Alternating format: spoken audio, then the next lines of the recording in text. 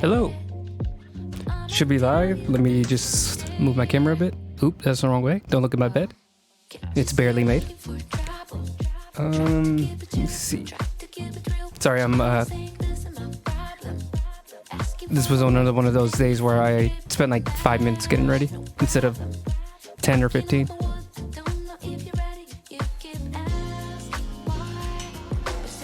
Okay. This song is very loud. Let me try something out real quick. Obviously not gonna... I don't know why I said obviously, but I'm not gonna put the light directly on me like this. Hold on, 1 second. I'm wondering if I should like light the background. I don't really have like exciting stuff back there. This is like setup stuff you should test before you go live, but you know, making stuff on the fly. Come on. Oh, I think it's because like the light's right behind me, so that's why it's not lighting the background. It's like hitting me instead of the area that I'm trying to light.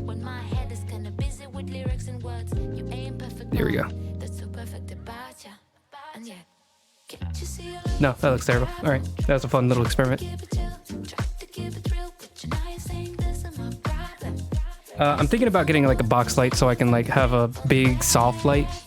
But that's on my to-do list. I haven't spent that much money on my recording stuff since like I bought this microphone. I think that was like the last big expense I made.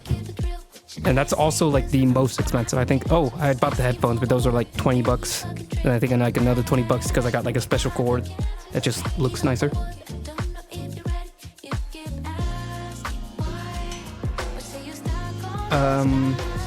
The microphone that was like like 150, something like that. It's the Elgato Wave, which I got because it has some really like simple audio programs that you can put on. I think I was using like what was it, like Waveform? I still have all my old audio stuff. Let me see. Or I might not have. I think I did delete it. I know I used VB cable in order to like grab my audio from my computer. Oh, what was it? It was something like banana. This is like so not important, but for some reason my brain's really attached to it right now. Voice meter, that's what it was. Voice meter was the old like audio thing I did for like the first few streams. It's just like a very simple like plugin that you can control different audio sources. So I could like tweak the desktop audio and the microphone audio separately. I think I'm a little too far left, too far to the corner edge. Did I'm way low, not too low. There we go, perfect.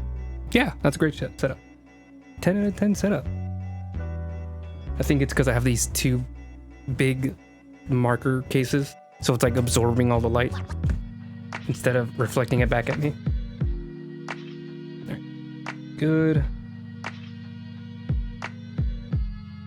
This entire like stream is just gonna be me playing with my lights. I only have one big light. I used to have two. Well, I still have two, but it used to be 3 is what I meant. I have a really bright like desktop light, like one of those, you know, little cone lights that like directly beams light at your desk. You know what I'm talking about. Like I think that's like the thing that everybody has if they have a desk. But yeah, that's just my light setup. Oh, but this mic comes with its own like audio equipment. Then I bought the camera, which was like 90 bucks on its own. So like, I don't know, like 250. Maybe just like a flat 300 for like my entire setup. If you include the lights were also super cheap. It was like a 2-pack for 40 bucks. But that does not include the graphics tablet because, you know, I was using that before I even started streaming, so I don't include that. And this specific one was actually a gift.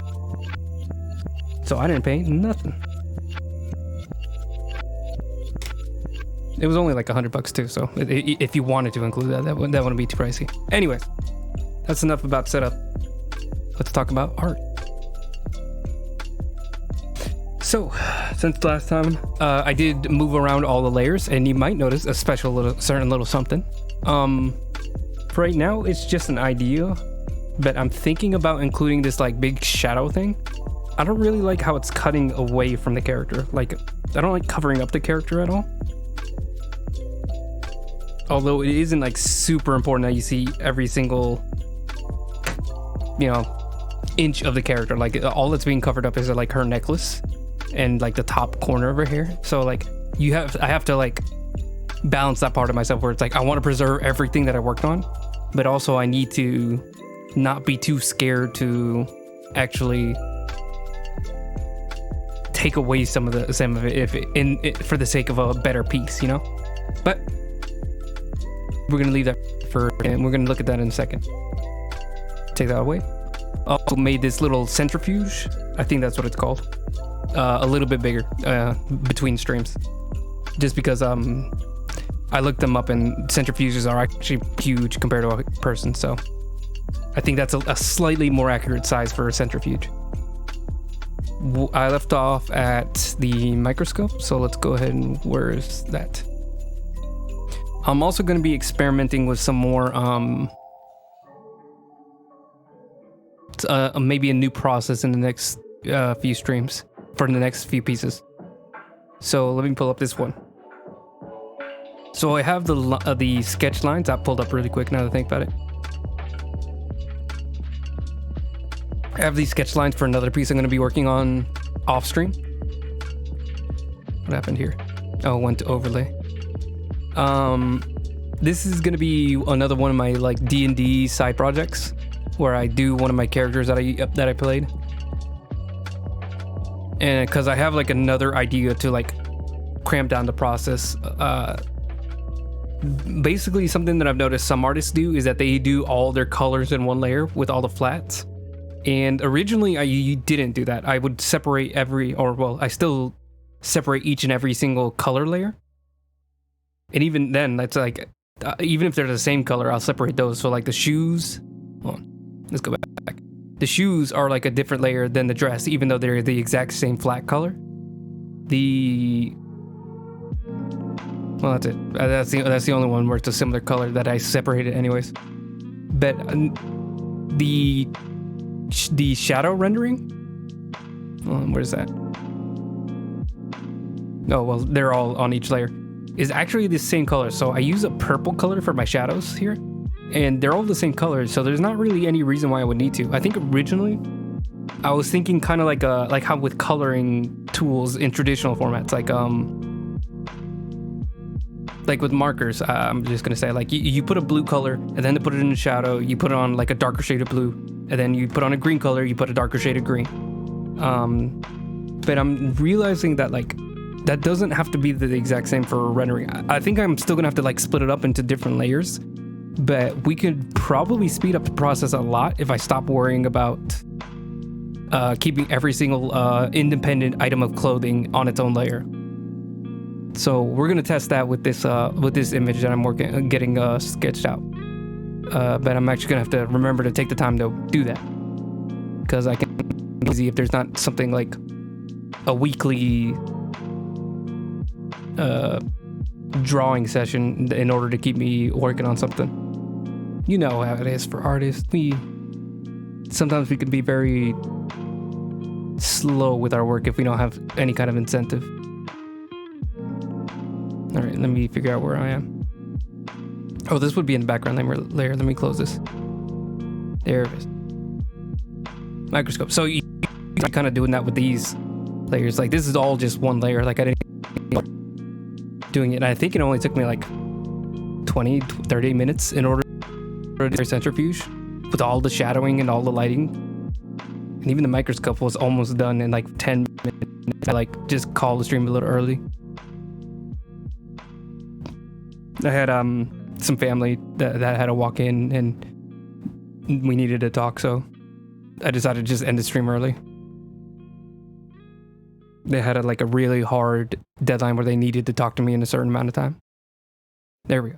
I was wondering why it wouldn't let me choose an eraser. Just trimming this right here. Oh, let me get her awake, like I can't focus with her there. Be on female.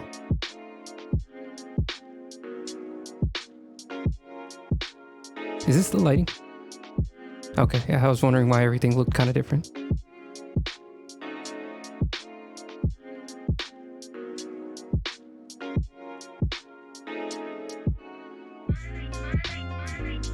And I think it had like a microscope reference. Yes, there it is. Okay, so I remember I was also like struggling to figure out like how I was gonna position the lenses, because I think it's actually like staring at the camera. Get this lighter color so we can like separate them.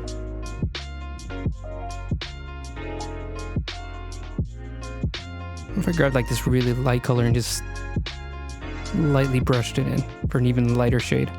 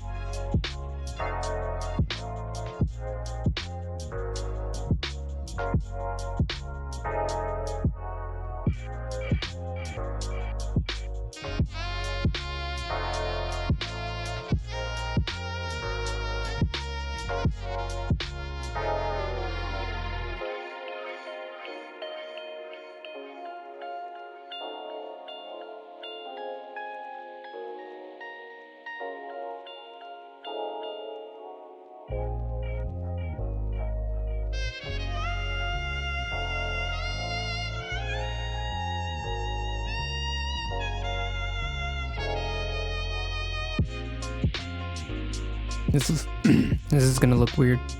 I should have warmed up my voice. Everything's really raspy right now. Could have very easily muted myself when I did that, but I didn't. Because, you know, I think you wanted that. You know, you wanted to hear me do that. I don't think I need to do all the little thingamabobs that like hang off of this thing. I think maybe I'll do like the little metal ring. That might be the last little thing I do. And maybe the little colors so you can tell that they're different like focal lenses. So let me grab this color. And a little bit of this bright color. See if I can make it look like a gear. Or something notched that you can grab onto. There's probably a word for that. But it's not coming to mind. Why me? You don't even know me. Is what I've seen I've liked. And I got a good feeling about you. I also don't think it's working with the perspective, but we can tweak that once the shape is all filled out.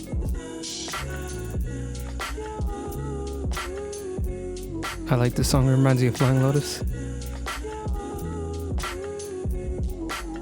It reminds me of like really early days of like looking up homework edits of beats to a little study too. I wouldn't be studying, but I was not that good of a student to actually study for anything.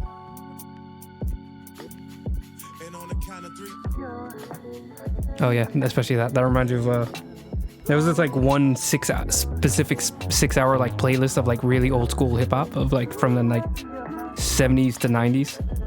No, like I think it was just 90s. And I would listen to that playlist like over and over again, and I would like start at different sections because I would never last the entire 6 hours before moving on. I actually don't like this shade. It's a little bit too colorful, too reddish. I need like a more neutral gray for this. I don't want it to stand out too much.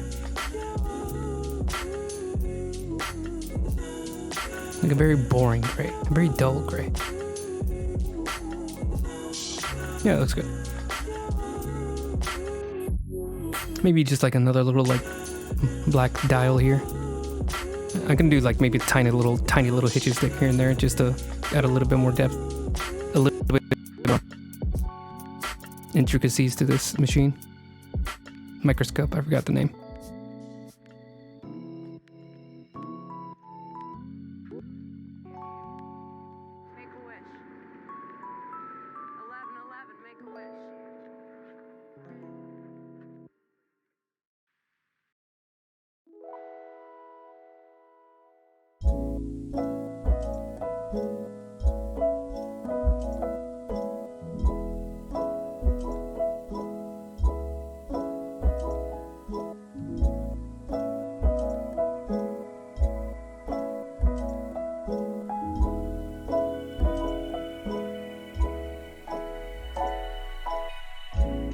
And I'm just gonna grab this pencil. Just do like a quick little stripe of each color. Not too bright though.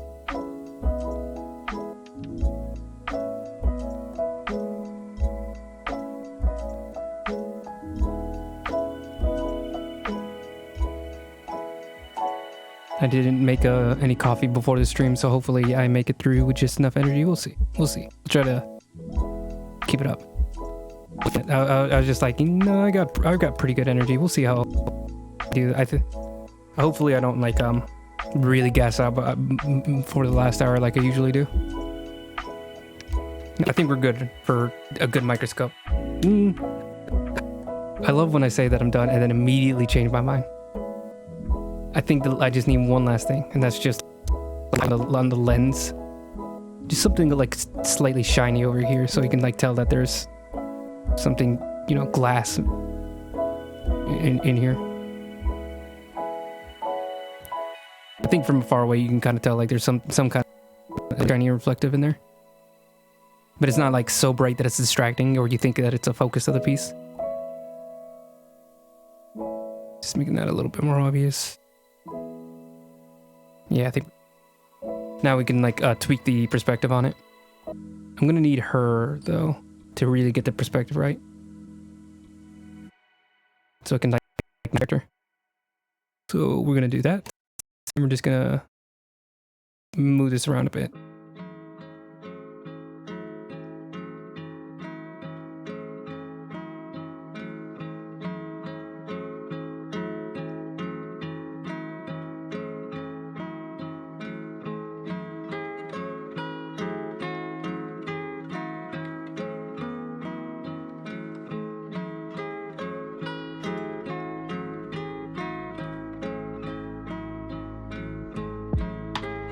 It's a little blurry because I'm moving it.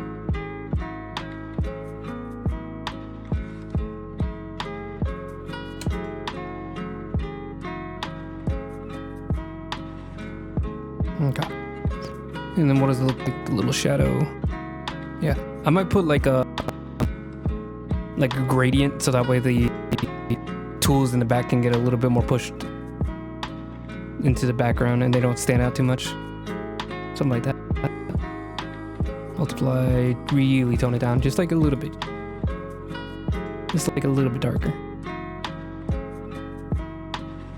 Yeah, so that way like everything gets back and she is the focus no matter what, you know, you don't get too distracted by the microscope, the centrifuge. All you need to know is your brain needs to like generally like see the background and see, oh, that's probably like medical stuff and specifically blood hematology stuff because, you know, the centrifuge there, I don't think there's, never mind. I was gonna say that I don't think centrifuges are in all laboratories, but I literally know nothing about laboratories, so maybe I should just not make any statements like that. All right. Gonna call the microscope done there. Actually, let me just tweak it a little bit more. I'm so picky.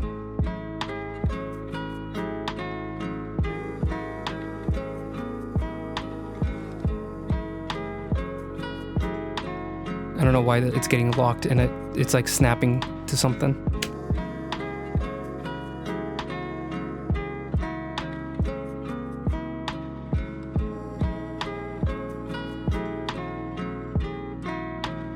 Is the size right? Is that why it's kind of distracting to me? It definitely shouldn't be that huge. Should be smaller.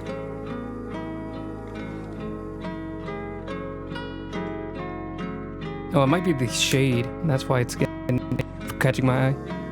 I think it might be slightly bright in the machine. Oh, I do. Yeah, that's right. I do remember now. I did, one of the last things I did with the centrifuge was I airbrush and just lightly hit it with some shadows or black just to like darken it up. So the parts of the machine didn't stand out so much. Please click that. Yeah, like all I did was just like a little bit to make the white parts a little darker. So it didn't like, I think only this area right here, like the like spinning wheel over here. I think that's the only part that I kind of wanted to be bright because it actually from their photo reference was like super shiny. Okay. I think we can call it there for the microscope. Let me just move around a little bit more.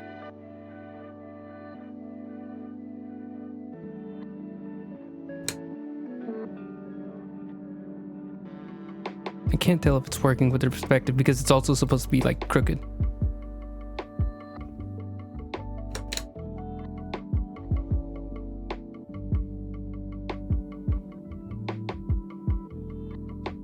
I think that's good for the perspective. All right, I'm gonna stop tweaking with that now. I think I also want to do a laptop for the board, and that should be it for the background, for these little like background items. Let me turn off the photo reference. I can go delete it so we can save up a little size of the document. There we go. Turn her off. Talk about her like she's a robot.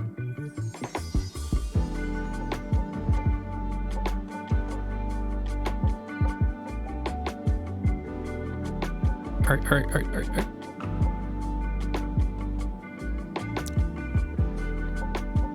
Oh, that was really weird.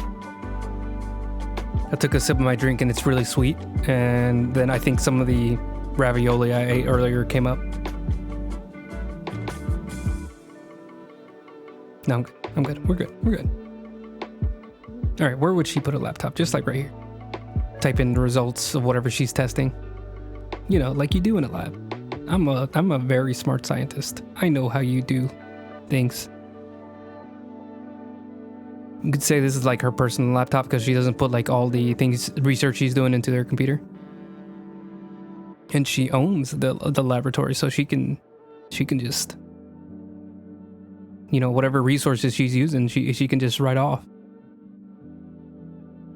You know, maybe somebody who's really too nosy can look into how much money is disappearing at her clinic and how much blood is being lost. But then they would probably, if they ever confronted her on it, she would probably use her powers to, like, just make them suddenly go missing. You know, just you get too nosy. You know, you close to these kind of characters, you wind up missing. What's that thing? What's that line before? She woke up dead. Or unalived, I guess, in order to get Twitch not mad. Do they get mad just... Let's not find out. Let's go and just move on to another topic.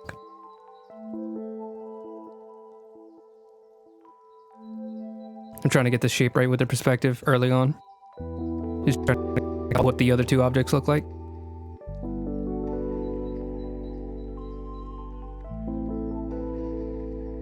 And also trying to get like the shape of the laptop itself right. I mean, laptops are pretty easy, you know, like it's just two rectangle. It's not like a centrifuge where it's like this awkward shape, just like a bunch of different shapes glued together, like a trapezoid glued to a sphere, glued to a square, glued to a rectangle. This is just two rectangles. You might get one of those laptops that's very curvy, you know.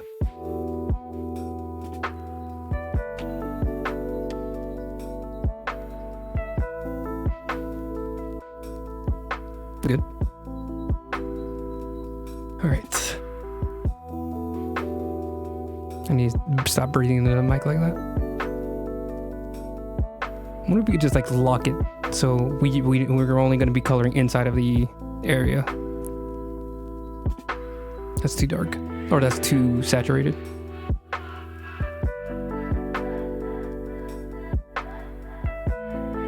That's better. Actually, that should be hitting the light really well. It's going to be coming from above.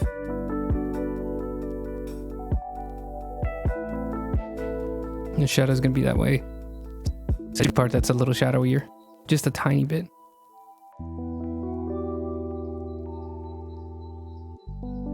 just really lightly.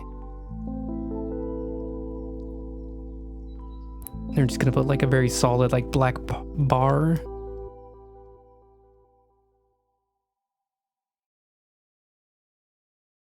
You'll see what I'm doing here. You'll all see.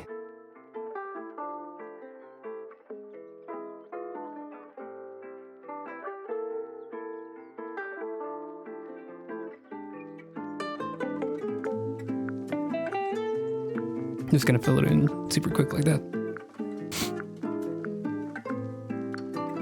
Trying not to go past the borders, but also trying to fill it in super quickly. No! What have I done? Okay. All dark.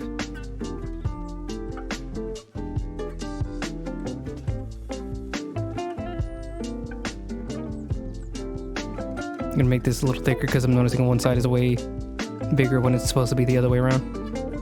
This way is supposed to be bigger.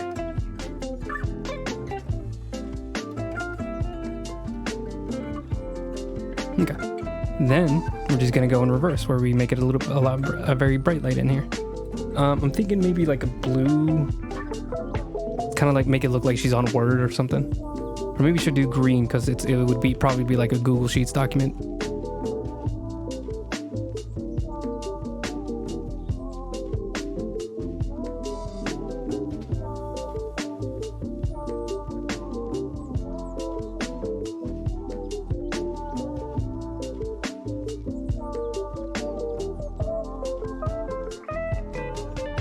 Probably put like a little bit of glare behind her too. Make it look like it's a lit screen.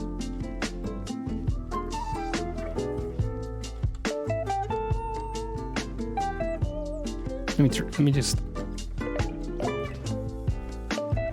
I just burped. Bop. That did nothing. Bop. There we go. Make it like an overlay. Let's just keep it like a normal... Yeah, I think that's does the job well. Let me turn it off while I keep working on it. Not gonna do too much else. I just wanna make just some lines.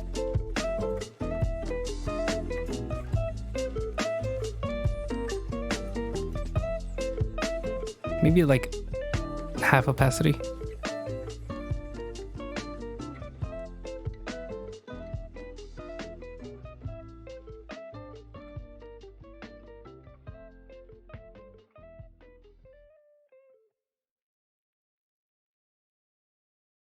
Nothing needs to be clean here. This is all just like a tiny little background detail.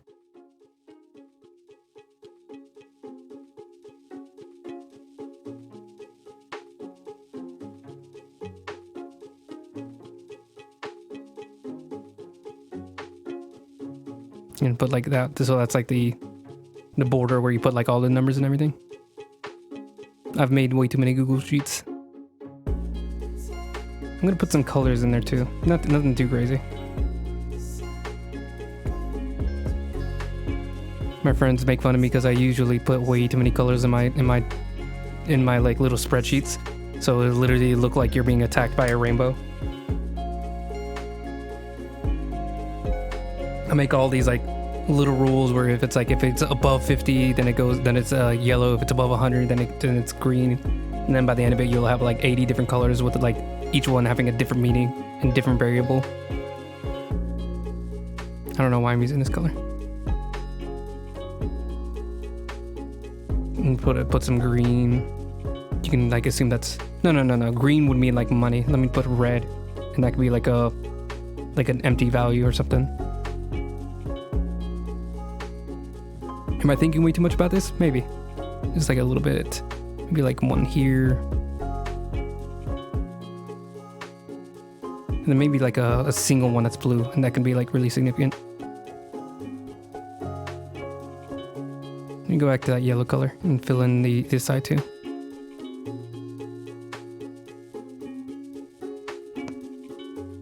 Maybe a little bit of more writing.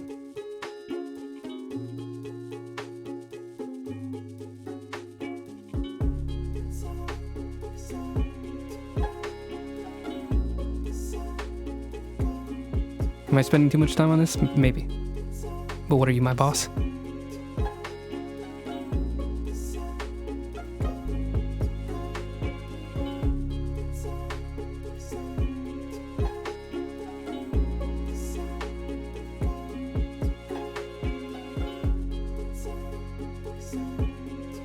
Okay.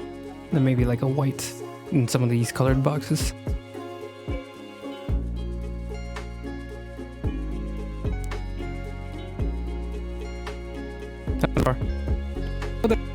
That actually kind of looks like exactly what I was going for.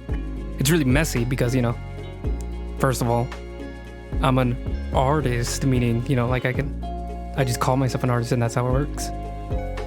But also because, you know, like I'm intentionally making things rough because I don't want it to be too important of a detail in the background.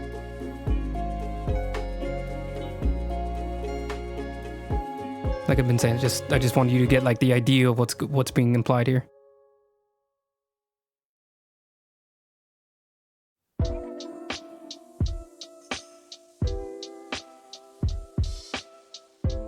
I figured it would be an interesting detail to put like a little notch here, so you can tell like the separation between the two parts.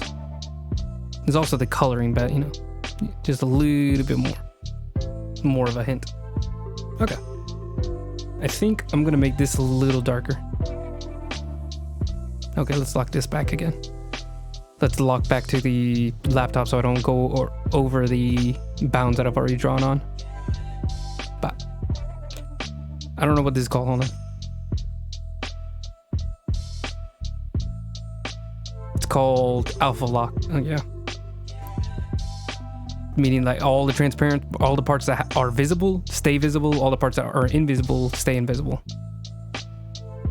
So I can only mark on the places that I've already marked.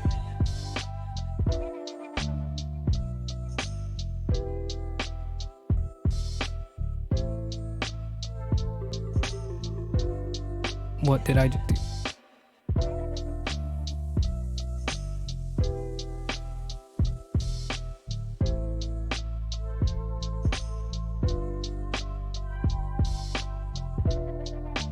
I don't know why I'm doing this with a huge chalk piece.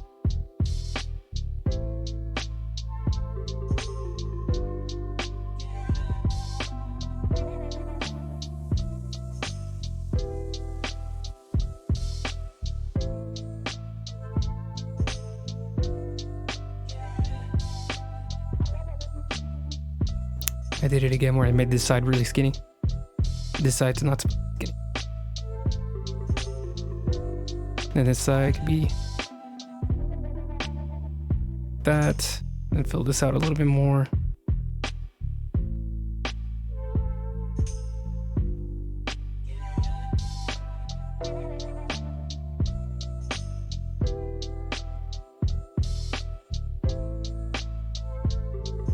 Where I get this really dark color.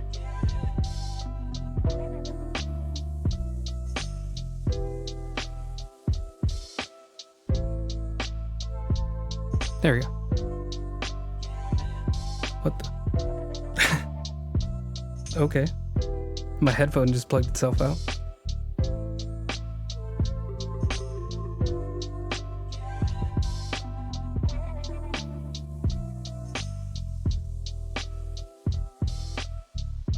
That was really weird.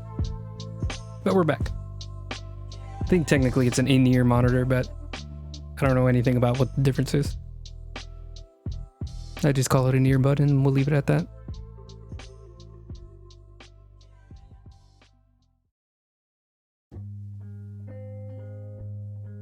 Alright, so now I'm going to do some keys.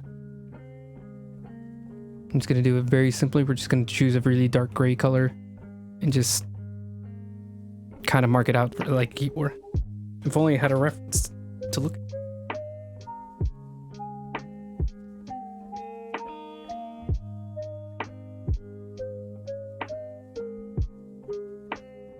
Let's actually make it a little bit more space from the separation, like right here.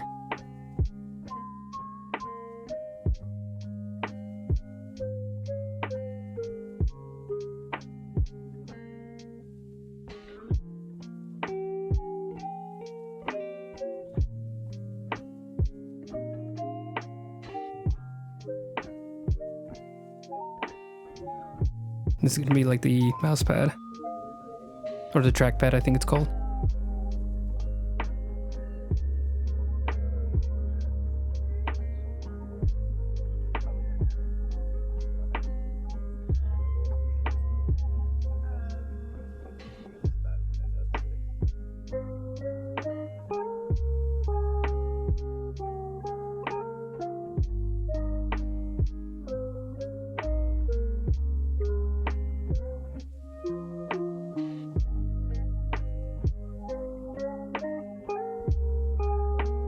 We'll clean this all up.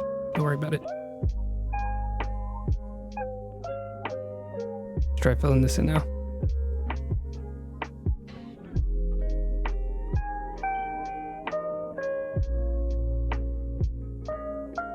Oh my god. Grab the color. Thank you. Now let's separate like out the little chunks. I'm gonna do this with a pencil actually. Should be way easier.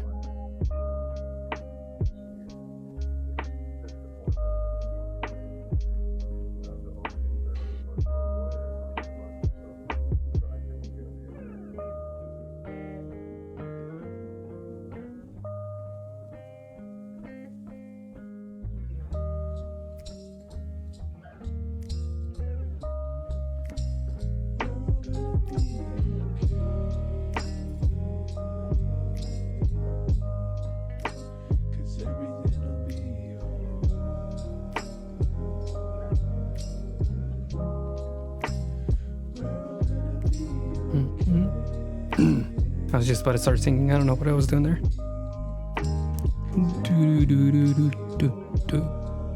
Hold on a second.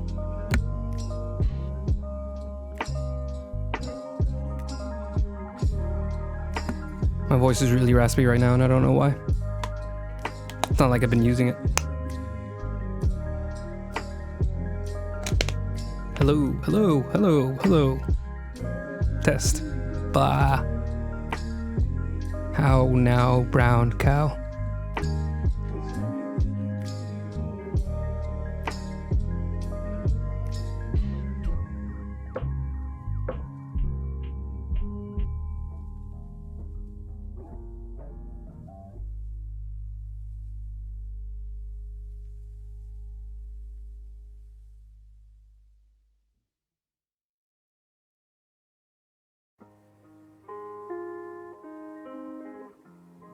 Accidentally made room for the numpad.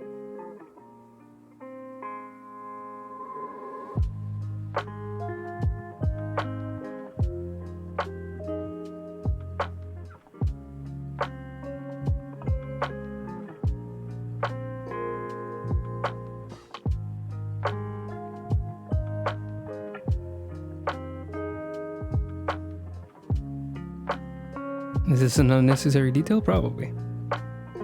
I'm still gonna do it.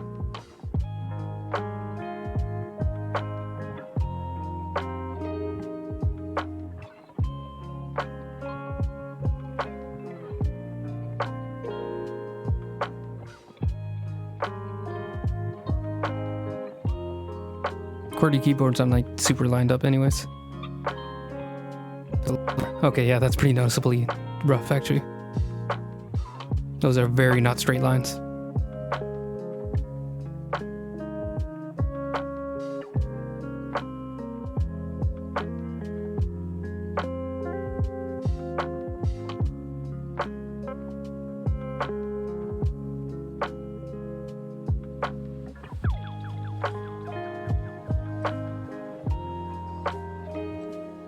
The QWERTY keyboard is actually really weird where it's like, it's not so very simple.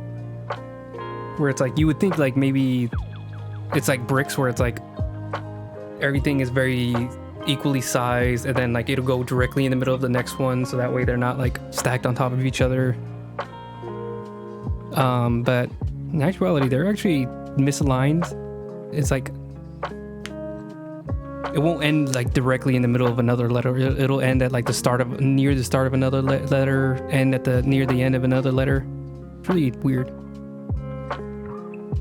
But like it all works, or I don't even know. Really wouldn't even say that. It's more like we've worked around it, or we've just gotten so comfortable with such a kind of like wonky looking keyboard.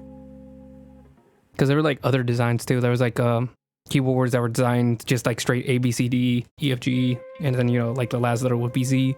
QWERTY is supposed to be like all the most used letters are near the center, and then like the closer, really like letters that aren't used that often are further towards the edges of the keyboard. So like Q is all the way over there. I don't know how accurate that is anymore, because, you know, I think it was like designed in like the 50s or something like that, the 1850s. Don't fact check me. I'm not a very smart person. I'm pulling these out of nowhere.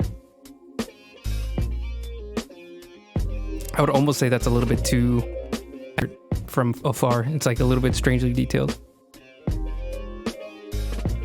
I also want to try here's something real quick.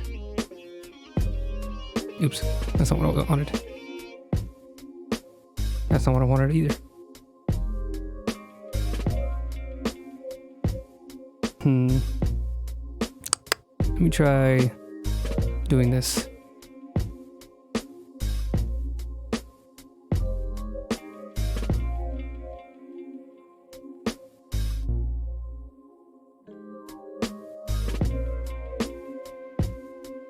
Okay, this is a stupid idea.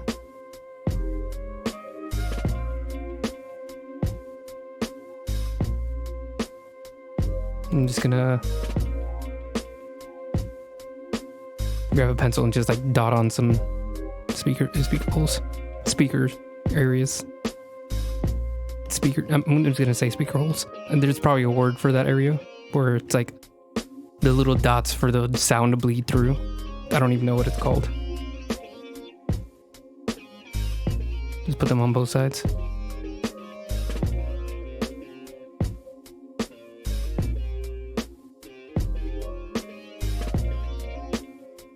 And then like maybe some kind of like ridge here.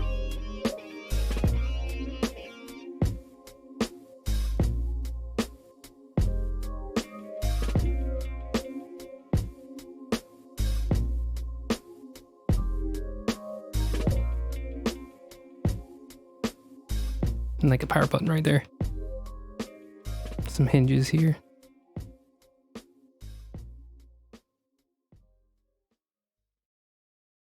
Just very lightly putting them on there.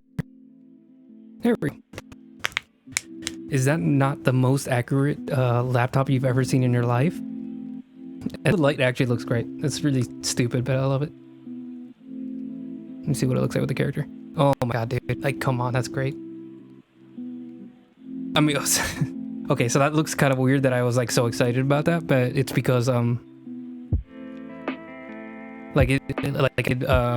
light looks great. I still need to move it so then like the keyboard isn't like entirely covered up by her. I mean, granted, it's fine if it does. I just want enough. See, there we go. That's perfect. That's all I wanted. Just like slightly a little bit more not blocked. I think put this light closer to like right there. Select.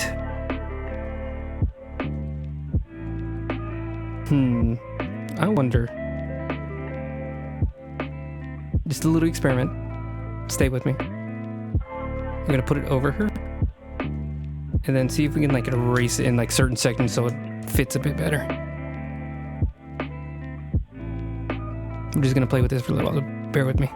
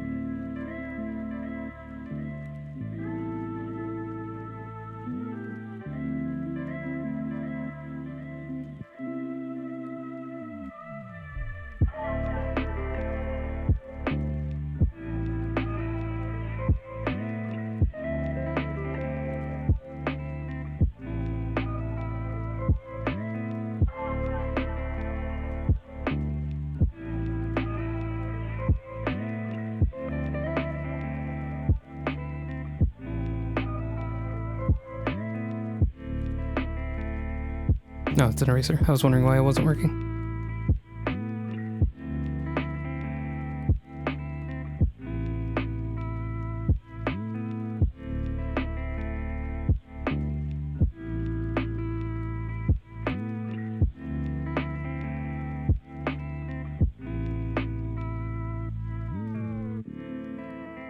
Okay.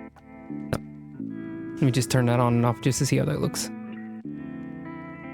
Yeah, just a little bit of glare coming from behind her. Just interesting. Just these things a little interesting. All right. Then the very last thing I want to do for the background is a clipboard. Let me pull up my notes, see how far we're getting into this. I didn't even look at that at the start of this. I just jumped right back into the microscope. Oh, I forgot that her feet. I did her shoes, but I forgot about these. That I split the shoes into 2 parts. See, again, that's why I think I should maybe start thinking about merging all the flats into 1 layer. I think that'll save space, and also the shadow color is all the same color anyways, because I just make it into a multiply, and I think that works just fine. Ooh, back stretch.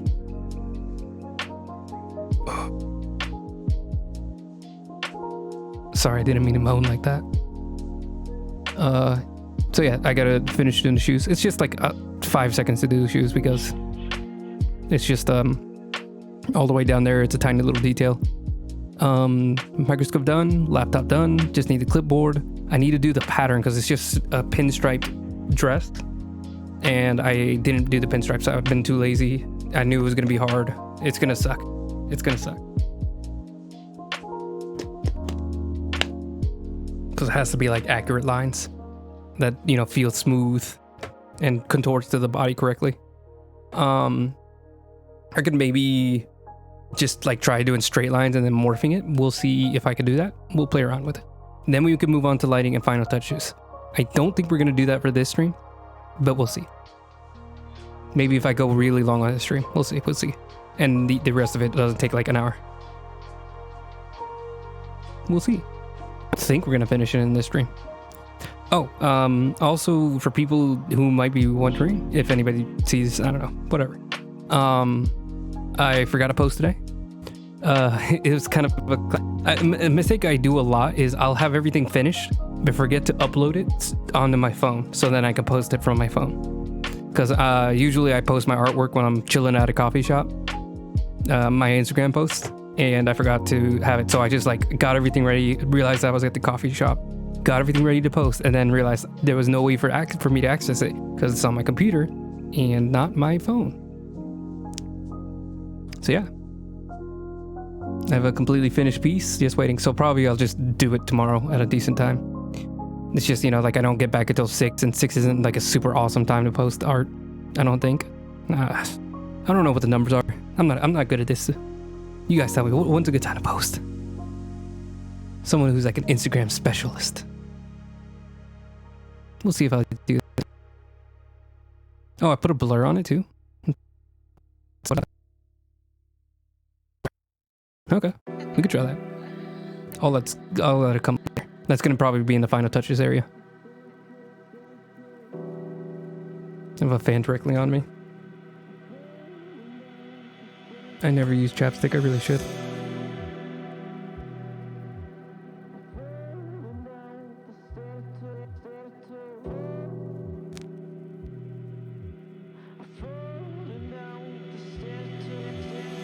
I never remember you use chapstick. I don't know how people do it.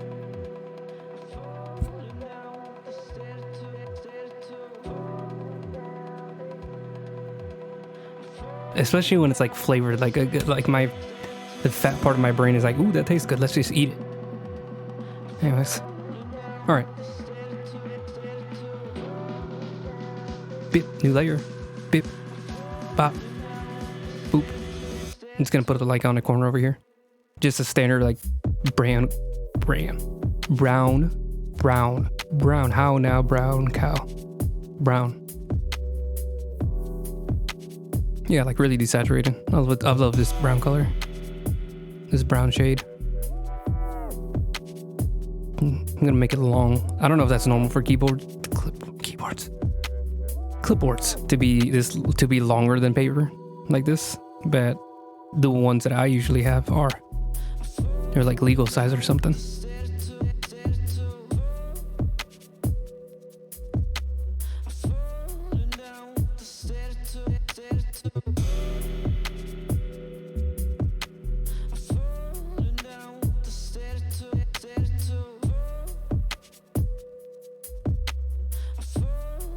Not good with the angle. I think maybe it should be a little bit more shallow.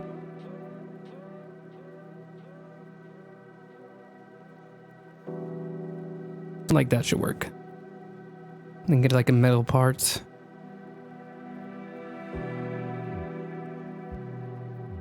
The entire thing doesn't need to show. We can just like leave like this. And then some paper. I'm gonna do like some yellow paper, but not like too yellow, and nothing too like distractingly yellow. More like a tan. Yeah.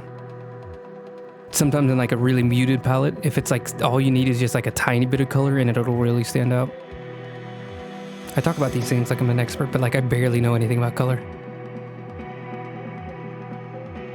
Like just getting like a unified palette is like a super hard challenge for me. And there's like a lot of tips and tricks that like you can use to unify a palette, but like I never use them. Cause I'm just like, I don't need a cheat. And then like months later down the line, I realized like, oh yeah, that's not just cheating, that's just easier. You just get more work done if you use the easy tools that are like, they're literally there to make things easy for you. Maybe I can do straight lines if I just turn it like this. Nope. I mixed them.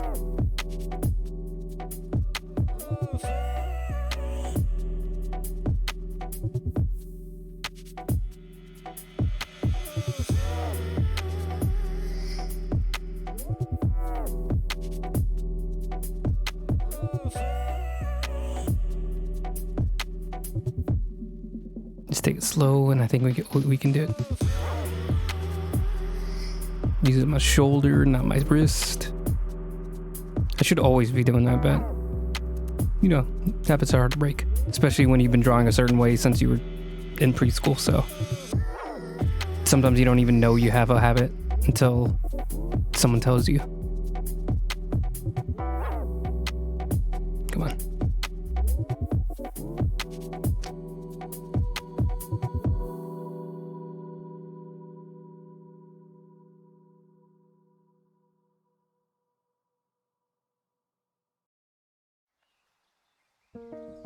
I'm sure she could also like write notes on her laptop, but it's always good to have paper too. I have like a tablet at work that I can carry around, and it has like a notes feature, but like I just always like writing things down, which maybe isn't the best when you have like patient information, but we do have like shredders, so I could just toss it. And I'm super adamant about tossing it correctly. Instead of you're not supposed to put it in the regular trash can, you have to put it in like the special bin. Oh, I was like, why does the picture look like that? Come on, move. There we go. Now we're straight again. I said we're straight again. Some people probably gagged. I don't blame them. All right, so I had this really desaturated brown for this color. Let me do like another desaturated but like lighter tone for to give it some depth. Some more than one color. Again, my brain's not working right now. This is why I should have drunk the coffee.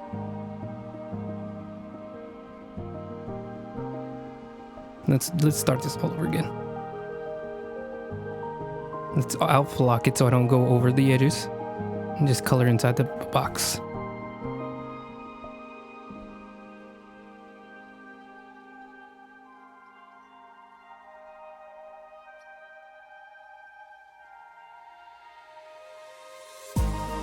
You need some shadows on the paper so it doesn't look so straight and unused.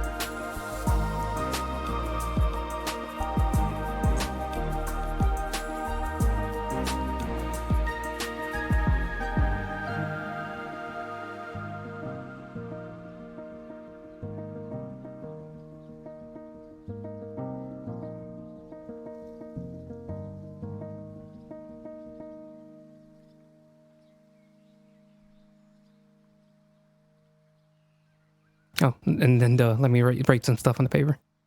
This one's actually supposed to be like a ballpoint pen, so let me see if that also makes things a little bit more interesting. You're supposed to use like a super saturated color with this. There we go.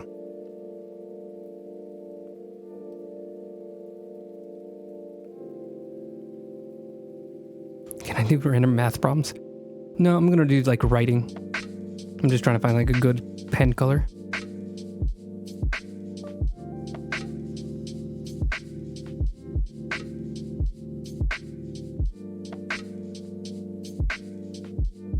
Yeah, we're just gonna use that.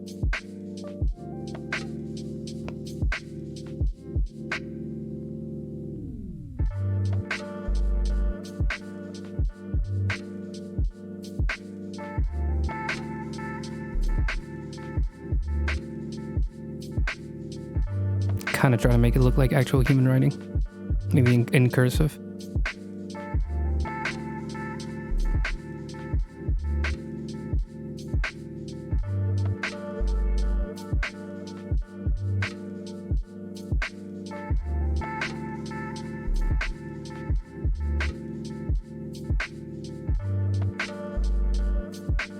Oop. There. I'm gonna put like a graph on here.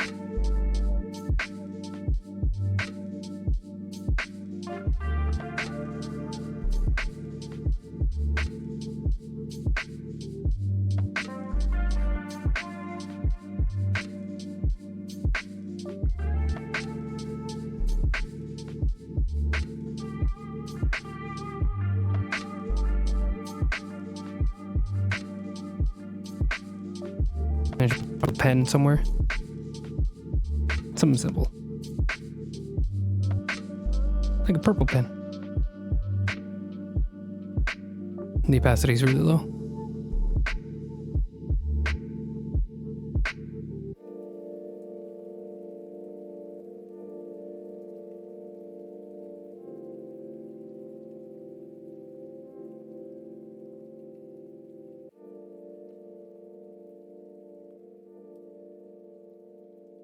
Nothing too crazy, just want it to not look like a single color.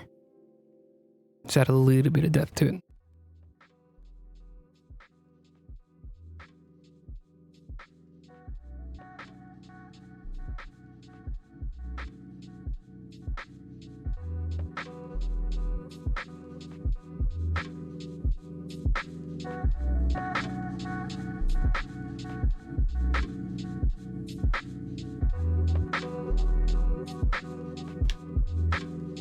Okay. So let me see if I can nip it to look a little bit more 3D.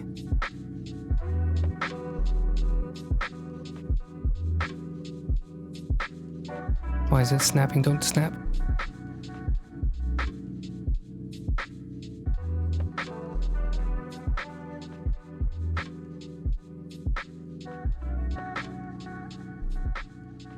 Okay. I think that's pretty much good. Let me snap to the full screen.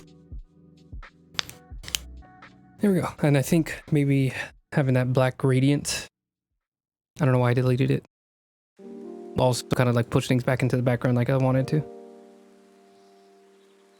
Whoa, whoa, whoa. That's really heavy. Make it a multiply. I was here to make it like, make it a multiply, but I don't know why people do. I don't know what that does.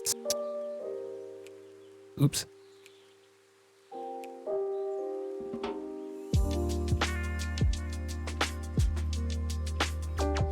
Hello? Oh, I didn't see the opacity change. Too strong. Maybe like that. Alright.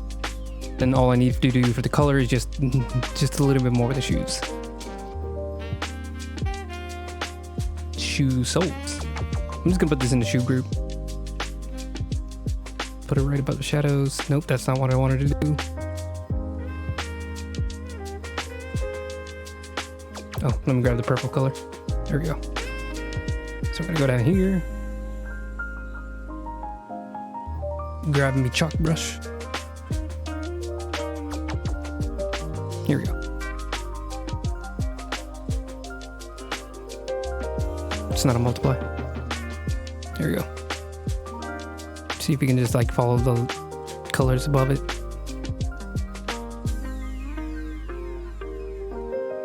The lighting above it, I meant.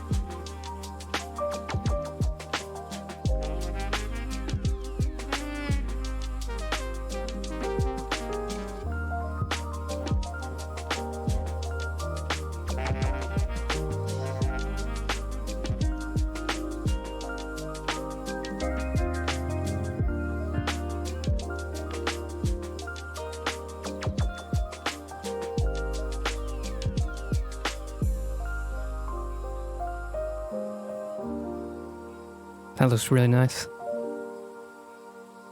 That dark color and that like rosy gray color, I love the way that looks. That dark color, the black, because it's just no way. Actually, that is purple now that I think about it. And then this one's especially unimportant because it's like so far in the background. It's so small, like it's already like a tiny part of the shoe, and then like we're pushing it so much farther into the background too.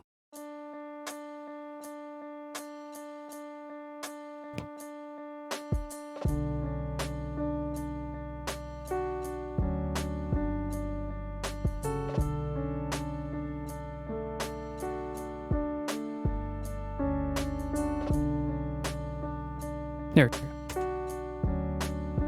Alright, that's like all the tiny little things done. Let me go and name this one too. Shoe soles.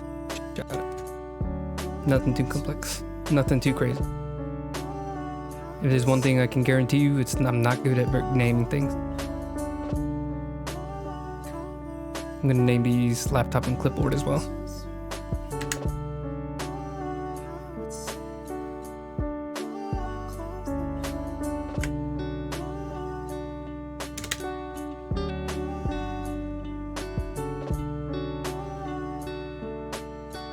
And the blood shadow.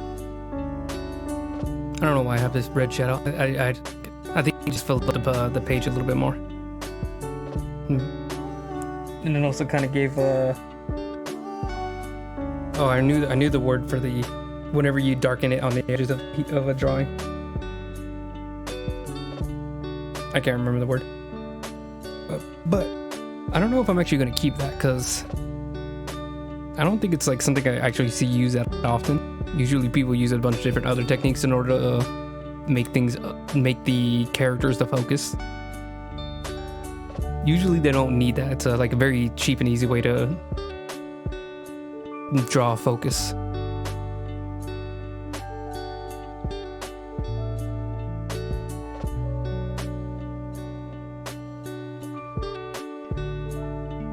So we might not. So let's pull up the notes, see what else we gotta do. Oh, the dress, duh. Where is that? And we're gonna do that on the color layer. Just go into the dress group, just under the shadow. I think we can just use this really dark purple color. We don't even have to make it a multiply. All right, wish me luck. It's on the entire dress, I think. Hold on, let me check. That's the entire dress. Oh, no, hold on. So it's the inside. It looks like it's the inside, but it actually isn't supposed to be the inside of the dress. Like, if we had to, like, explain this, like, to somebody who's, like, making the dress in real life, it would just be like a... trying to think. Hello? Why is it not letting me draw anything? Oh, it's just the brush is really tiny.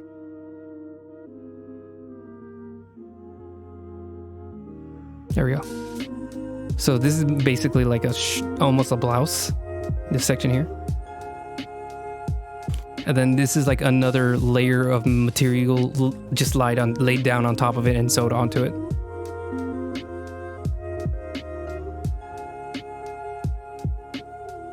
But then it matches the pattern of the skirt that goes underneath it. So it almost looks like it's like cut out of the material, but it's actually the other way around. Not that that's important at all. Like that's just where my brain's going right now. Where is it? Here it is.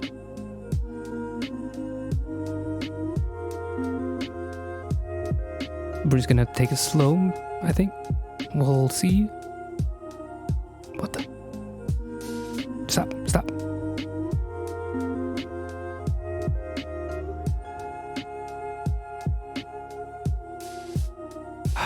I have a giant mark off the page. Stop, stop, stop, stop, stop. All my brushes are working against me.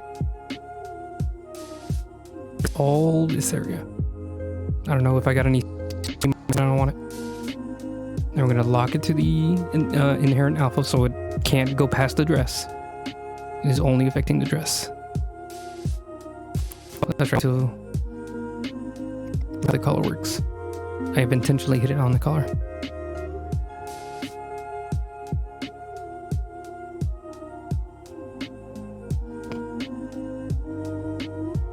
Can't tell how it would bend around the neck. So maybe like this.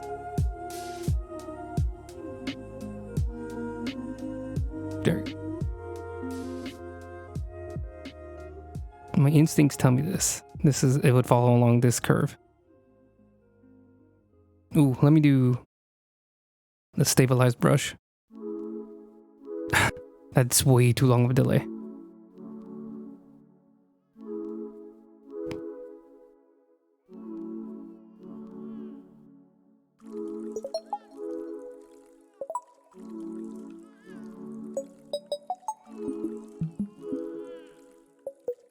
Following along contours with what the on traditional material is on traditional mediums is so much easier.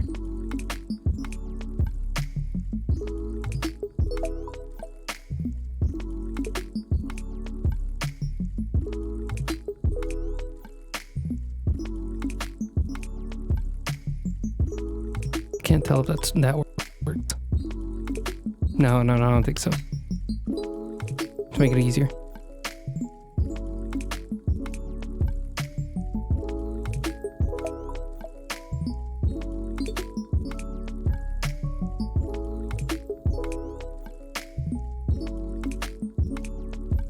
Hang on.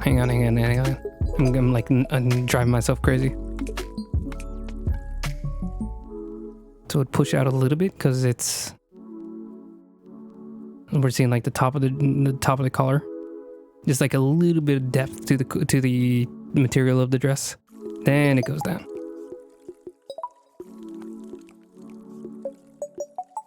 There we go. Then it curves a little because it's following along the neck down because it's like a collar that goes up a little bit. Follows along the neck for a little while and then it flattens out towards the collarbone. So something like this. Let's do it backwards.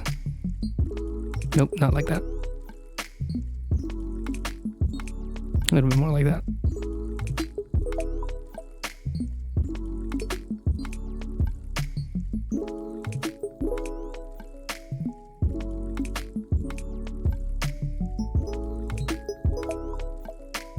Then we're just gonna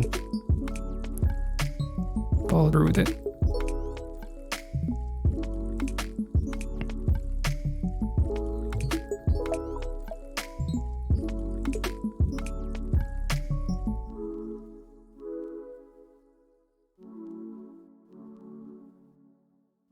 And then from here it gets a lot easier. Let me erase this. Whoa.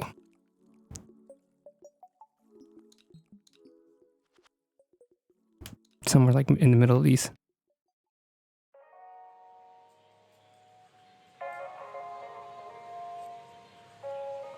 I think they released another trailer for the Interview with the Vampire series. And it's still looking... I honestly can't tell if it looks any better. Like, I don't want to be such a negative person about it, but it just seems really not great. I think it looks great for an AMC show. Like, it does have like a very AMC vibe because that's the channel it's on.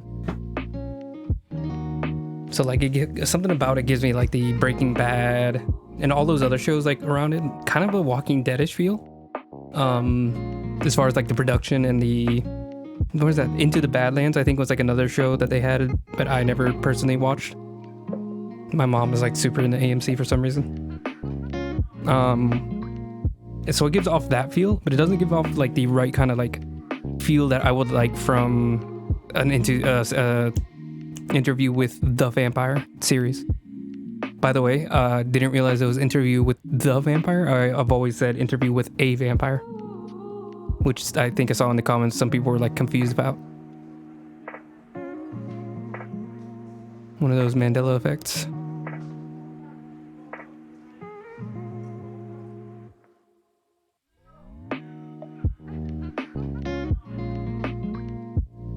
Yeah.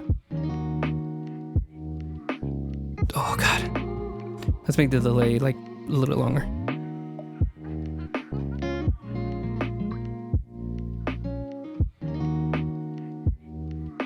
That's actually not too bad.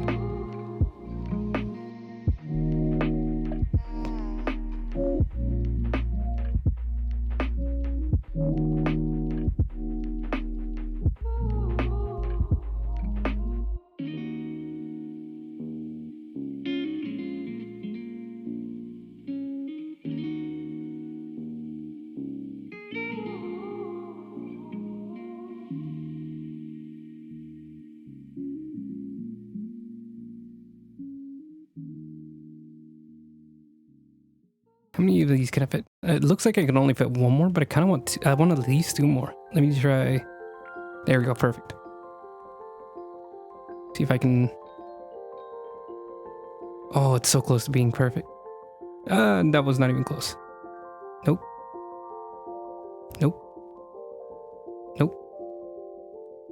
This is gonna be a long night. Maybe if I turn it around. Maybe I can get that curve a little easier. Just follow through with the wrist. The shoulder, I meant.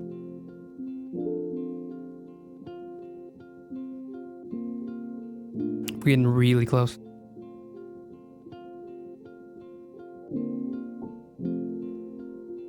I think something about it being so strongly New Orleans themed, where it seems like the city itself is almost a character, which I don't remember being a part of the book. I mean, I know the setting was New Orleans, but I don't remember it like having like they literally like in the trailer talk about like New Orleans being like a personality. You know, like the streets of New Orleans changes somebody. Not that's I don't think that's a line that they say, but that's kind of like the way they talk about New Orleans in the trailer, and I think that's kind of feeling it off, especially when it's about vampires. It's like, if you're a human, then I can see you making that statement. But I think I mean, it sounds stupid, but like as vampires, like I don't think you really care about the city. Like it's almost like you're above being above the city.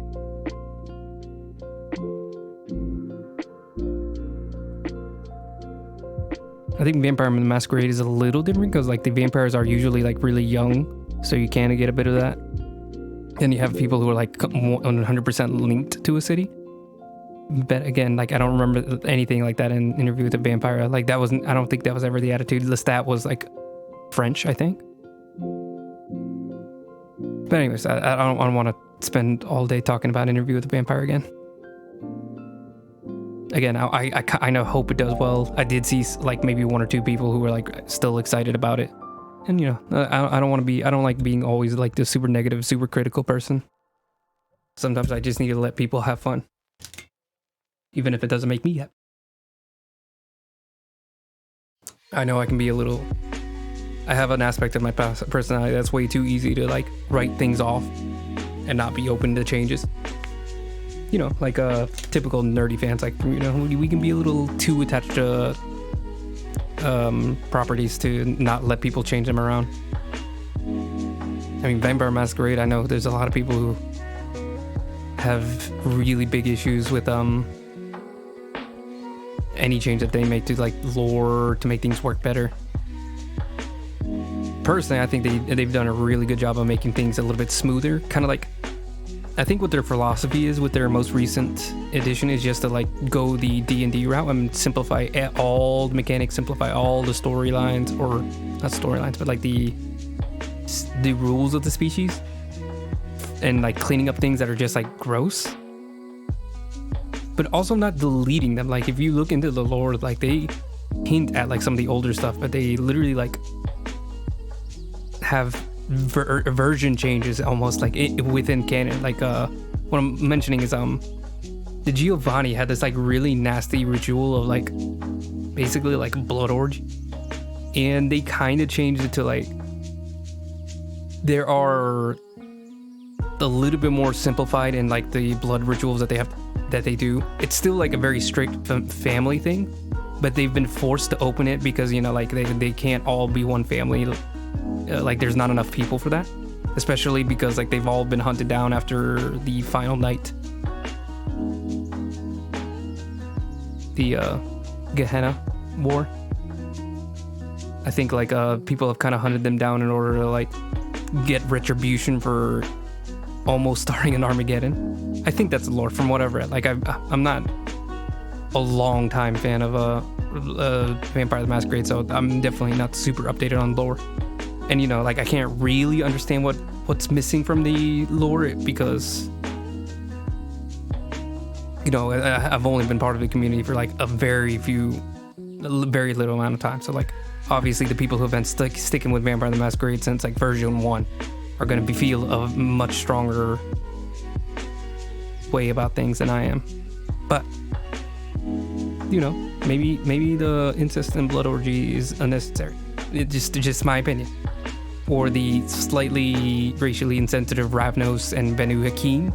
I think Banu Hakim was just a little like, not like directly insensitive, but it was more like, you know, this specific clan of vampires are very assassin oriented, and you know, because they're like the only clan that's very obviously Middle Eastern, that can be a little bit like, you know, it portrays them in a certain way, even though, you know, like there's a reason for it. It's obviously not all Middle Eastern people because they're vampires. Not all Middle Eastern people in Vampire the Masquerade are vampires. But you know, like the way it comes off, and I think it's a lot harder to justify that with the Ravnos. I think I have seen people do that, where the Ravnos were literally like their clan rules made them into criminals. And I think that can come off really bad since they're based off of the Romani people. And that's kind of like a thing that people have put against them really harshly historically. So like they've always been seen as criminals simply by virtue of their race or their culture. And that's like especially like insensitive. And they've moved away from that instead of making them, which I think is like the best sidestep. Instead of making them have a drive to be criminals, they have made them have a drive to have dangerous personalities, or like daredevil personalities, I think is the best way to say it, where they go towards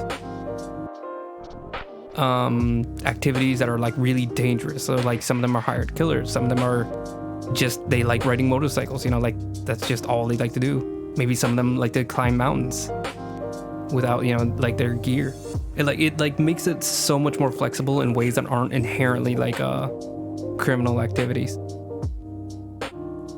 So you can't like make this one race like one race / clan the evil.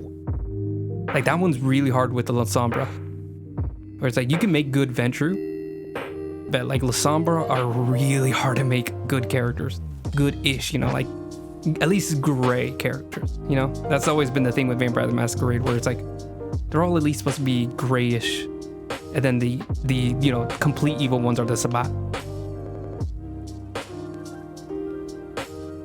And it gets a little wishy-washy there because of, you know, they've also said that all vampires are at least supposed to be evil, just, you know, like how evil. So it's like, you know, it's a little tough. I mean, finding that balance.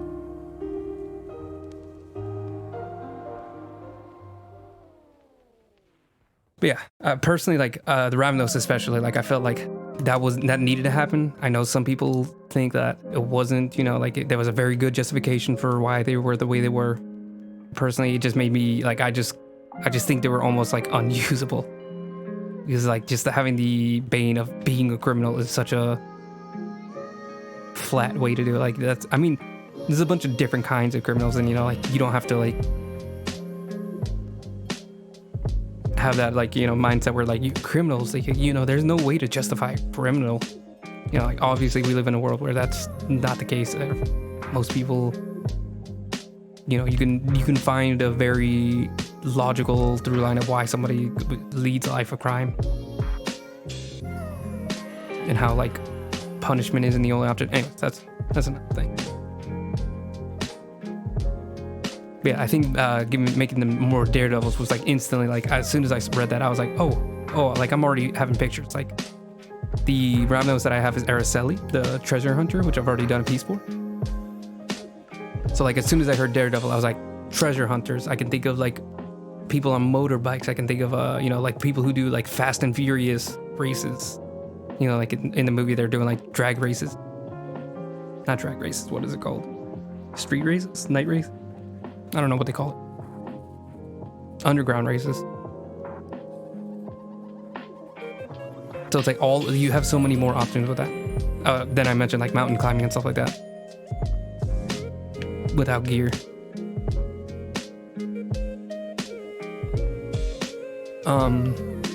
So it's just like little like lore tweaks, I think, like that.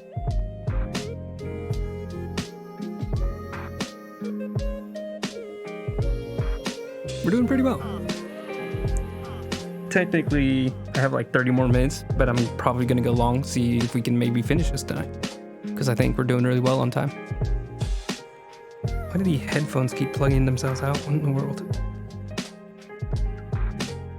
I was on a really long tangent. I forgot what I was talking about. I think just like the little differences in lore and V5 that I personally really enjoy. Because again, I get that I'm maybe not the best representative of what a Vampire the Masquerade fan should be, if you should be anyway. If there is a what you should be kind of to even put on this. I'm getting confused in my own explanation. But anyways, my point was V5 is kind of like what 5e is to D&D, where it's supposed to be like this really simplified rule set in order to make it more approachable from everybody. Because I've played 3.5e at D&D. It is a lot stranger. Like there's a lot more options, and that's always great. But really, like whenever you just want to play like a normal game, you don't want like the densest rule book sometimes, unless you're a Warhammer fan maybe. Sorry, my brother sent me some memes. I just wanted to see if it was anything important. But alas, it was just meme. And I think that's, you know, that's like smart for them. And personally, I don't think they did it in a way that should like inherently like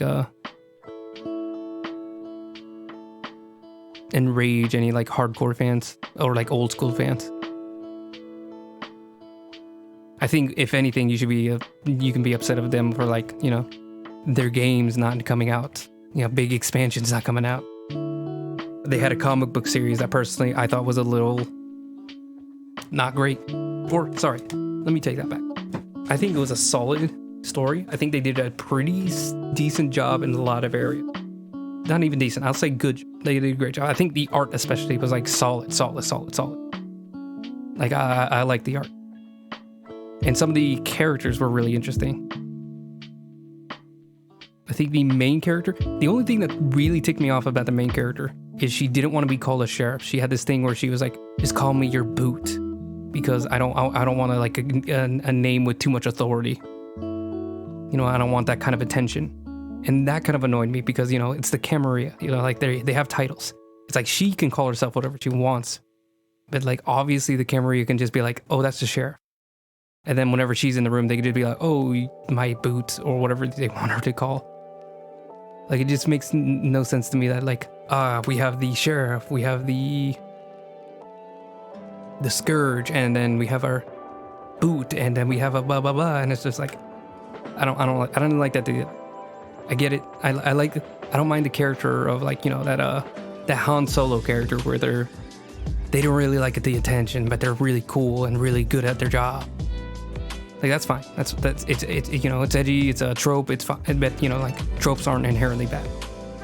They're like story rules or guides that, like, are known rules to follow that people like, and then you can play with those rules and break them in a way that's really interesting.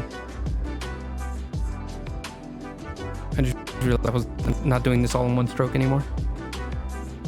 Oh yeah, you can tell, like, when I wasn't paying attention and just stopped doing this all in one stroke. Okay. I did read I just watched someone do a review on the series where they kind of mentioned that it was a little confusing.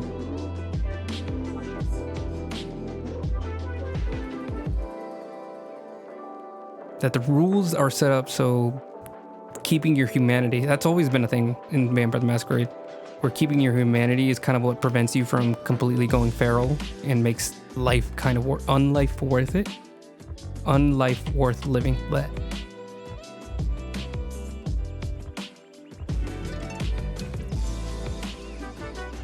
Oh my god.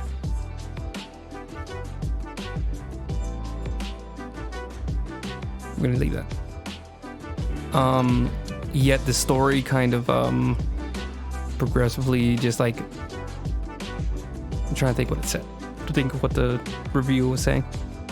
So like, humanity is worth it, and that the main character had like a special thing that kept her human, but like literally everything she would do would like progressively push that away, like her own humanity. And like kind of the lessons, whatever like small lessons would be written about in the story, were all about just throwing away your humanity and being weaker by your humanity. So it's kind of just like, life sucks, and it's like, okay, but you know, like, where do we go from there? Like the point of Vampire Masquerade isn't that just life sucks.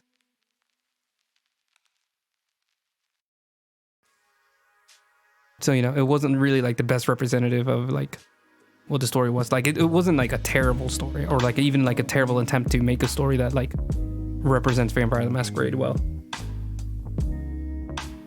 But it's kind of like this like really hard line to like ride, and it doesn't ride it perfectly. It kind of like messes it up just a little bit. You know, like nothing to scream at the writer about. I'm not a huge fan of Teenie Howard in other comics either, because I'm a huge comic fan. But I'm also a very picky comic fan, so, you know, that's probably why I'm not super into her. I always have issues with like universes where I get really attached, and I'm like, okay, so here's the story I'm imagining in my head, and then like I'll see another writer do it, and I'm like, that's not, you know, it's not exploring what I like to explore in the story. But you know, you can't always expect people to write stories how you want in your universes. Like Star Wars is like one of those. I think probably the closest that Star Wars ever came to writing a story that I wanted to see was Rogue One, where it's a lot more about like some of the what do we call it? Criminal aspects of the society of the Star Wars world, which I thought was really interesting. The espionage of the Star Wars world, you know, like the rebellion and characters that aren't like the heroes. They're like very gray. But I think the only thing that held that story back was there's like no aliens. I don't know why Star Wars uses any of the aliens that they have in the stories, except for Clone Wars, the holy grail that is Clone Wars. Oh, there we go. This isn't too hard. It's just kind of brain numbing. It's like the inking phase where it's just like I'm following my own lines. Maybe one day I'll stop using really smooth line art, but not today.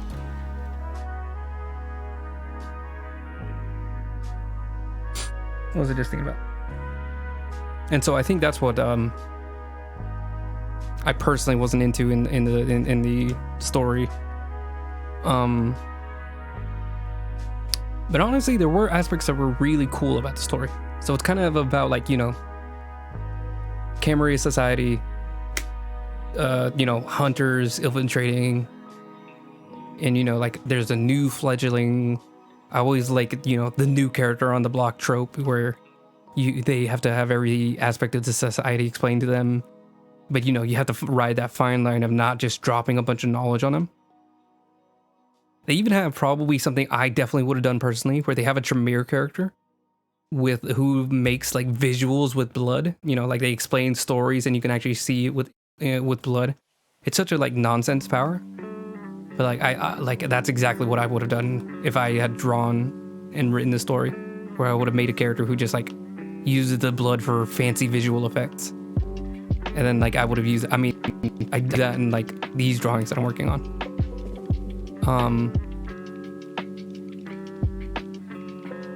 Then there's like another Tremere character that like comes up later that I think will just have like a great like authority to him, like great like weight to the character.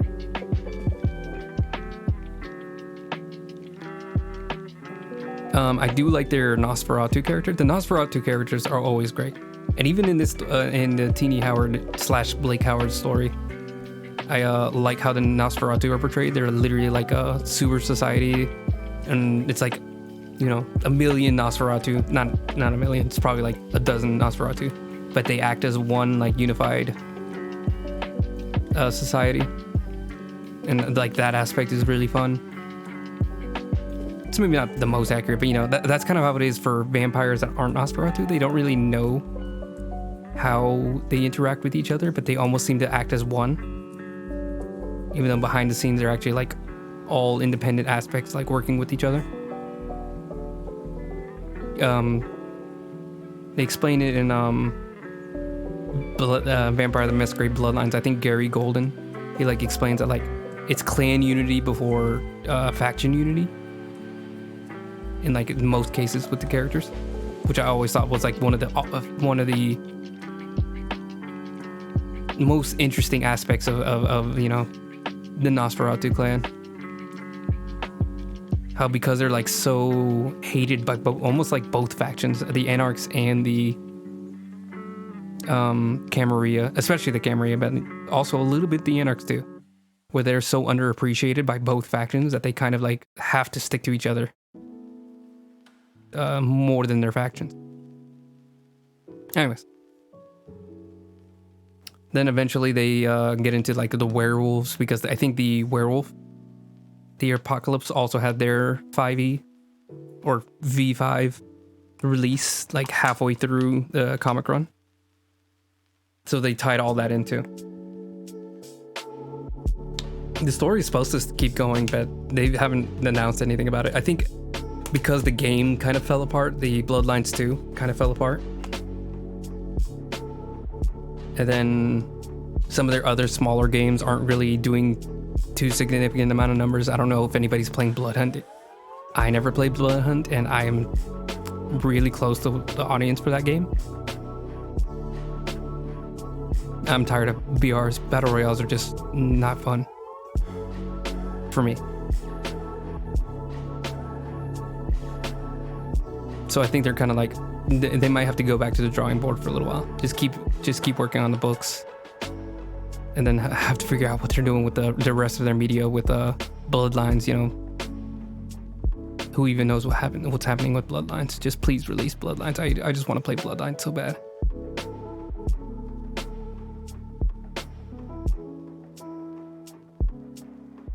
It was looking so good. It was supposed to release in like the year, and then like I don't know, a few months before release, it was just like, by the way, we've fired like one of our main guys, and that worked on the very first game. And we also are like canceling the studio that has been working through this entire process. So see you in who knows how long. Let me turn this the other way.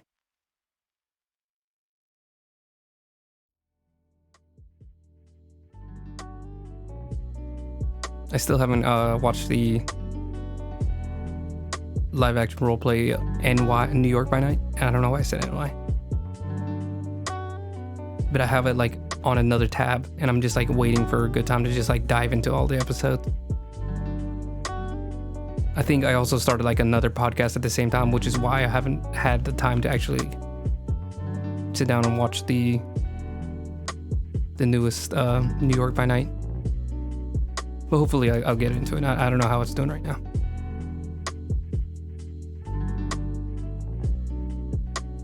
Oop.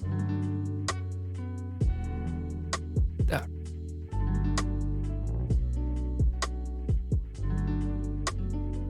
Good looking.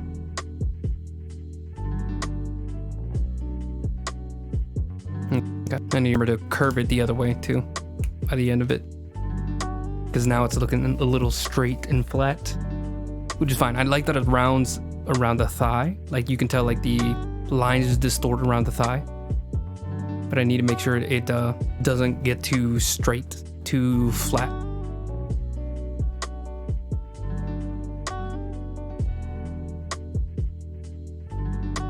But yeah, it's hard because like Vampire the Masquerade, you're not really supposed to root for the characters too much, because they're all kind of just messed up and evil.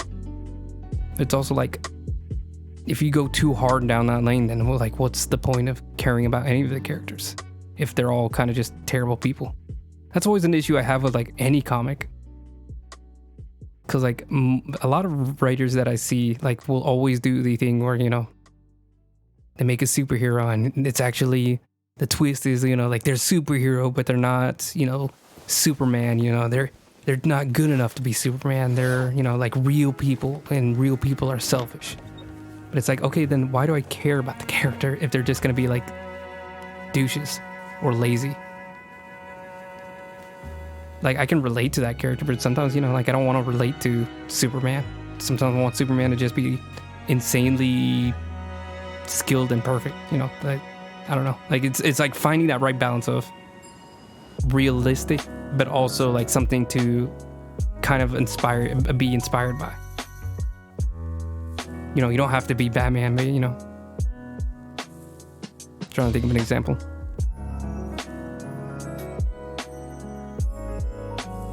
Spider-Man is a character who messes up quite often, but also isn't like, and he makes selfish decisions a lot, but also typically ends up making really, really good decisions. And that's what like keeps bringing you back to the character. You like that heart to the character. So it's like you can be selfish, but having like some kind of like moral compass where it's like you can sway here and there, but like eventually coming to like some point where you can like sympathize with that character. And like how like close to that border where like you're almost about to like hate the main character and then come right back is like, that's the like magic of, like that's the really like hard, like the nicest stories where you're like you can really ride that line well.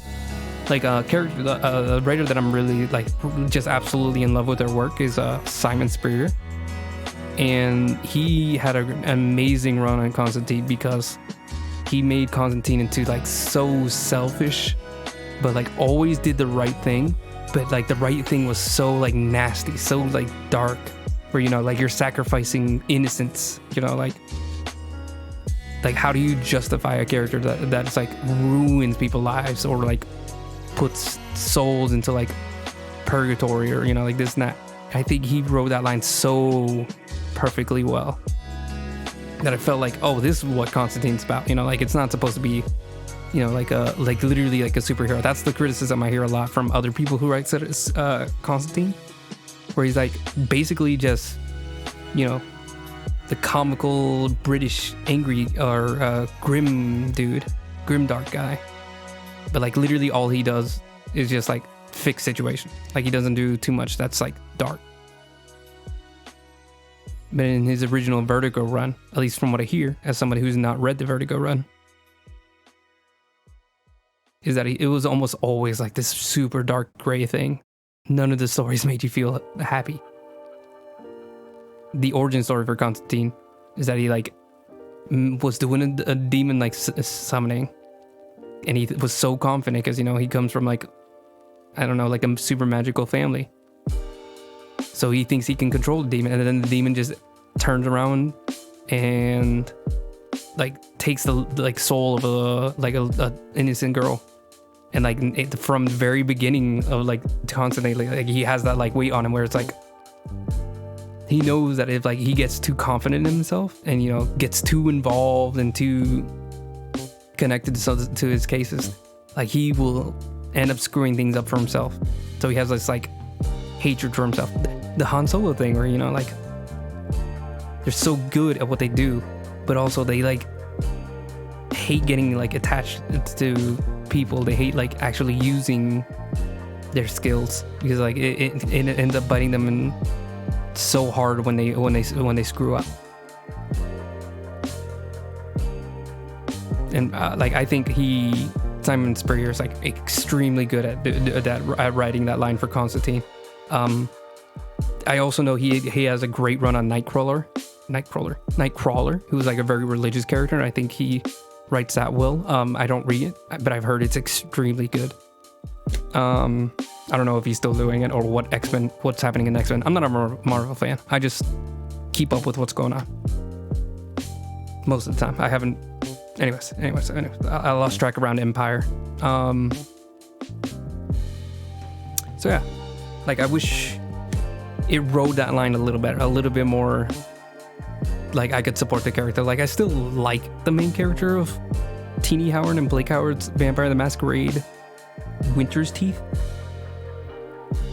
But I'm like, she's kind of just like, she rides the lazy. She's a little bit too much off the end where it's like, I think she's kind of just lazy. And, you know, I don't know what she's doing. Like, I get why she doesn't want to be Prince, but she still is the Prince. And she doesn't really step up to bat, you know, as effectively as she should. It's not like she saved everybody by being by being the Prince. I don't know. It's like,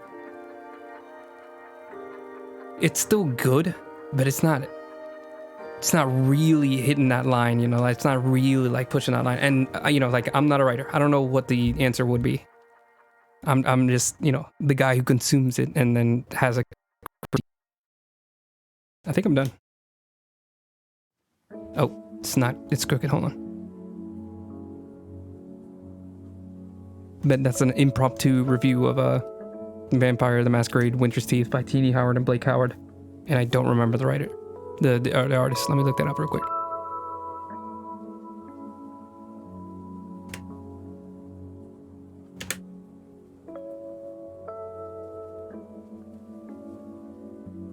Oh, was Tim Seeley on this book too? When was Tim Seeley on the book?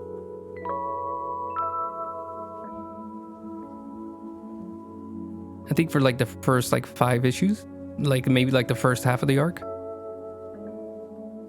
And where's the like artist? I'm gonna go to like issue 6 where they seem to take over. Oh, that's right. Tim Seeley had like a backup, didn't he? Or was it? Oh no! I think I might have messed this up. I think Tim Seeley was the main author for the series that I'm critiquing, and then Blake Howard and Teenie Howard, all they did was like the backup story. So I've been talking so much trash about them. I mean, the backup story wasn't that great either. I think actually that was like even weaker, because at least the main story is like balancing all these like factions. You know, it's got Anarchs, it's got his Camarilla. It's messing with a little bit with the hunters of the vampires. It's messing with there's like another faction. Oh, the werewolves. But like the other one was literally just the Anarchs, and they only like popped in like a little bit. And I don't think I was interested in what was going on with them like at all. But I don't want to rag too much on it. Overall, I think the story is pretty decent. Like it's pretty fun. It's just, you know, like I was saying, like it doesn't ride that like line of like being just like so, like making the characters just so morally gray that you almost can't even support them. But then, you know, like just coming right off that line, just like that balance of keeping going so close to the line but not going too far. I don't think they write as well as I would have liked. Oh, I was going for the artist and I forgot. Oh, Aaron Campbell does the cover art. That's great. I love Aaron Campbell. He's a really like crazy artist. I think he does like photos and like the kind of photoshops them, or maybe it's tracing. I don't know how he does his art, but it's really great. Nathan Gooden was the artist. I think he does most of the art actually. I don't think it was like one of those books where the artist changes every book. I do think it was two artists too. Dev Pramanik. I'm definitely saying his name wrong. Because I know there was one artist for the main story and then one artist for the backup stories. Dev Pramanik. Yeah, her art style looks really familiar. Their art style looks really familiar. They don't have their pronouns. I'm going to just say there. And Nathan Gooden. What did they do? Oh yeah, and he does Berserk. No, Barbaric. I love Barbaric. Yeah, both of them have great art styles. The art for that comic series is great, and especially when it comes to vampires, I'm a happy boy. There's a lot of body horror to it too. There's a lot of violence. There's a lot of gore. It's great for a vampire comic. I have like some criticisms and me being a whiny person for this story. Yeah. Overall, I give it like a 8 out of 10, 7-ish. Around 7-ish. Just like a mid to light 7. I'm not unhappy with it. Too terribly unhappy. Yeah, okay. So I think I'm going to stop talking about the comic book now. I've talked about it for like almost a straight hour.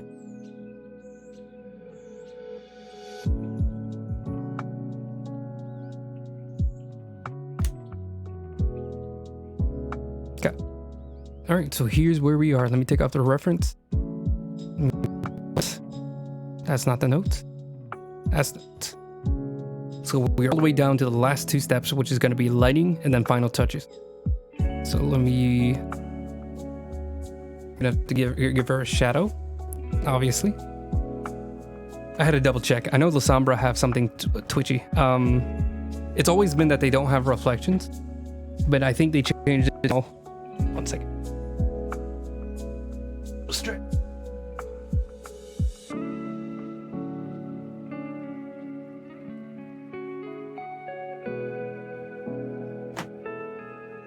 Sorry. You know how it is, sitting down for a long time.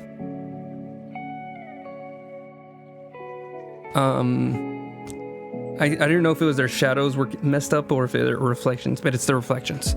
And then in 5e, they had a little bit of a change to make them a little bit more modern. Because I think I haven't posed this argument because I don't talk to too many people that are into Vampire the Masquerade. But I have a little bit of trouble trying to separate the La Sombra personalities. They're a clan. They don't 100% dictate the personalities. But finding that like fine line between the difference between the Sombra and the Ventru, because they're both kind of like the power hungry, selfish types, and the difference is that the Ventru are a little bit more concerned with being the leaders of something, like being the front man, like the king types.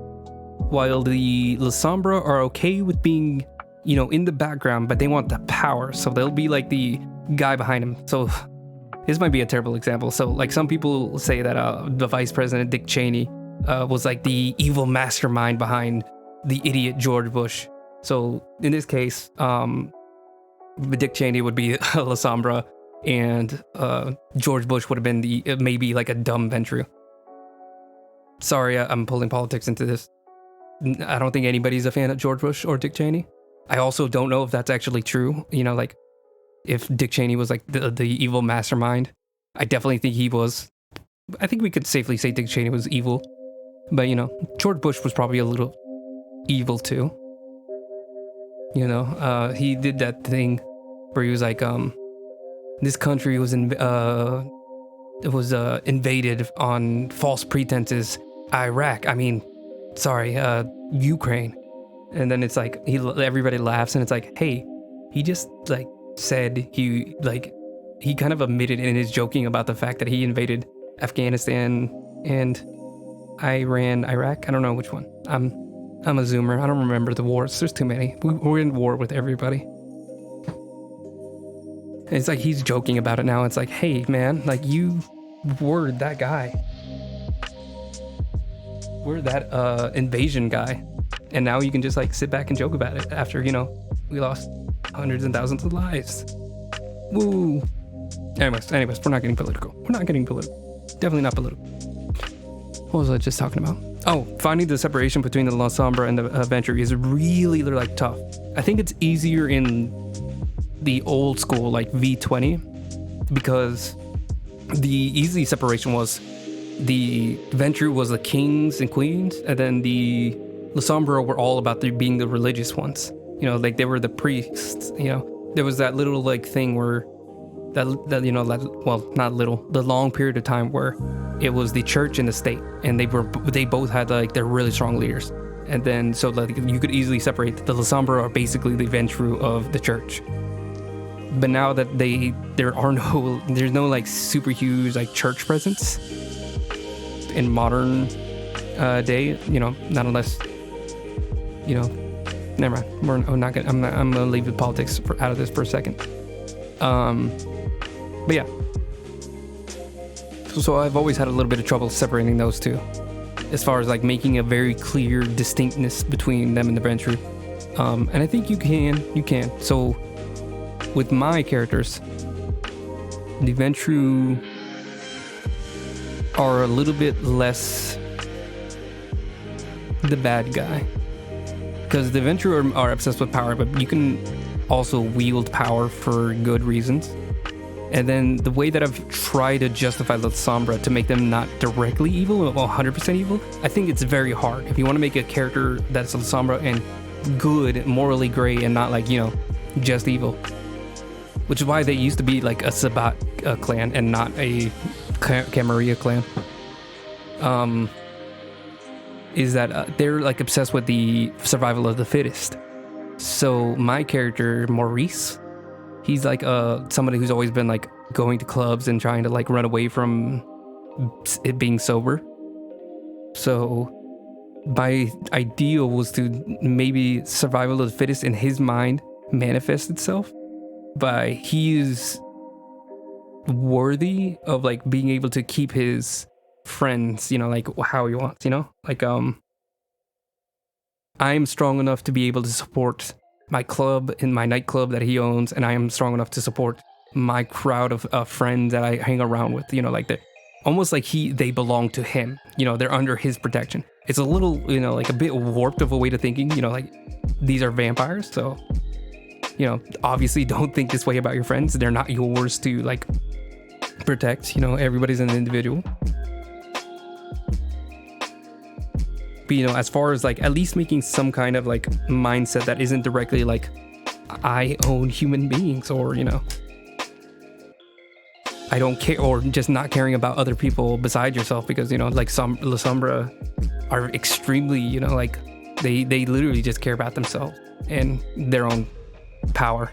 And Ventrue are very similar as well, but I think that connection is a little bit more direct, where you can have the power and increase the power of the clan. But who knows? I might just need like a Vampire the Masquerade expert to explain to me the deep intricacies.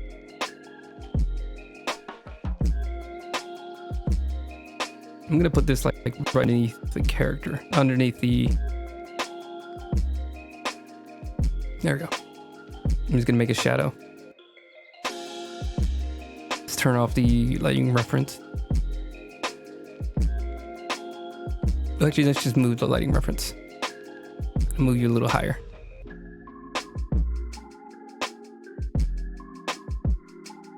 Where is it? There it is. Gonna make it a multiply. Got this purple color that I've been using for everything. And we're just gonna try to put it in.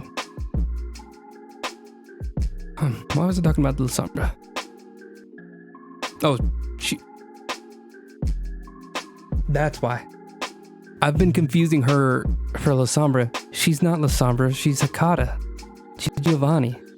She has shadow powers. Okay. I'm an idiot. Why was that? This entire time I've been talking about her like she's a La Sombra. And then I even brought up the actual La Sombra character that I made. And still forgot about it. That's so stupid. I'm not...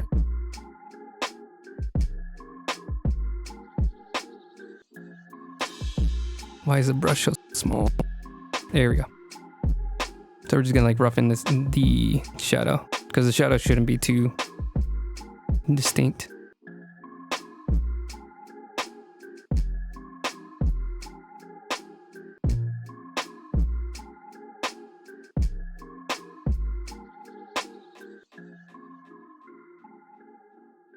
Okay, hold on.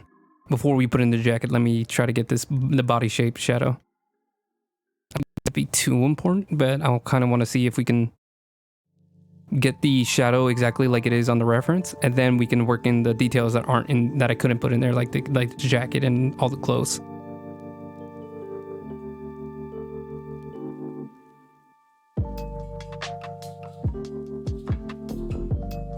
So yeah, let me take a step back. So she's a Ka, she's a Giovanni. They have controls over the shadow. So yeah, the little that I have for like having the like shadows like wrap around her, that should work just fine. What the? Oh, I see the problem.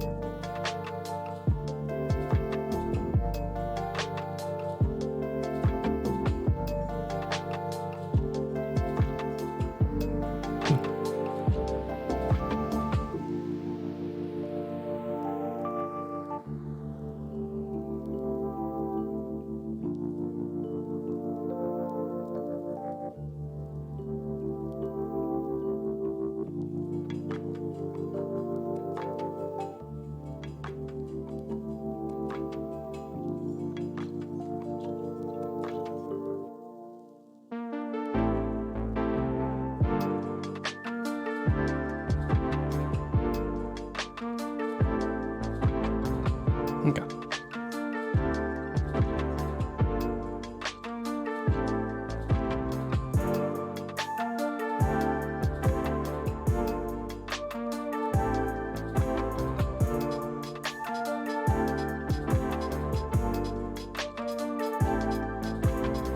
Anyways, that was various conversation topics just about different vampire things.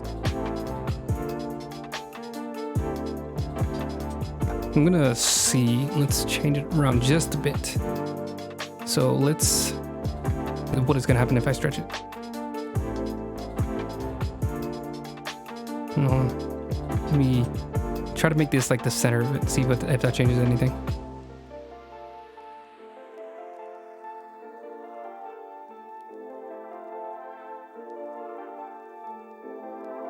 Oh, let me lock it to like right here actually.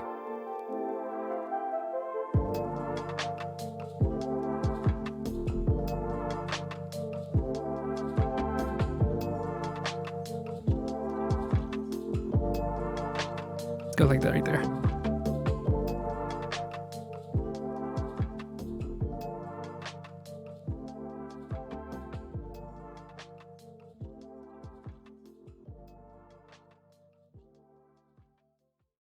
Okay, let me see if we can tweak it from there. Make it fit a little bit better.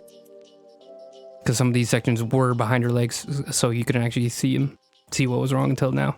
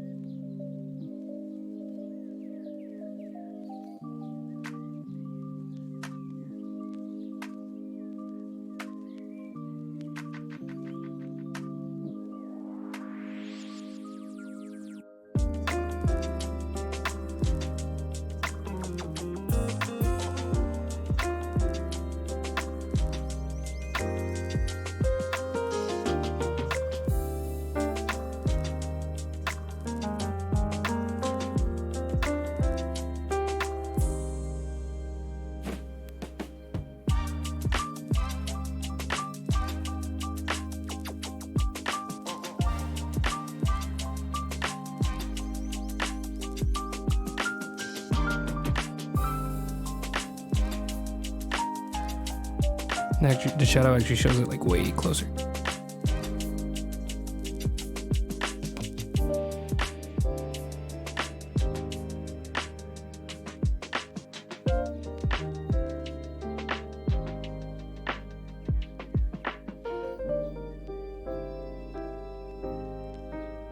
Okay.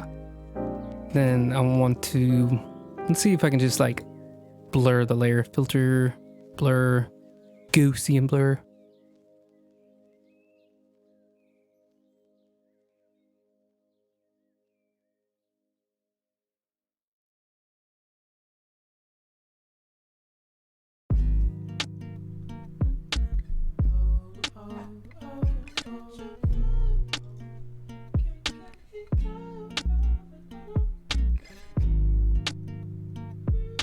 Oh, that's right. We have to do the coat.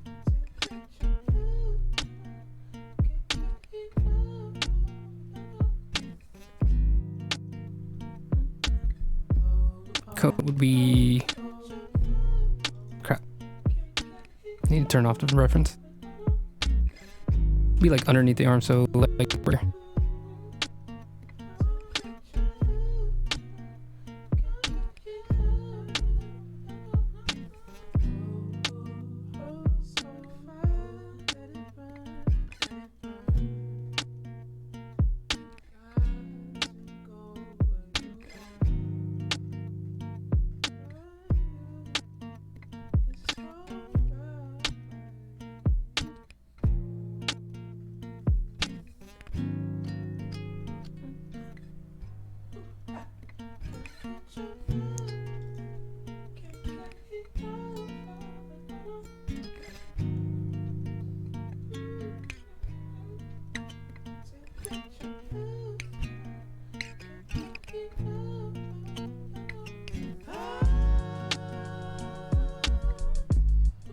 Throw the blur for a second because it's gonna tweak the layer a bit.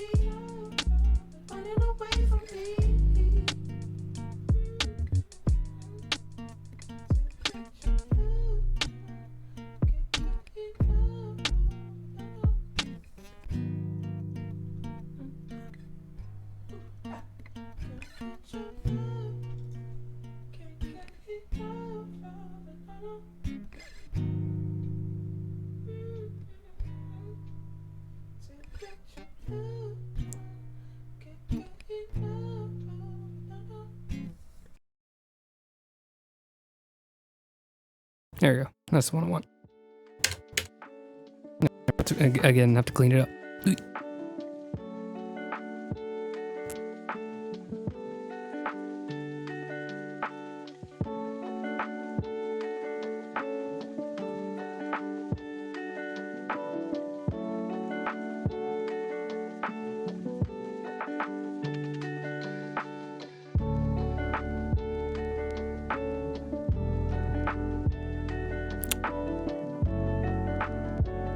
Oh my god. Please just press the right buttons for once. Roll. Please. There we go. Oh, come on. I just want to thank you. That's all, dude. It's like a tiny little mark that I made.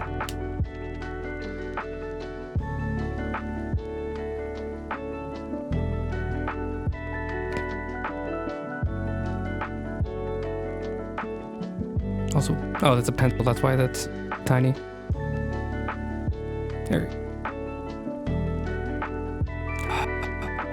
Chalk and then eraser. Jesus. Trying to get everything lined up.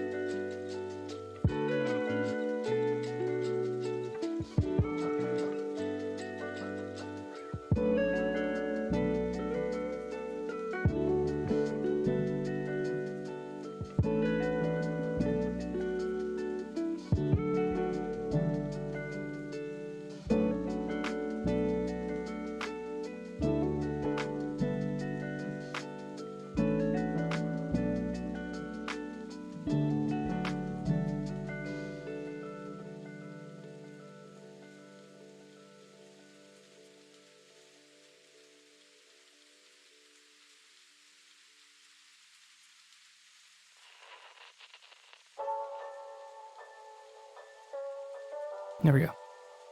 I realized that the multiplier layer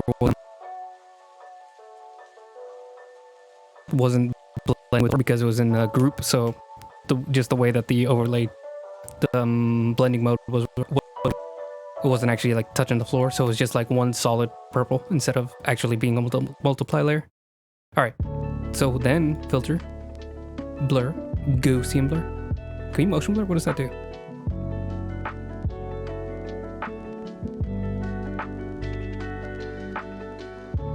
No, I don't like motion blur. Lens blur. What does that do?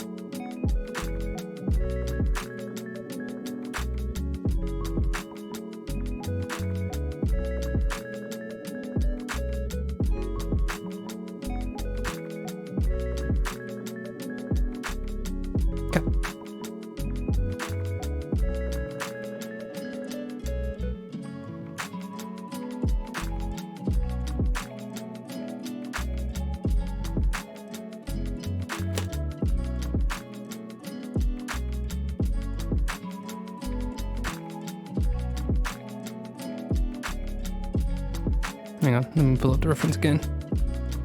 I think the one leg is going to cast light over the other, or shadow of. Double check that. To what degree? Yeah, like right here. Oh, it's an eraser. That's why it's not. So like right there. See if we can smooth that, make this fit a little better. There we go, just like that.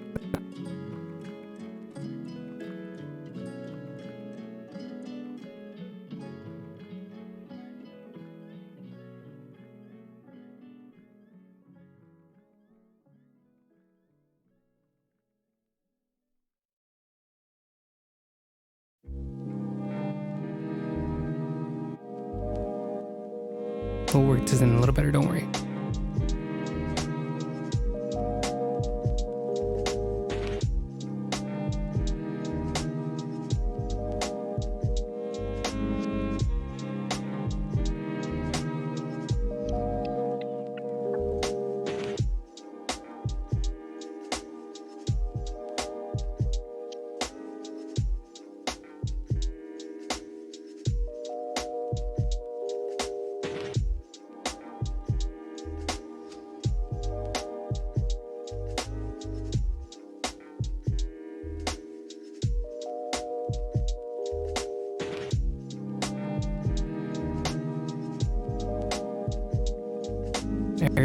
Everything's done. Just trust me. Just trust me.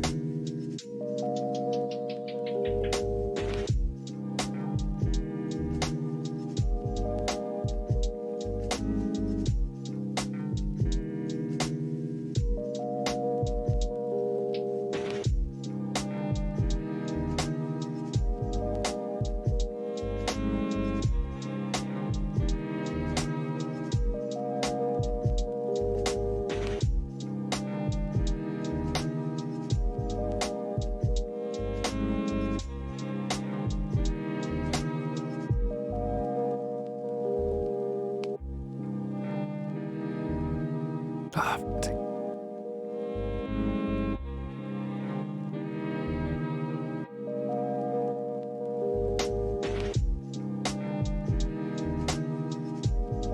okay, I think that's all the significant shadows I want to include. Them are pretty much already put on there. Let me turn off the reference and then try to like blend them in a little better. Go a little further here. Okay. Then we're gonna make this into a normal. I just wanted to multiply. I meant. I just wanted to do it like that so I can see where the lab coat starts better. Just a little bit right there. A little bit right there. A little bit right there. I'm gonna try to open these in a little better. Make everything fit. There we go. And they're gonna go way down. They're gonna go like 20% maybe.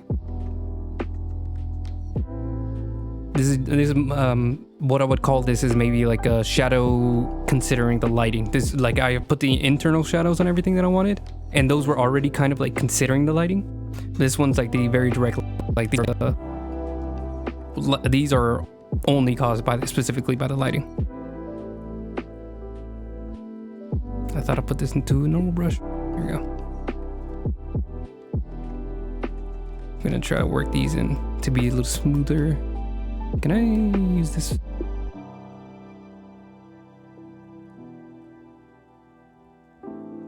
Try to avoid using the airbrush for all the shadows, but sometimes it just does work better.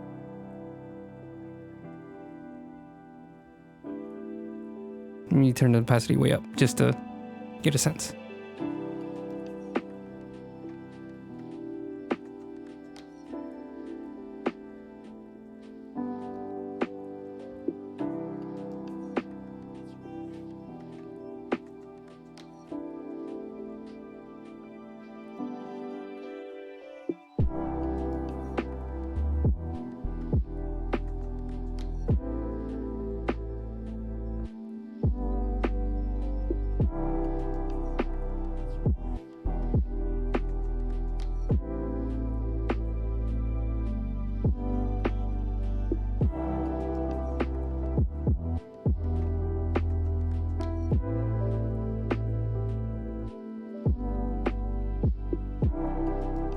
Crap, does it go on the shoes?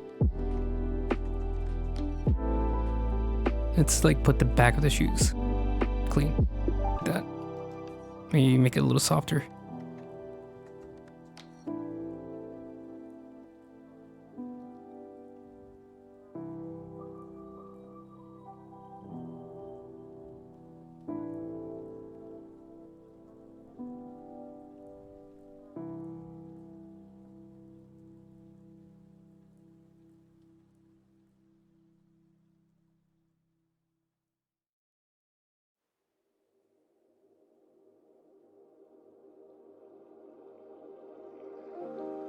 Okay. And let's try turning it down. Turning it down, down, down.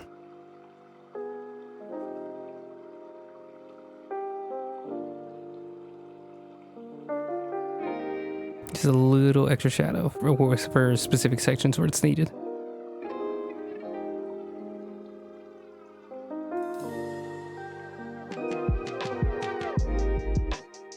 Okay. I don't know. I don't know if I'm feeling it.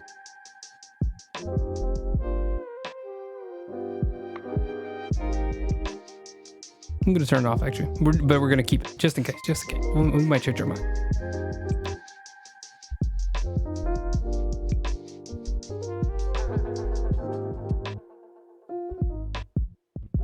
Now I can't remember if I wanted it. Well, let's see how it looks. Just like a better light.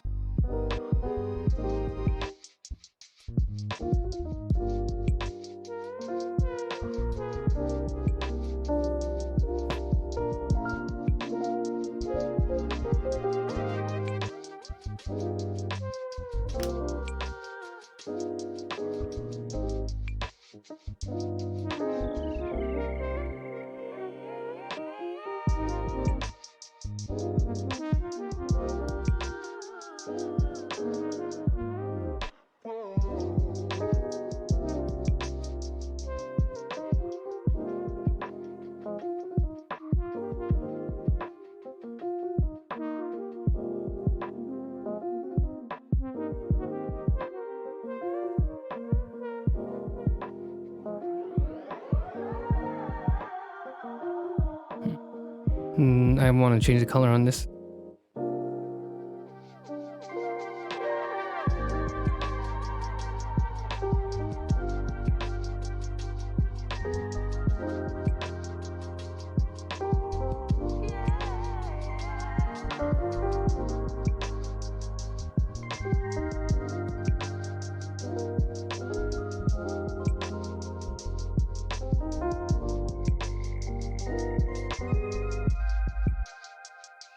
Oops, I meant to turn up.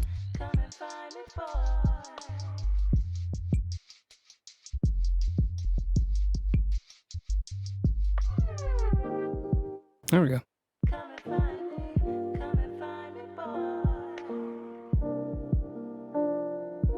It's like a light. What if I change it down to like maybe just like down towards the... Oh, this is gonna do nothing actually now that I think about it. Because all that it would skip is just like the references, and the references aren't even going to be visible by the end of it. I'll turn that off. Let's see.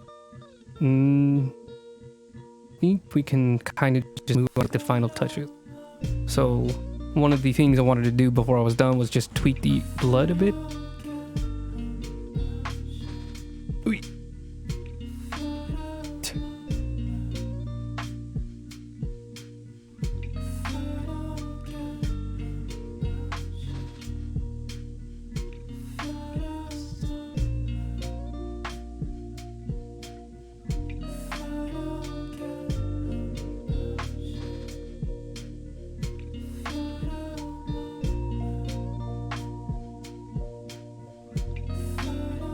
And specifically this too, the little highlight for the eye.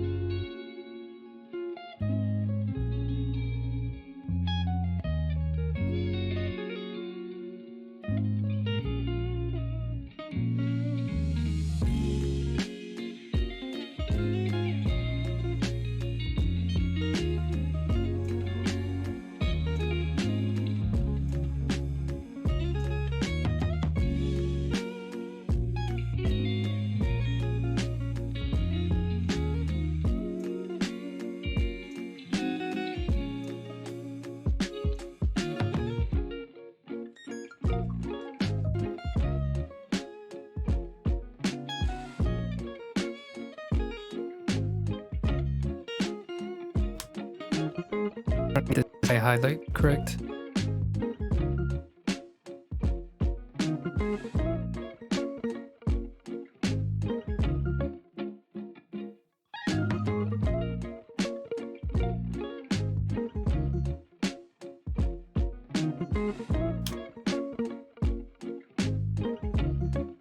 That's pressing the wrong button.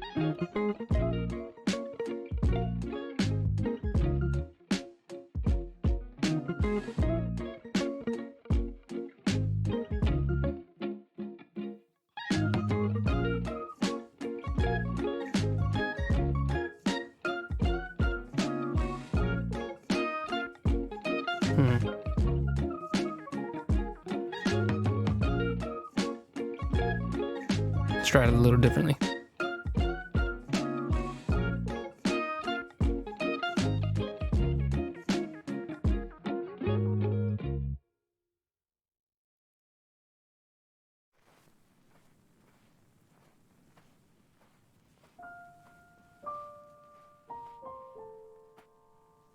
There, it was being really slow for some reason.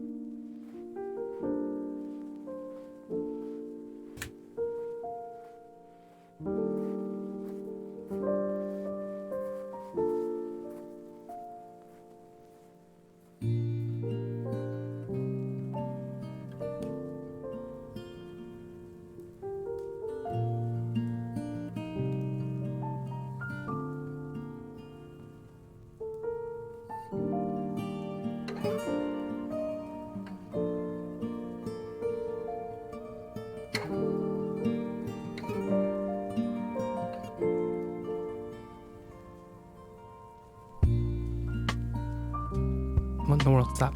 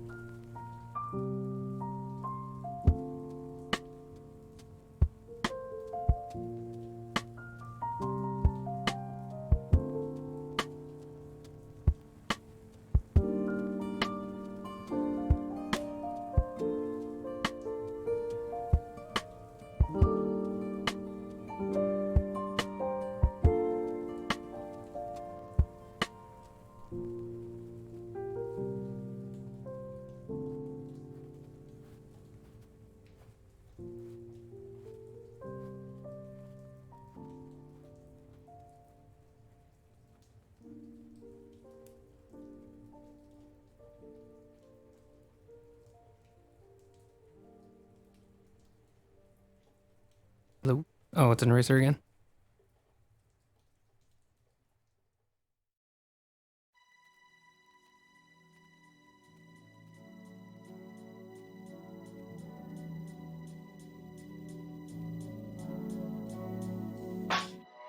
Todo flexi con mi chica, dando vueltas pica pica.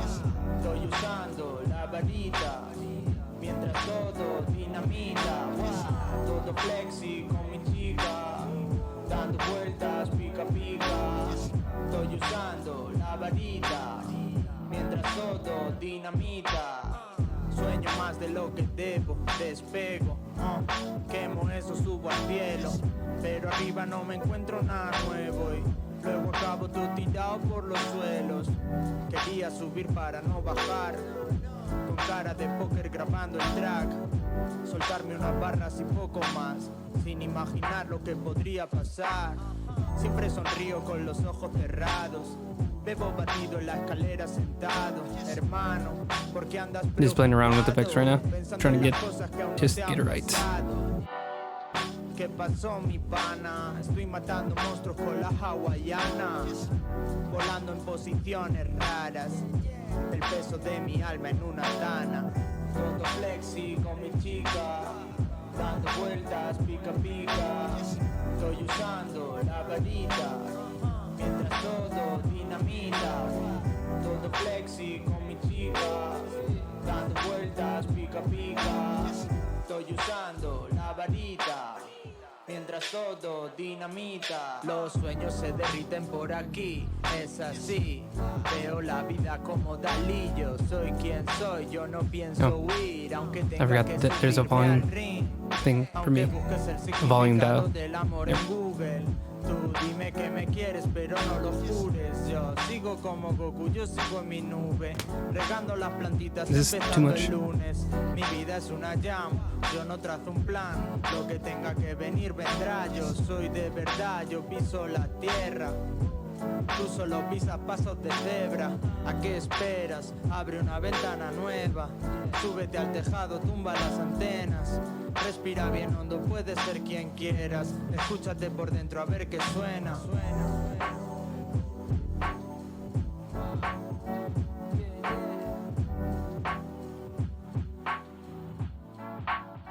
Es así. En el Honda con el Andy, o en la plaza con la Pandi. En el Honda con el Andy, o en la plaza con la Pandi. En el Honda con el Andy, o en la plaza Juan Ríos. En el Honda con el Andy, o en la plaza con la Pandi. En el Honda con el Andy, o en la plaza con la Pandi. En el Honda con el Andy, o en la plaza con la Pandi.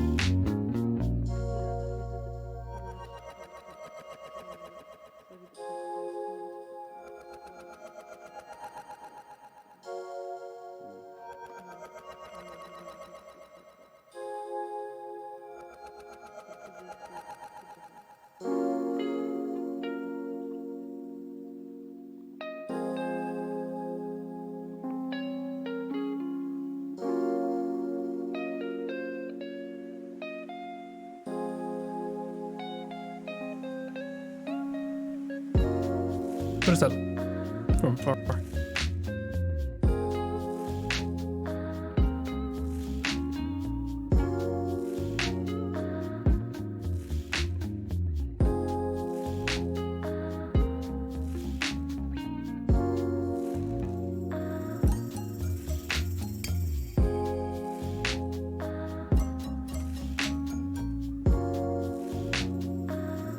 Okay, that's an interesting. Let me.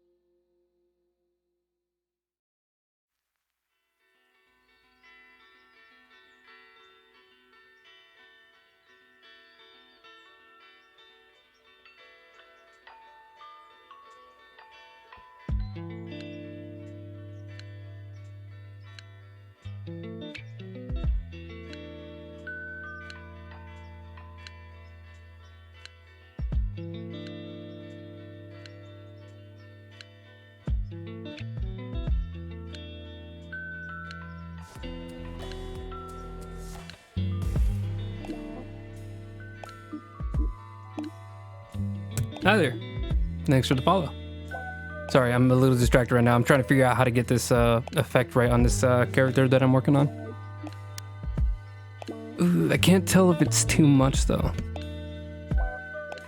It feels a bit too dramatic. I don't know what is.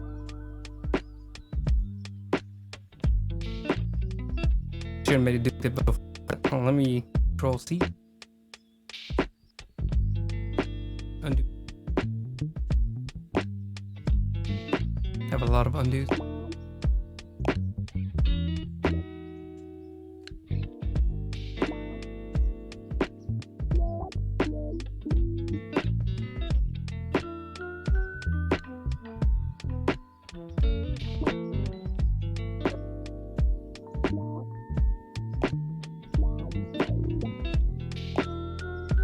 Okay.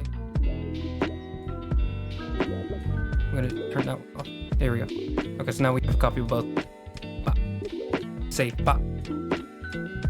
So I kind of like this version where it kind of cuts through this like little shadow material, because it kind of just looked really. It draws more focus towards the like little shadowy stuff into it. Like here, it kind of like overpowers like either like anything that's going on inside the vial. But this version, you can see some of the stuff cutting through the really sharp light.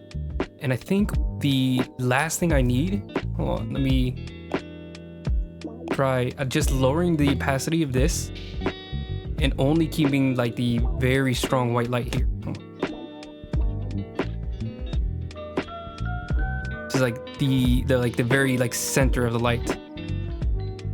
Like that, I think that's the only thing it's missing. And then let's try tweaking this to see how bright we can make it. Let me make it full screen. That's not what I want. There we go. Stop. There. So let's see. Let's find like a good point for still being like a noticeable effect. Too strong. Not too go. You could say.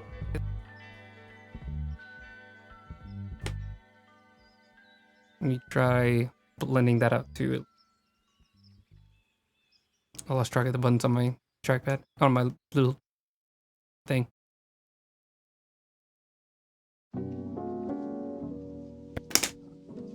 Wait. Pop my back.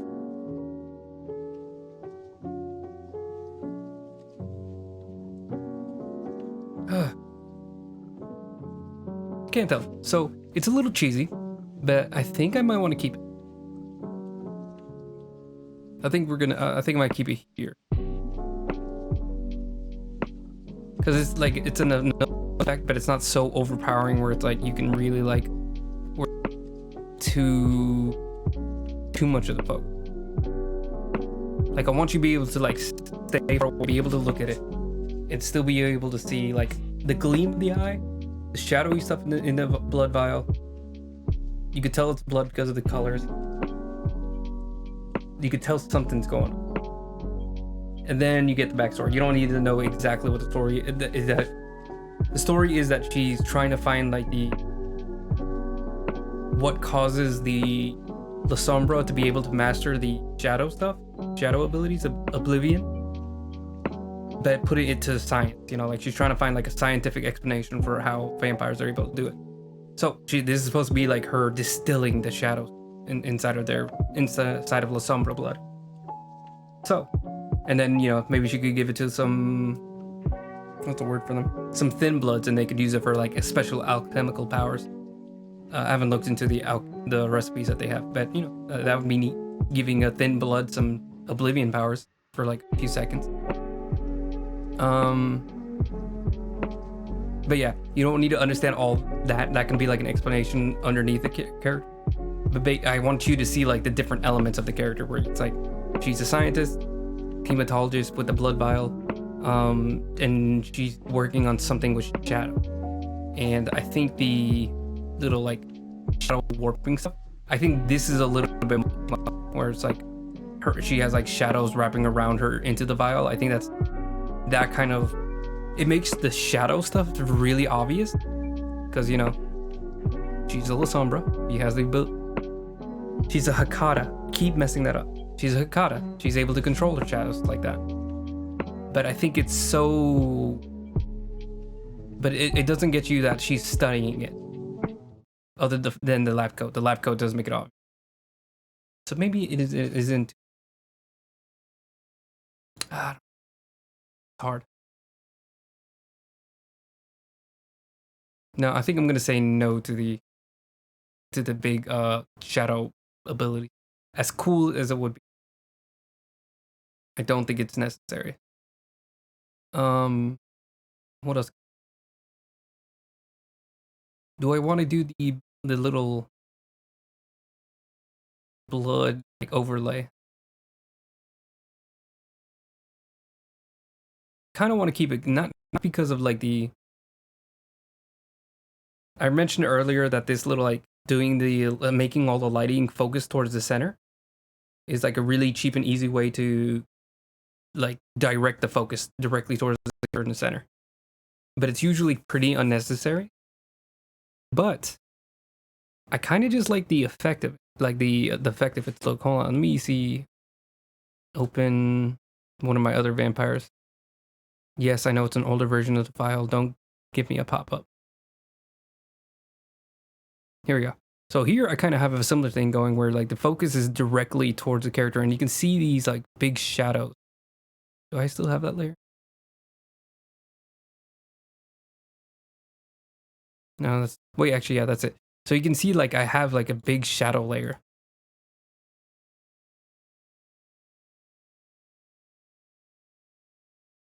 Sorry, I'm playing around with it too much.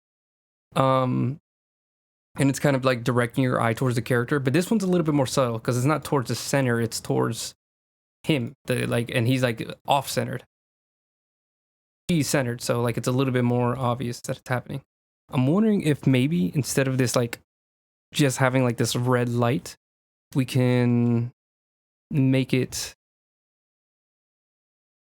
Hello, is the app crashing? Please don't crash. Let me save.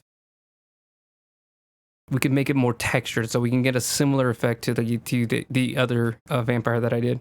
that I still really am proud of. It's still one of my favorite like vampires that I've done out of like all 8 that I've worked on. 6, 7. I think this is the 7th one. I could easily check, but you know, no, we're not gonna. See if I can grab the color normal.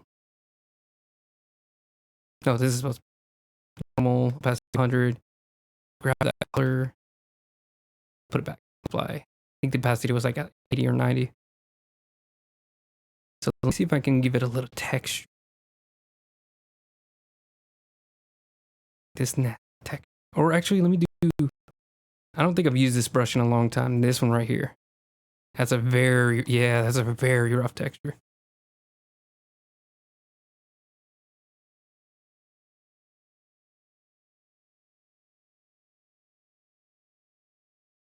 Did my music stop?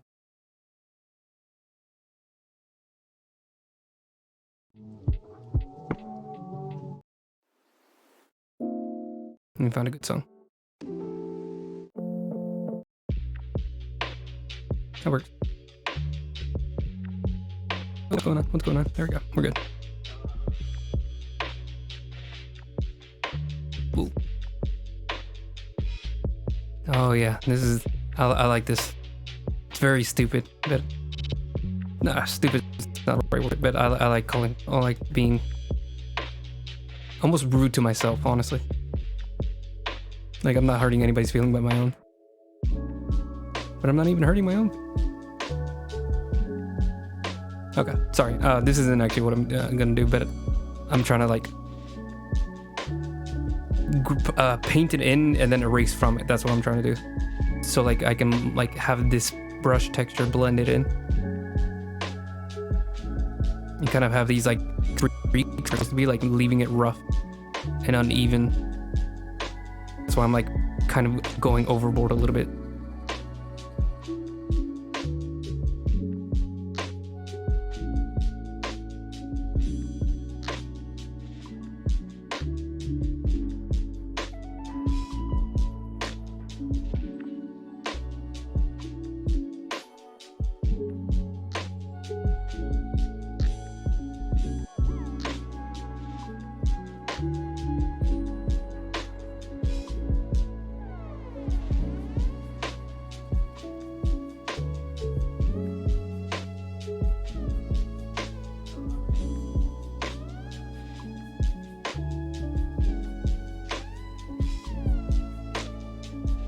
How's this looking from afar?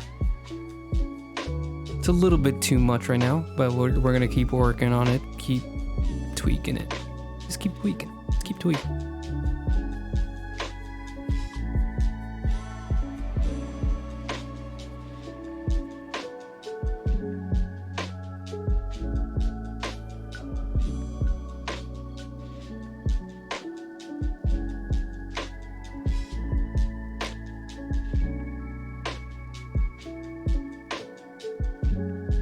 I don't know what it looks like on the recording, but it's really laggy when I'm doing this. Just like playing around.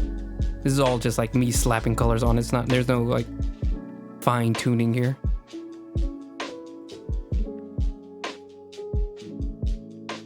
See if I can follow along the curve of the arm too.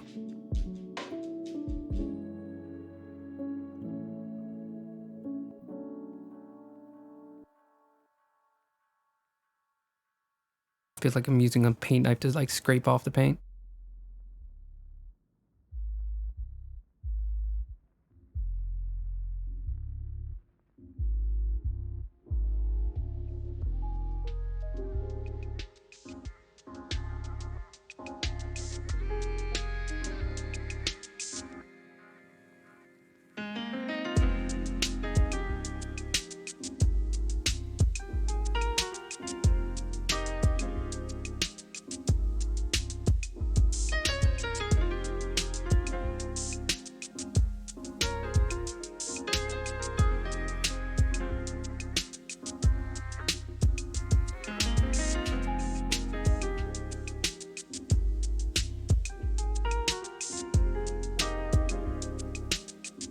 I wonder if we could put this as an overlay on everything. Let's move this all the way up.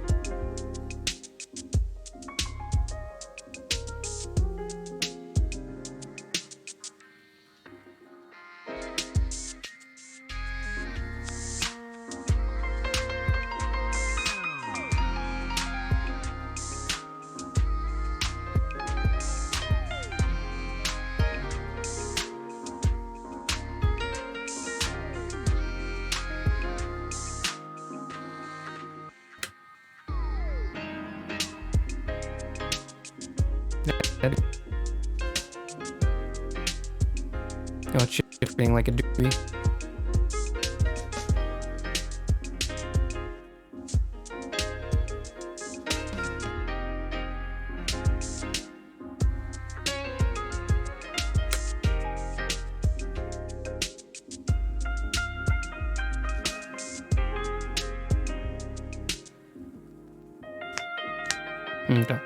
Okay. So I love the texture. I do think we need to dial it back just, towards the corners, just tiny bit. Actually, kind of a lot of it more. Because it's like really taking up a lot. Like now that I've kind of worked the way I like, I realized kind of like insane noticeable. Like it is very much. It's like not even just it's actually like reaching into the piece in most sections.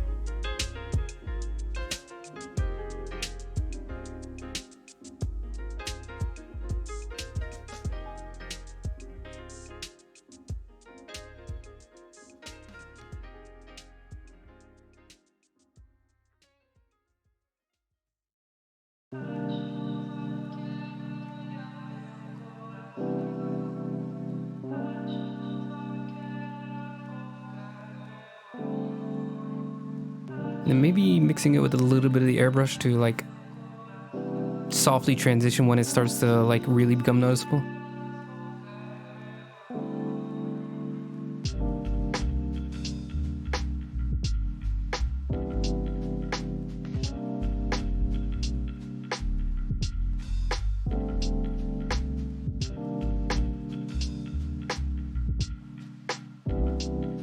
I was honestly starting to doubt whether or not I'd ever use. I was just like, I don't remember the last time I used brush. Like the chalk brushes does everything for me. And now I'm here just remembering like, oh yeah, that's why I have this brush. That's why I like this brush so much.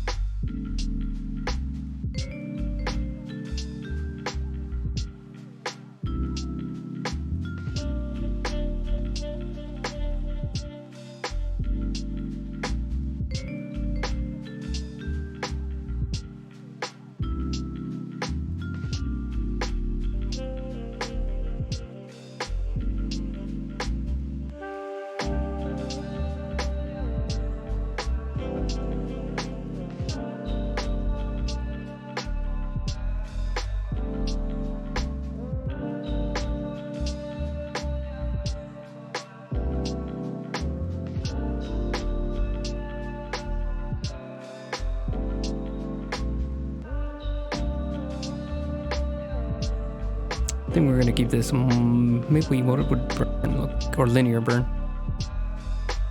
No, burn. Let's do burn. Oh my god. And we're gonna keep it multiply then. Gives it just like a nice brown muddy color. Then maybe we could dial it down. Maybe to like a 60.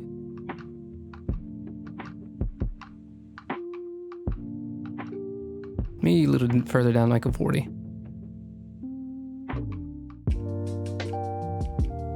I think it adds a lot better than, maybe just this side thin. Coming in a little closer.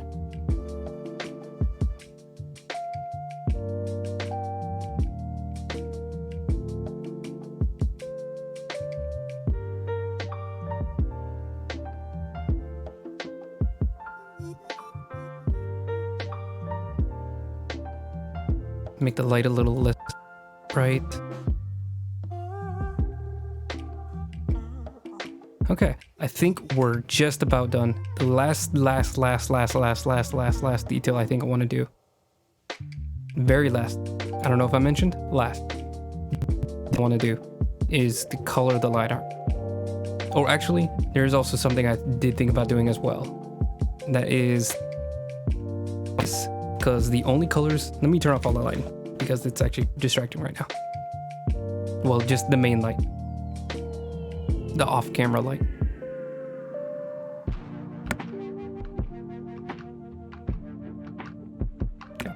sorry,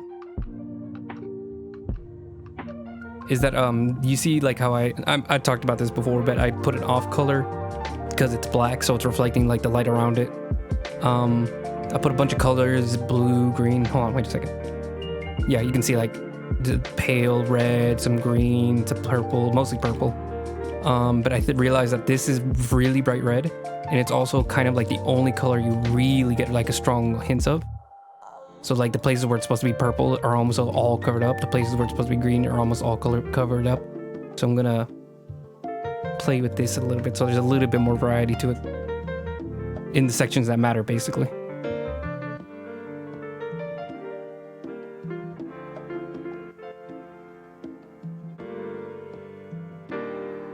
Oh.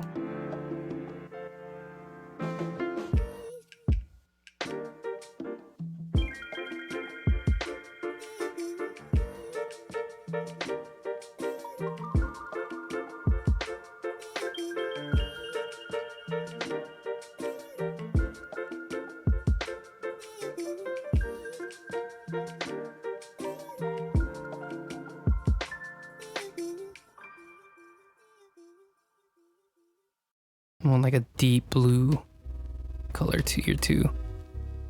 Not that one.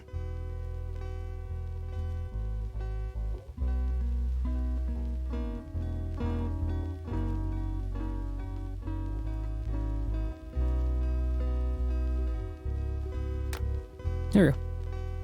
Well, hold on. Maybe just putting back a little bit of like a pinkish color here.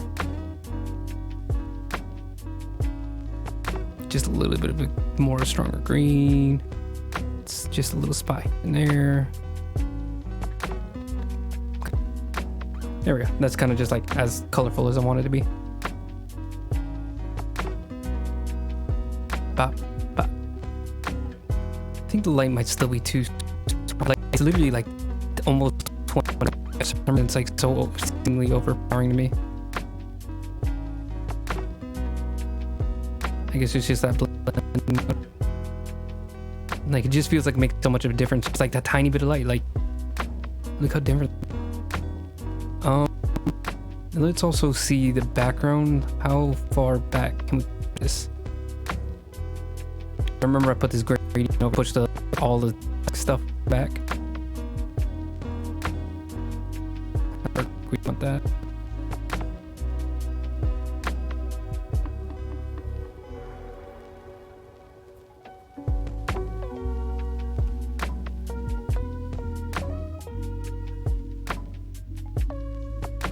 I mean, I like the way it looks, but it doesn't make any sense to be that dark.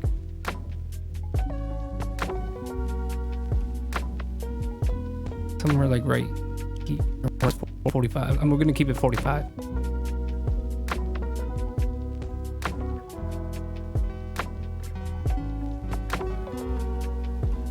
We'll tweak all that later. I want to work on the color, the line art now. So we're gonna duplicate. Nope, that's not what I wanted. Or at least not yet. Duplicate. Turn one of them off so they don't. Flatten this. Merge, flatten, whatever.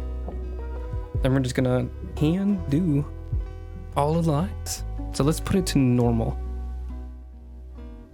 See, everything's red. We're just gonna personally color in everything. I think I am gonna turn off the light for this actually. So we can just focus on making it like the colors balance a little better. So go with like purple. This is like a deep dark purple. Ooh. Where is it? Where is the layer? Where's the layer? Here it is.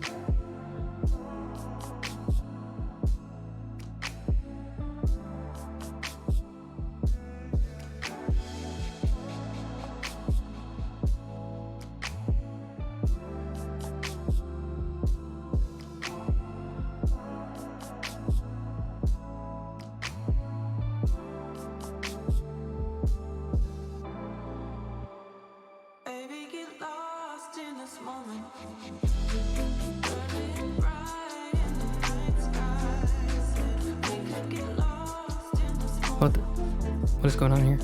Oh, it was an eraser.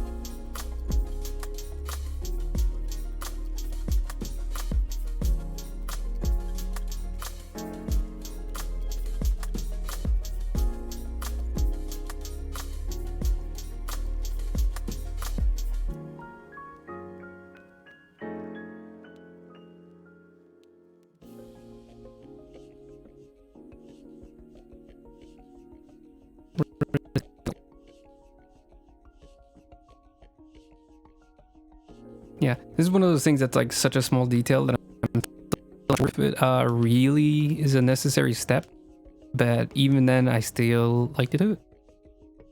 Still feels somewhat necessary. And if not, it's kind of just fun.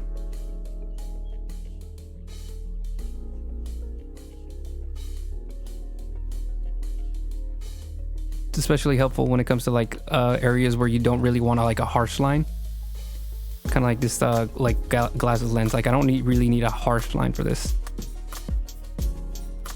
to like really separate it from everything.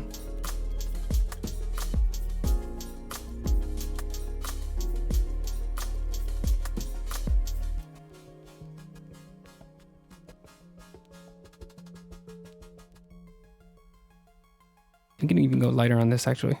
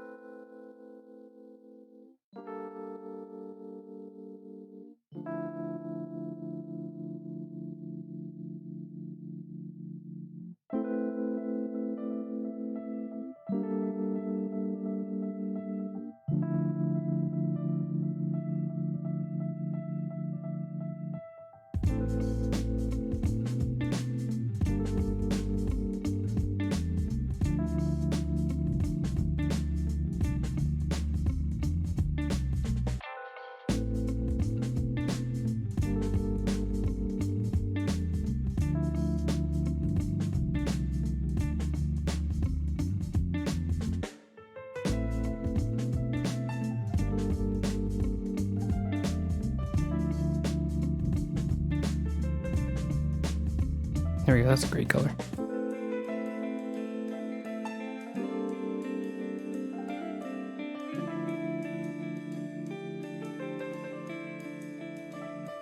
For this section of her hair that's like bright white is perfect.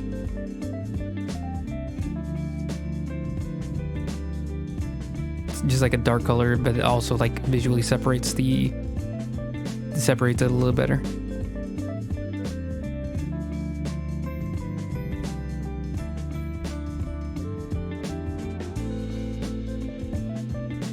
So like for comparison, this is supposed to be like hard light, isn't it?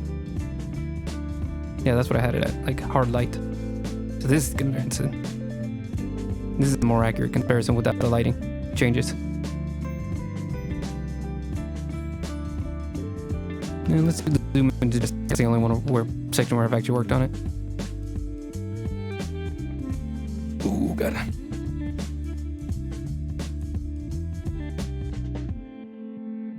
I think some sections really just do need the dark black color, like the eyelashes like really don't need to be bright. But I did keep a little bit of the red, just like on the tinges of the eyelashes. What happens if it's a hard light? What the heck is going on now? Oh, it's because there was another layer underneath.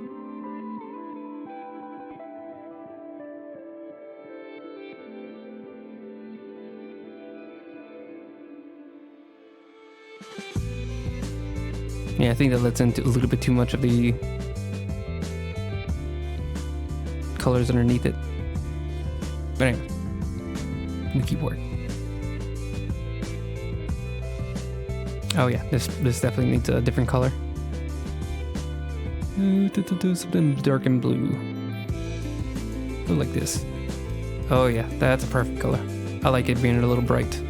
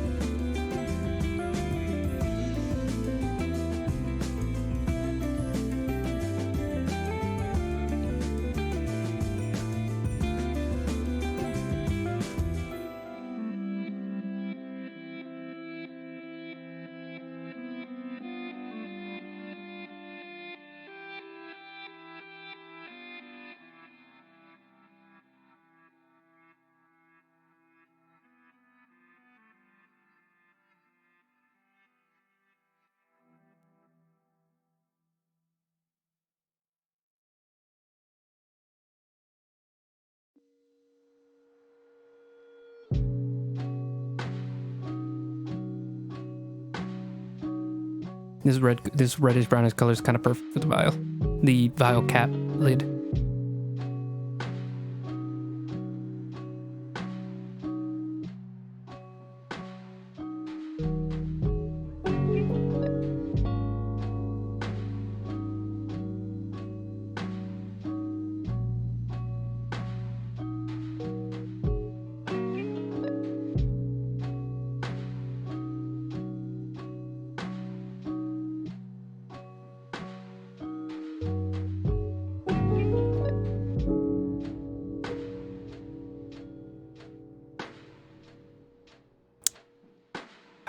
I pressed undo too many times. I just okay.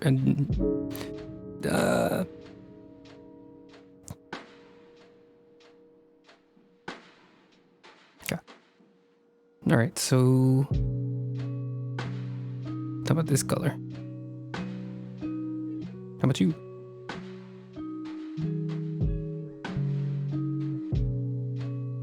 See if I can do this just right. Oh. Hey, IDK Love 123. I really appreciate that. Hold on, let me zoom out so you can see thing. Right now, we are just about finishing up with this. We are like so close, so close. I'm so excited to finish this.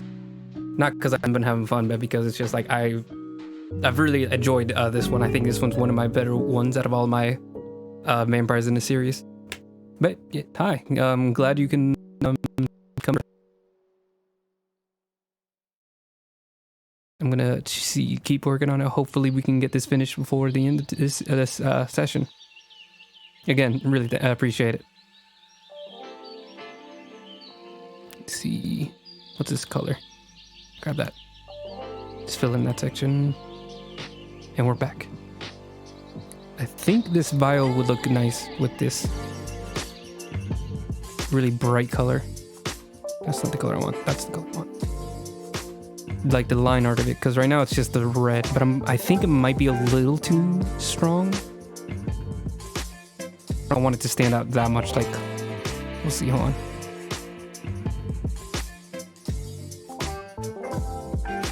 Coloring line art is such a weird technique that almost everybody I see does it, but I just don't know if I'm feeling it.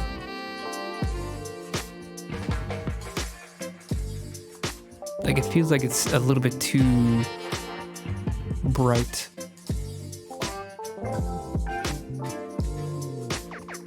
I was getting a little too loose with the coloring there. That's definitely too strong. But maybe we can do like a little bit of what's the word for it? Like, just like pointing it out a little bit. Yeah, maybe a darker gray, you're right. We can go like, let's try this one. Yeah, that's good. And then what I'm going to try to do is just like do a little hint, just like a little touch of it here and there. So you can tell like there's a line of separation, but some places it picks up the light, some places it doesn't. That's what I'm trying to go for. Let's see.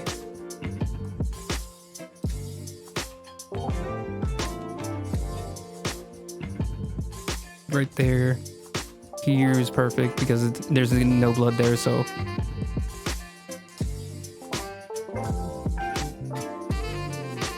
it's like a little touch of it, just a little hint of it, like right there.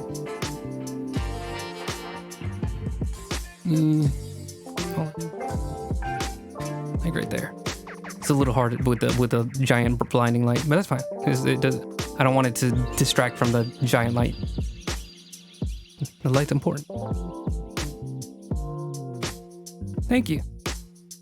Which one are you talking about? Like the hairline right here, or are you talking about like the little bangs that she has? This little section, the little white streak. Because this, I like to leave it like the hair like really rough there, because you know, like you can tell like it's individual hairs, but it's just like a bunch of tiny little brush strokes.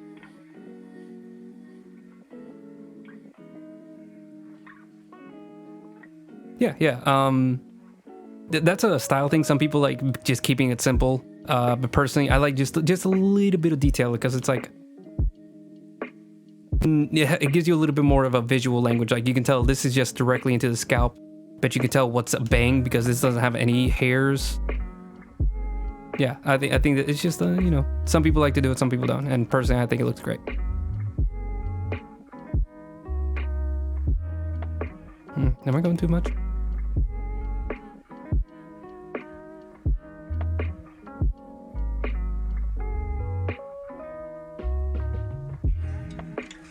I think it went a little too far. Let me dial it back.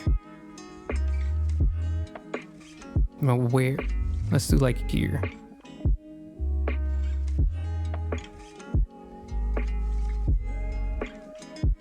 A little there. Maybe like down here.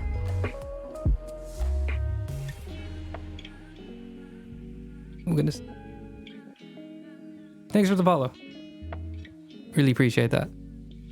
I stream like every Tuesday, so if you want to catch a stream, I'll always be here. Hopefully, I'll bring up if I'm not here. There we go. I think that's all the lighting I want to do in the bio. So you can get a little bit of separation like here in this area right here, and then like you can get it here too as well. I think those are like really good areas to have that separation, and then it just blends into the rest of the blood right down here. And since like the blood is so dark compared to the, you know, her skin tone, Like I think we're good there. We don't need too much other than that. But I do also want to fix this right here.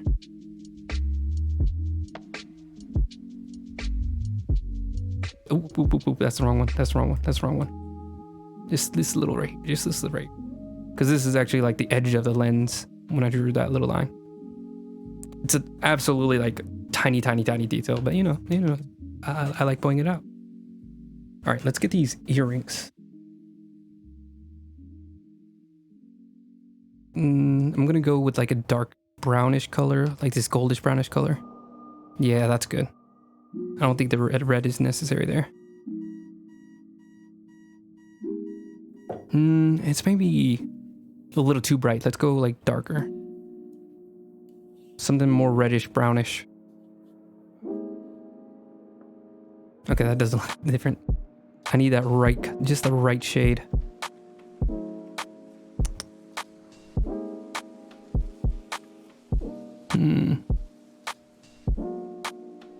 What about, let's go brown. Nope, that's definitely not it. Let's go this brown. This is the brown that I always like to use.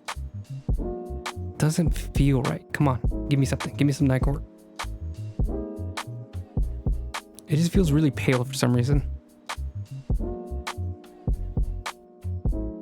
Okay, what about just like a dark?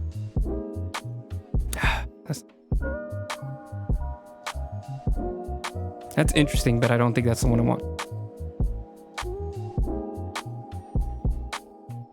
I'm gonna play with it just for a second though, because it kind of looks funny. Oops, forgot there was hair.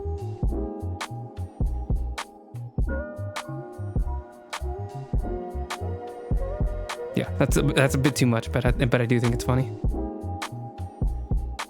And let's try to trim that down because that's part of the hair. This is part of the hair.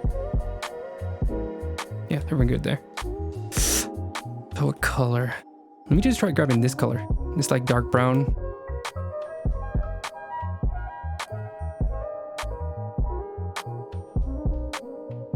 I'm not sure why it looks so pale. But otherwise I think it's fine. Let's just keep this for now.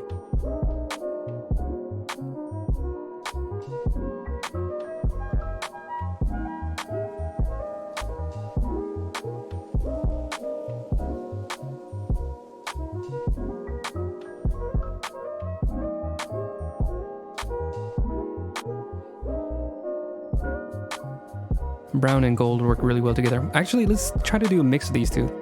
So we got the brown, and let's put in like a lighter yellow just in some areas. Okay, that's a little too bright. Go like this. Yeah, just let's grab this middle color. Yeah, that works. And then try to see if we can like put it in the right areas. Ooh, let's do it with the airbrush actually, so they can blend itself. There we go. I love that. So the sides that catch the light can get this lighter color, and then the parts in the shadow can catch a darker color.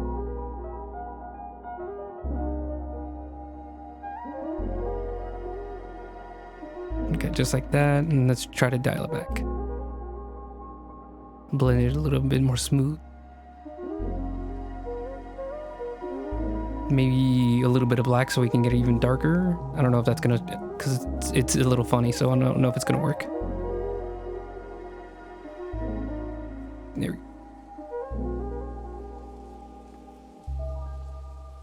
go. Ooh, too dark.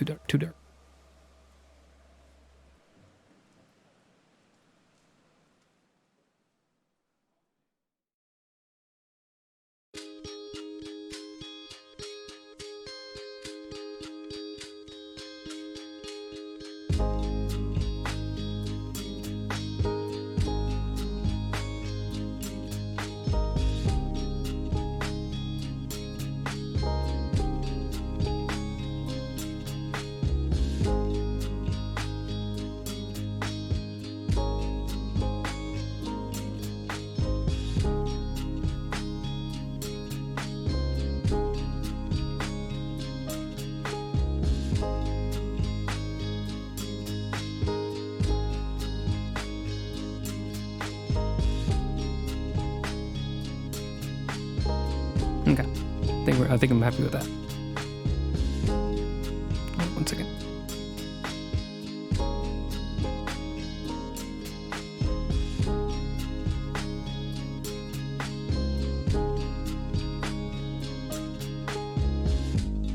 Yeah.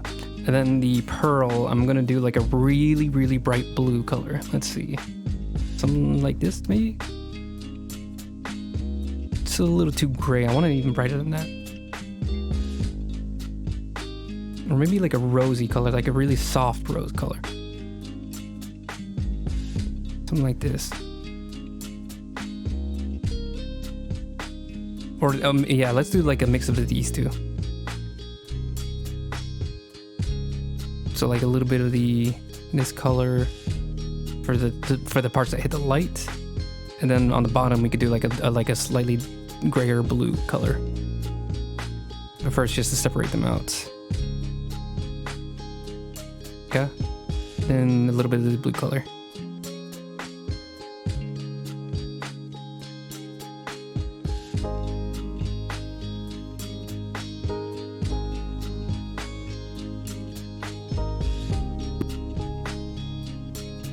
Mixing up all my hotkeys.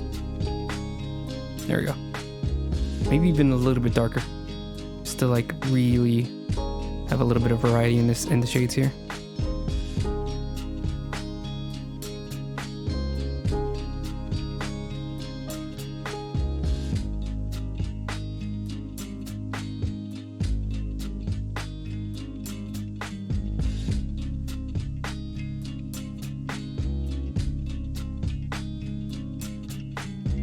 Nice. Okay.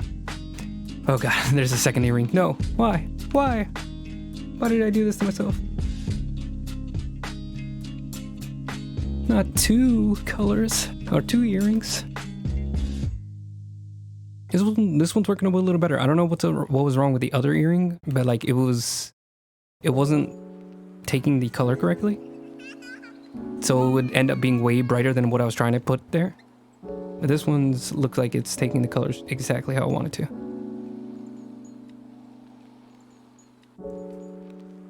And then we can try blending it a little bit. Perfect.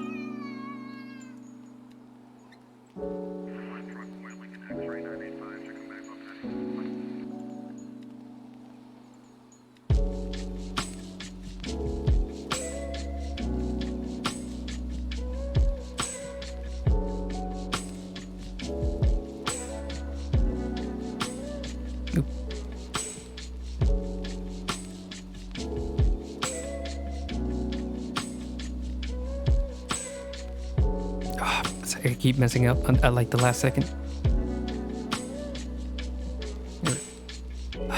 Nope, I still don't like it. There we go. There we go. Now I think I'm good. And then let's go like a blue color for the bottom side of it.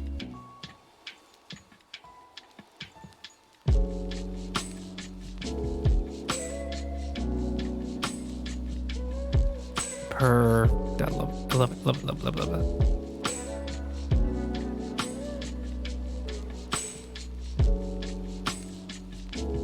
Instead of a green color, let's put this blue color. As I look from... It's a little too bright. Let's make it a darker gray blue.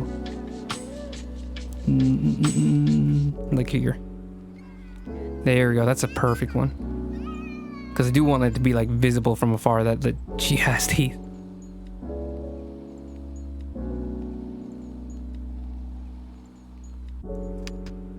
Yeah, okay, so you can still see that line and it's not like super dark black or anything. Oh, oh. Stretch, stretch.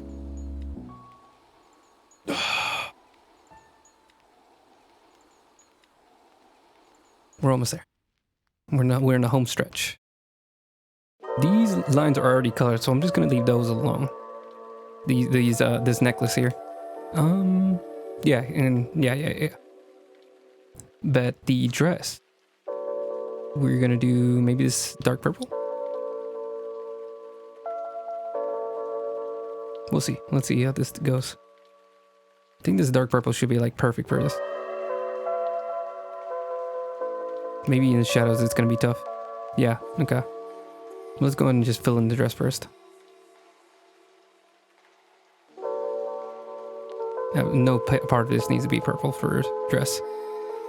I touched the necklace a little bit. Literally just like the tiniest point I hit on the necklace, and for some reason I felt the need to fix it.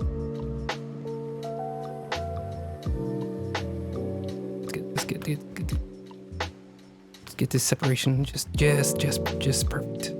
Bop, bop, and then bop. Could probably keep going until like right here. That's probably where like transitions into the jacket going over the shoulder. Maybe a little bit more, like that. And fill it in. There we go. There we go. Oop, oop, oop, oop. Ignore the necklace. Ignore the necklace. Ignore the neck. No, ignore the neck. Necklace is fine. We can leave the necklace where it is. Here needs to be colored in.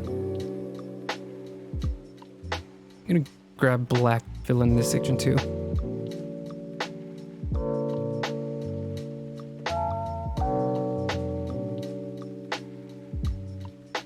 There we go, perfect. And you still get that nice separation of the neck, and you can tell which part's the neck, which part's the dress, which part's the hair.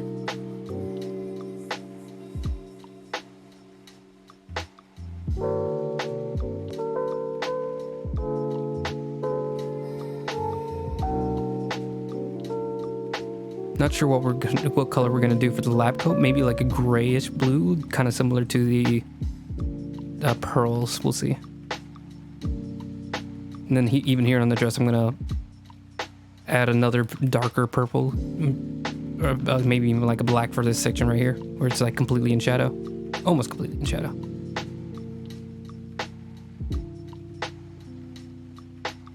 And stops right there. Try to get this perfect. There we go. Perfect, perfect. I'm gonna have to do that another 3 times because there's 3 parts where it touches the leg. Oh, that was flawless. Absolutely flawless. Well, actually, hold on. It's like a single pixel point. 2 more. Nope. 2 round. Perfect. Just one more. Just one more. This one should be easy. It might not be. There we go. Okay. And then fill all this in.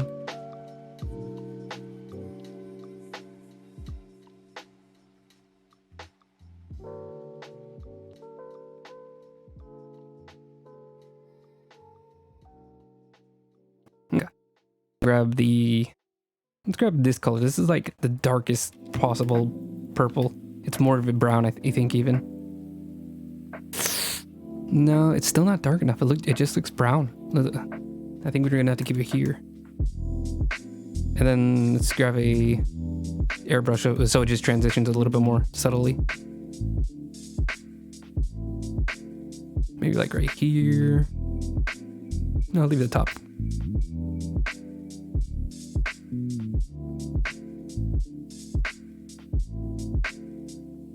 This section right here entirely, because this is just like 100% like against the light.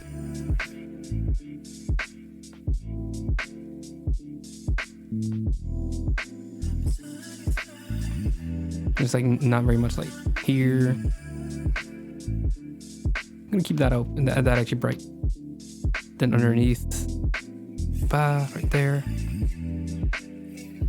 Once again, just like completely not getting covered by the covered in shadow. So transition. Same with the underside of these.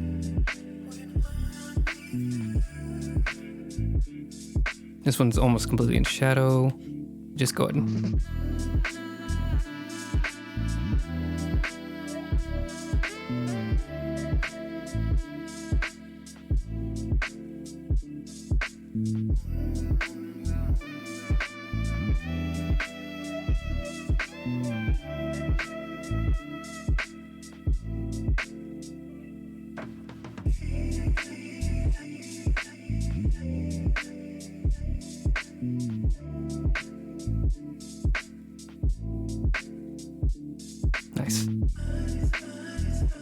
And grab that purple again.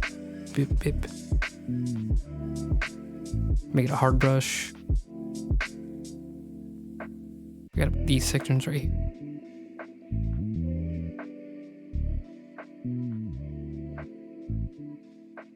There we go.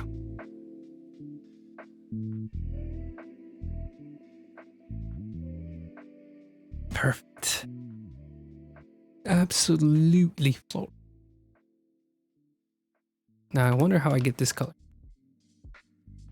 Is that the right color? It doesn't even look the same when I put it on.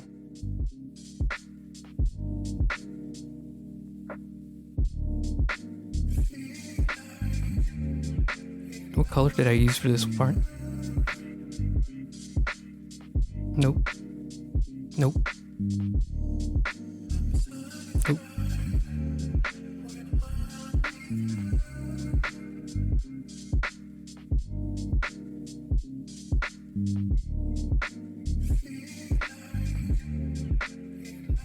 This is close.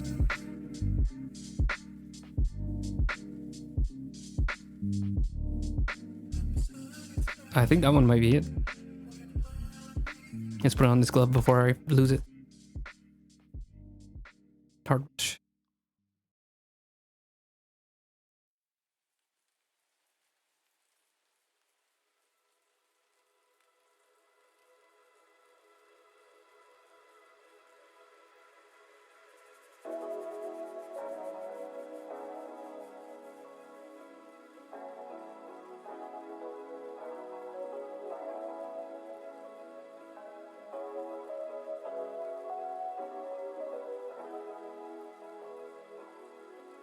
There.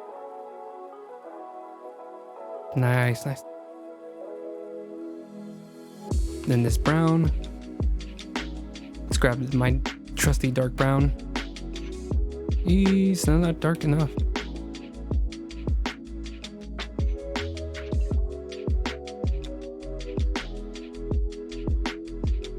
How in the world am I supposed to get this color? Oh, there we go. That works perfect.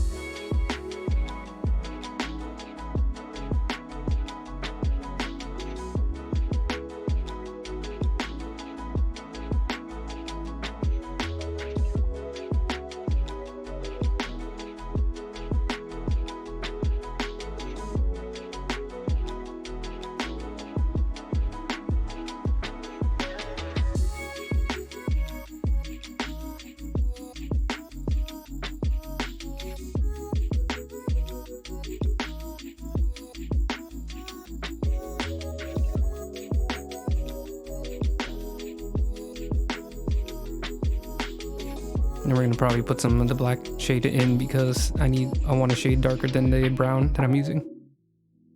So like this. This one could be the soft brush.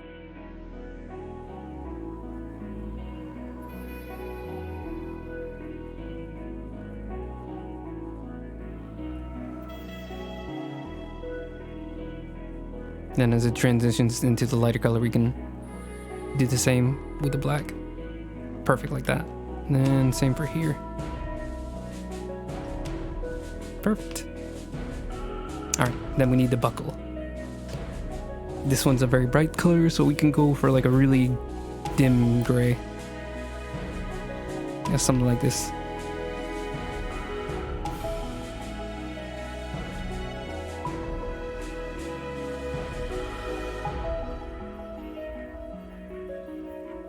Zoom in really close.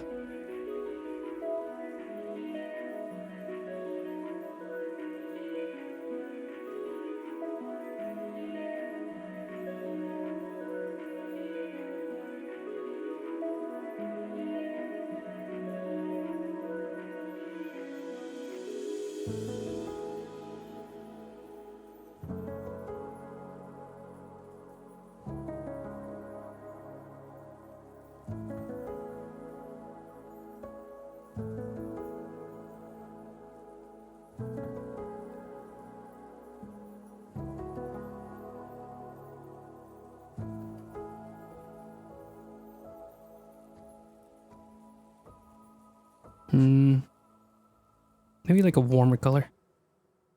Let's grab this like deep purple. Yeah, that I think blends in with the palette a little bit better. So let me like that. Then we can put back in the black. Just to even things out. There we go. Ah, goodness. Oh, okay. Let me get. I need to like switch positions like every 5 seconds, or else I'm gonna just not exist.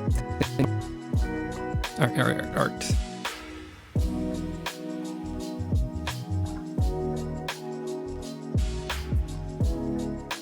So the lab coat, this one's gonna be fun because this gets to be bright color.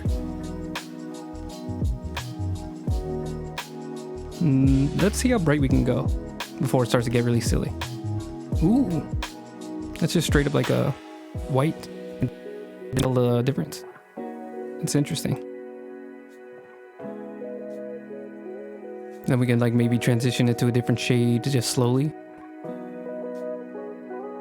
Some of the more shadowy parts.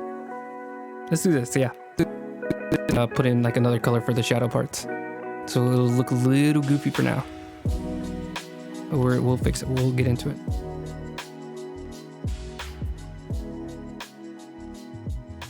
Oh, we're in soft brush. Come on. There we go, just take what I need. And nothing else.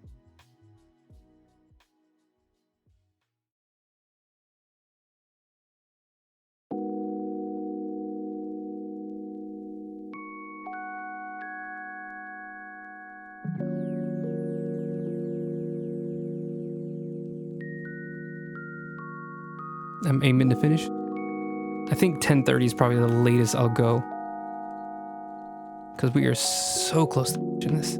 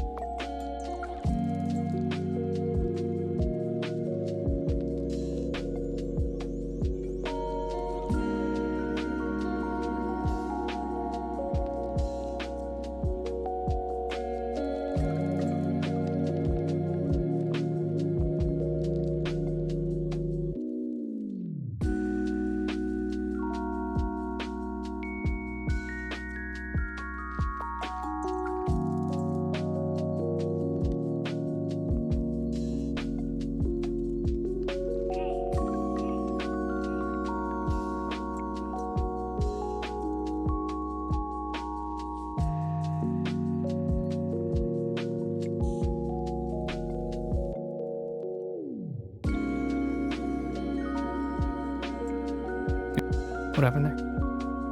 That's still the same color? Here, go, camera. No, what? No, I can't find the color. Where did the color go? What? Come on. Okay, there we go. Yeah, I got it back. I need to keep better track of which colors I'm using. The only one I know for a fact is the original line art was like this reddish brown color, this dark red color. And then the dress is like a dark purple color. Those are the only two I remembered. Okay, that's half the suit done. This half I think is gonna be a lot easier.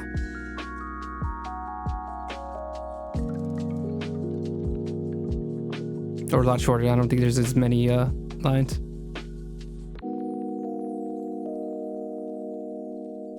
Or would if I could stop messing it up. There we go.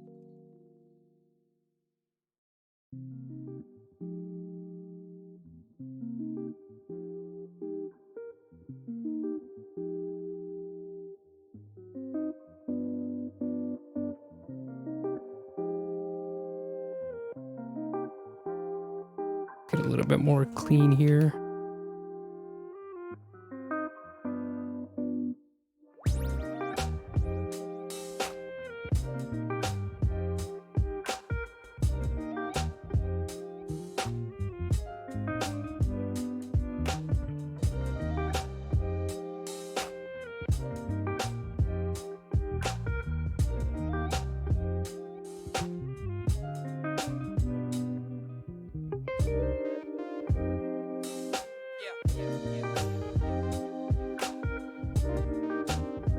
Okay. I use the bathroom. But I will hold it. I will hold it. We're almost there. I can survive.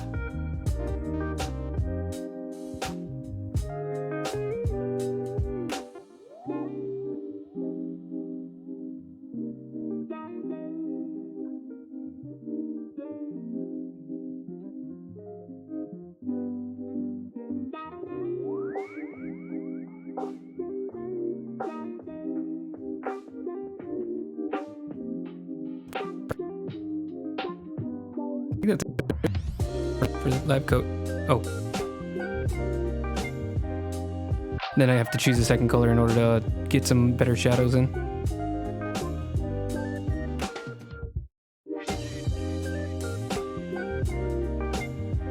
Okay, there we go. Okay. So what color should we do for the shadow? Let's try grabbing like this really dark purple. See how that looks on it. I think I need something darker than that.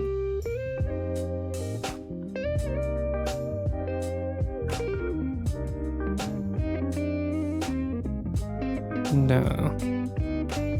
Grab this advanced color selector, make it darker.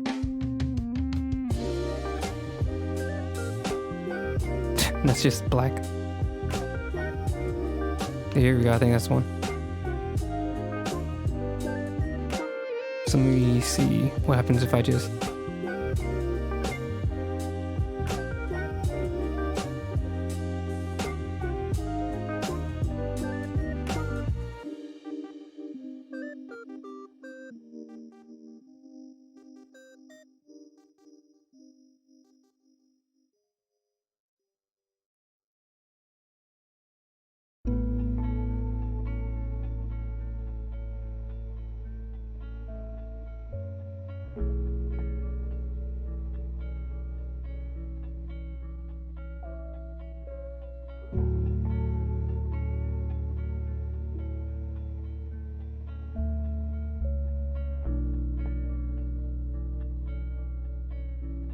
Here we go. Cutting out the sections that obviously need it.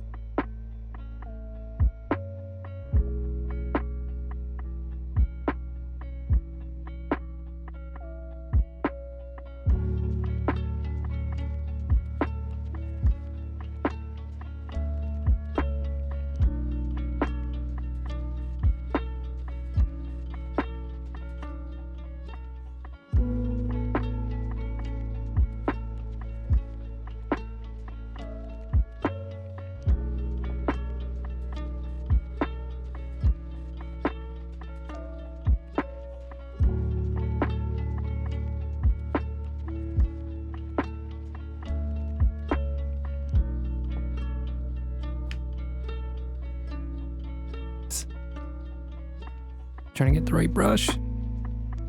There. And we transition from here. Oh my, why did I press undo? Why does undo do this to me?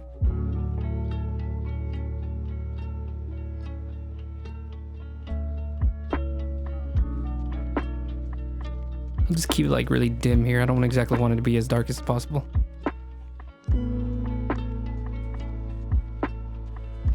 And something similar over here too.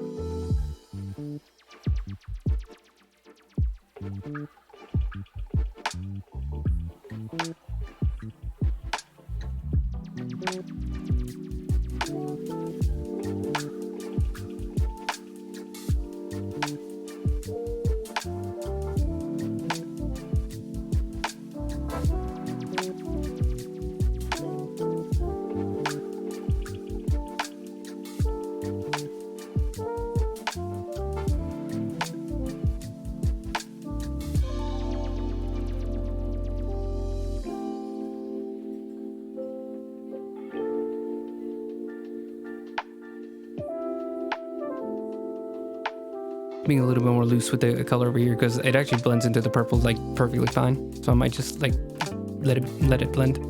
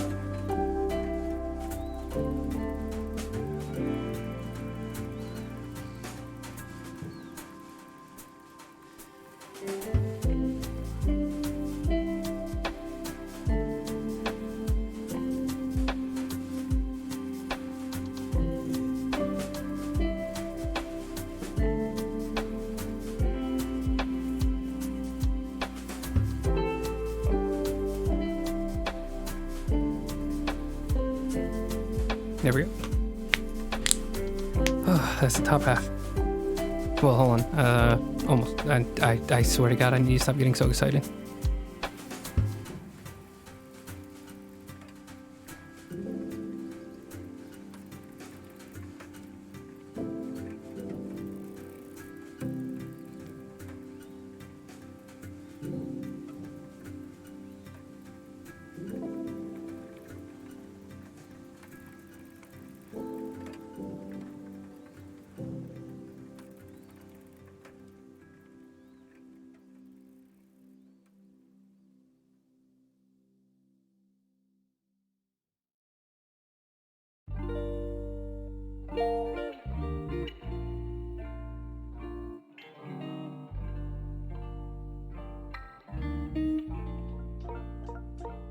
Ah.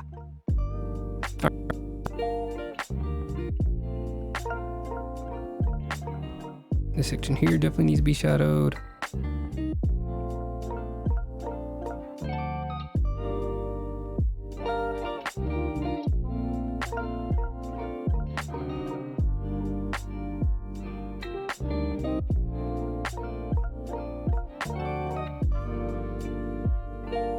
Actually, hold on.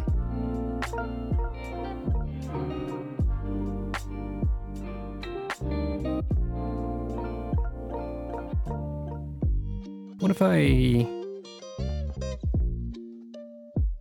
instead of that, let's do the slightly less dark purple, but the purple that I've used for everything. Oops. That's not what I, what if I do that?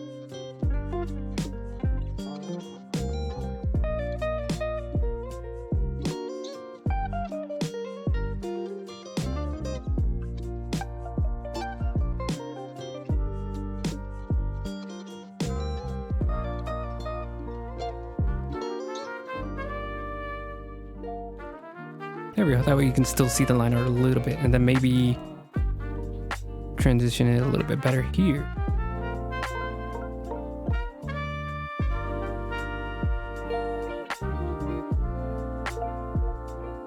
Go back to this really shadowy purple.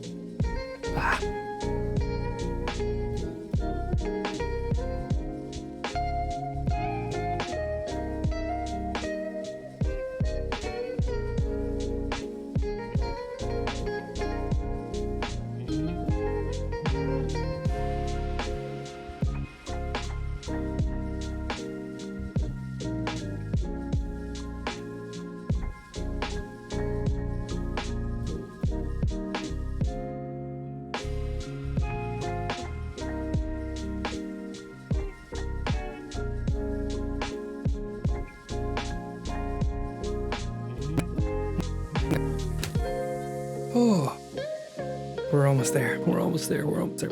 There.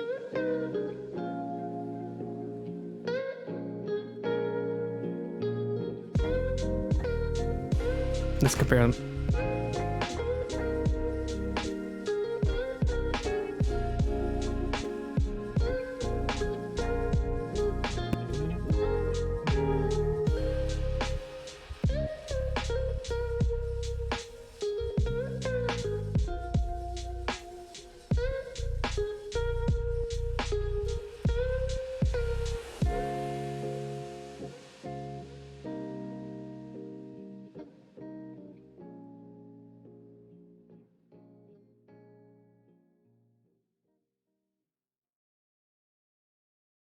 Let me save it quick.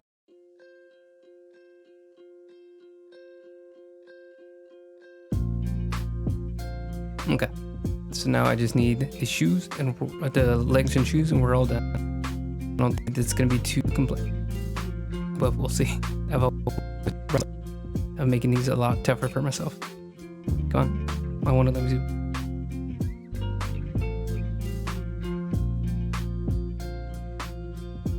That was weird. All right, so let's see. Let's grab this color rope.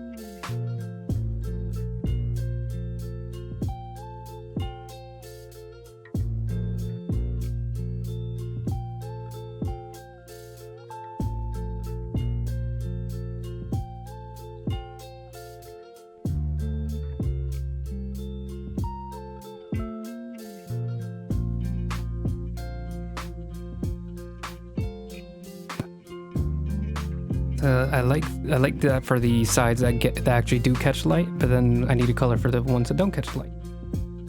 It's a little too brown. Something more like purplish, but like really like desaturated. Ooh, that might be it. That might be it. It's too dark. Let's see if we can just make this like a little bit darker. There we go. I think that's the one I'm gonna keep. So this is for the side that doesn't catch any light. And let's make this like a soft brush.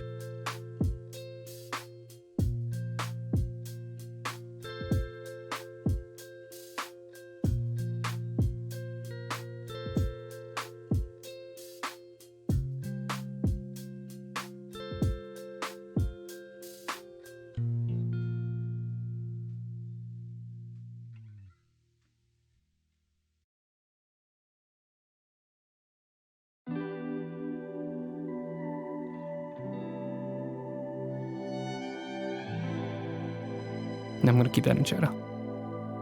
Yeah, dark. And this one, definitely gonna keep this one dark.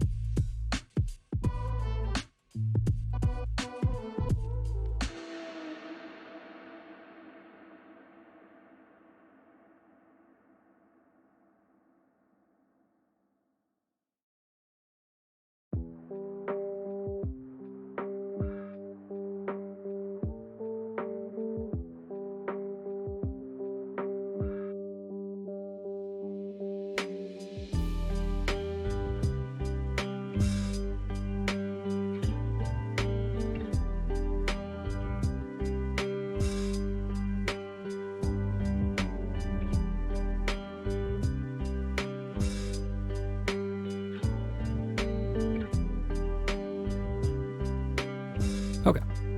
All right. So the settings. Oh, why does this still seem too bright?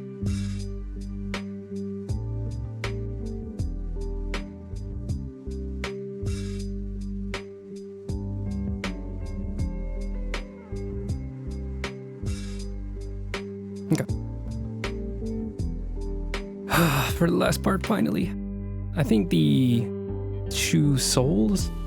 Let's grab this like really like dim color. And that can like cover like the entirety of the shoe sole.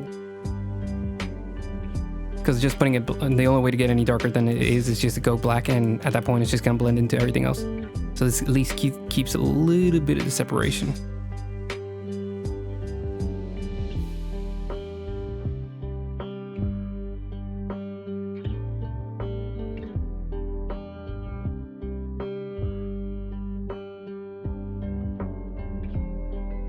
And then maybe like this purple for the shoe.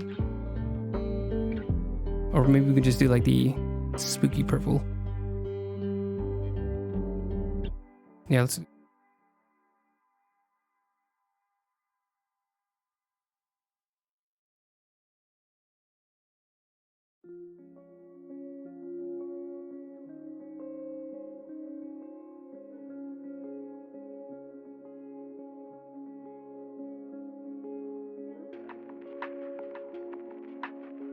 Oops. I completely forgot that I actually had a part of the stocking that I wanted to keep colored correctly. And this wraps around the shoe like this. There we go. And try to preserve the parts of the shoe, the parts of the stocking that are colored in.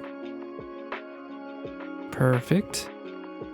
Then I'm just gonna lightly darken everything. Or darken the spots that I need to, or feel like I need to. Make it like stand out a little bit more. This part actually can catch some of it because you actually can't even see the...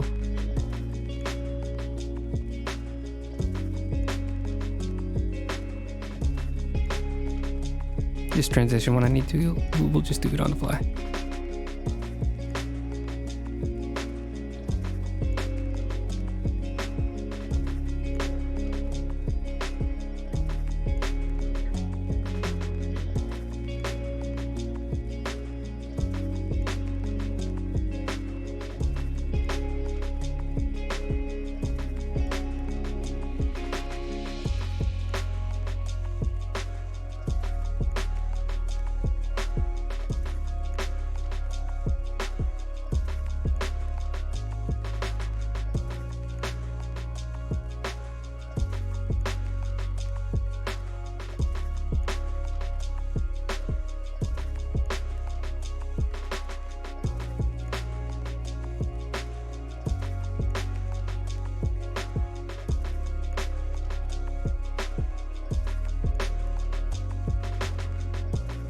There we go. One more. We're almost there.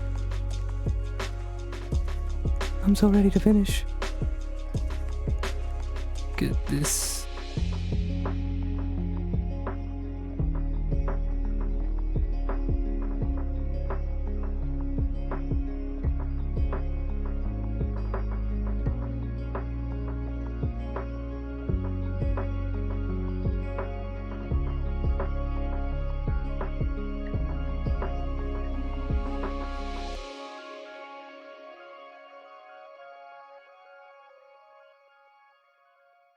Almost. Come on. There we go. Put it over here. Oops, hold on. Right there. We can put that up. It's a little too bright.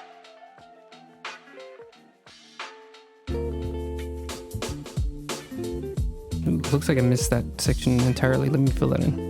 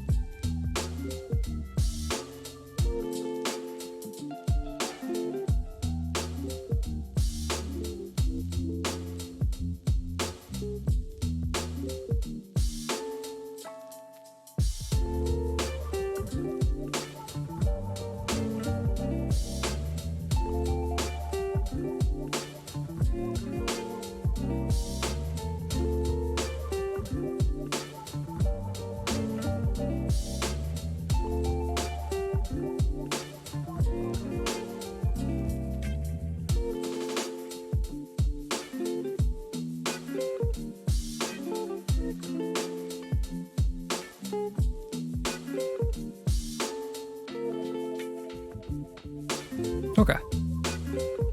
Finished. I don't know if there's any other detail that I need to add. Let me check my notes. Just say final touches. I think I could just maybe play with the contrast and everything. Oh, let me put on the light. And let me also compare the inks real quick. Close everything. Save it.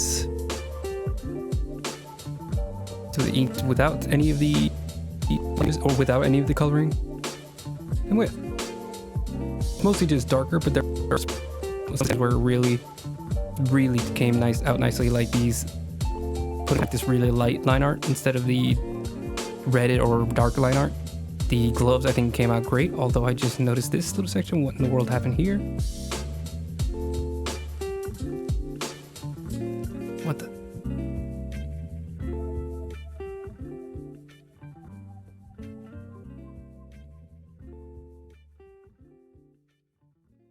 That was annoying.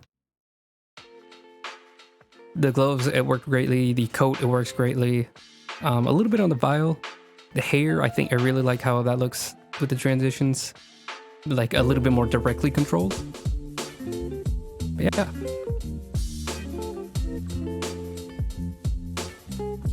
So I'm gonna delete. No. We're just gonna turn off that. We're gonna keep layers. Set the glow from the laptop. This is for the vial, like all the effects with the eye gleam. We can delete this. These are just some of the everything except for. Can delete the lighting. No, we'll keep the lighting reference. I might need that for another piece. Dude, one last time. Get a good look at him. What a lovely boy. What else? I think. Oh, that's the cop. If you ever want to go back to the really bright light.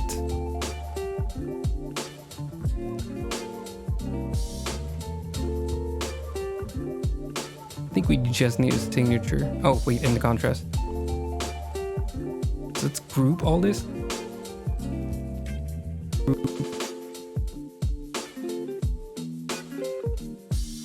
Did you group? Did it not group anything?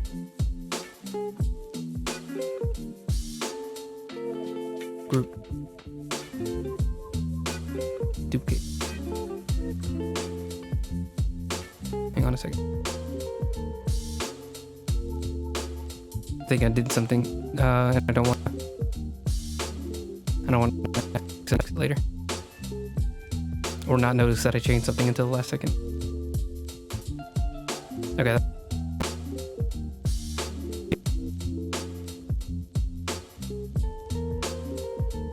Turn it off. And we're gonna merge this one. So this is just a copy with everything flattened out. Filter to it. Filter. What the?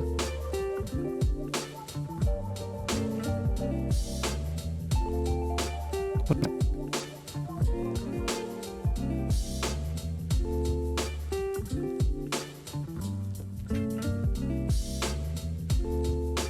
Not sure what that is. Filter, just go with color adjustment curves. So we're just gonna play with this a bit. Bring down the shadows. Pull up midtones. Bring down the midtones. Bring down the highlights. Not doing much. Let's see. It should just be a tiny tweak. Yeah, just made everything a little darker, a little deeper. Just turn the darkness back up a little bit. I don't want to be too dark. I like it with a little bit more darkness, but not too much more dark. Just like that. Just the tiniest little tweak. Then I think maybe let's try playing with the saturation real quick. So this is with a lot of saturation. I do this sometimes for some of my pictures. It's like packing out that saturation. I do kind of, I just realized we're doing this with Doot. Ah, that hurts because now I have to start from scratch.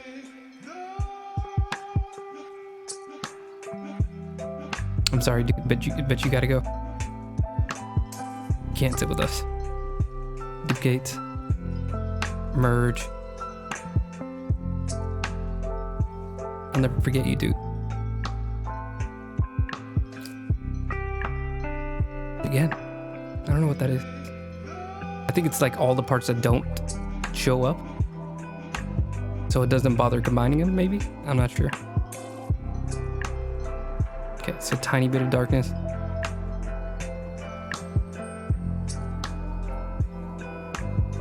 Put back up the light. Highlights a little bit higher.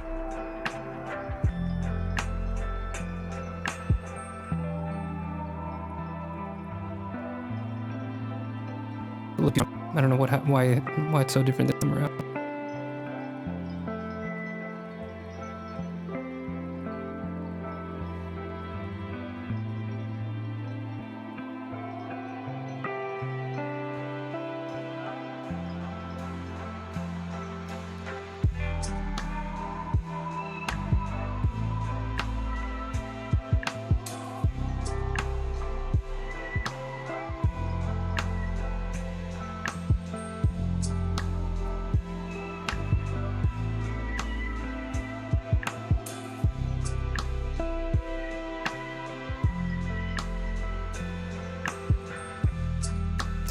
Just tiny tweaking right now.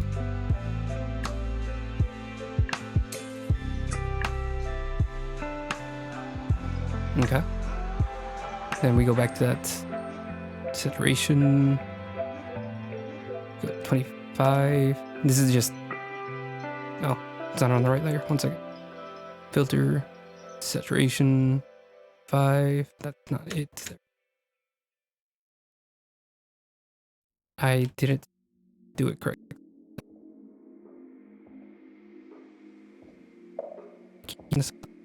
Saturation, 25, filter map. There we go.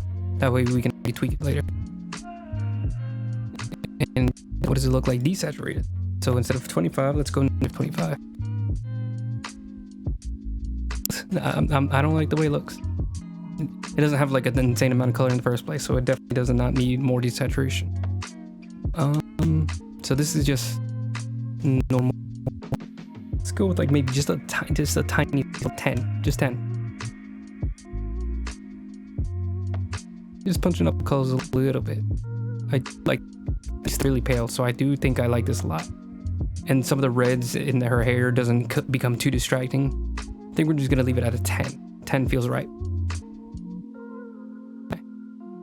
That calls for one last thing. Okay. Oh god.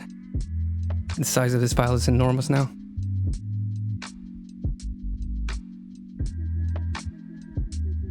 That's probably why I need to start merging all the flats.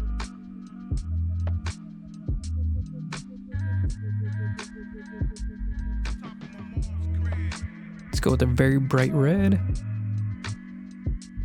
Bah, that one right there. And then I like doing this in my micron.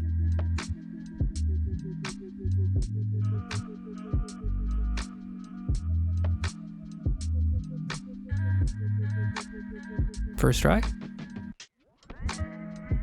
I've done my signature enough.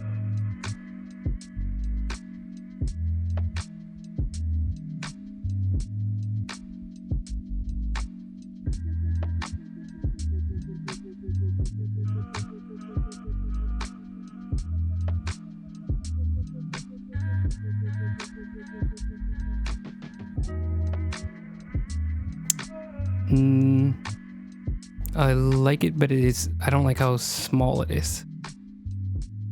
Or how thin it is. Thank you for that. Definitely wasn't trying to erase it. Let's go like a 10. Yeah. Well, let's go with 12 actually. You just really go for it.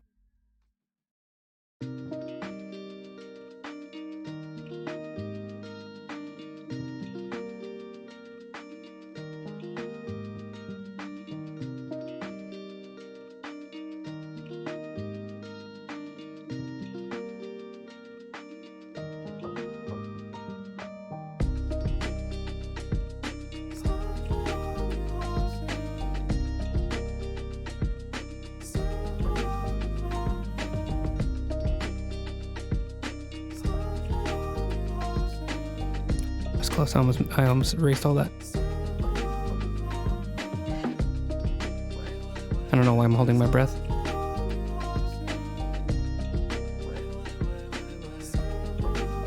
There we go. Gonna multiply.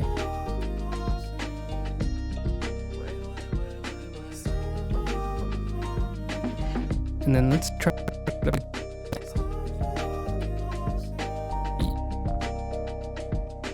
I think maybe like over here.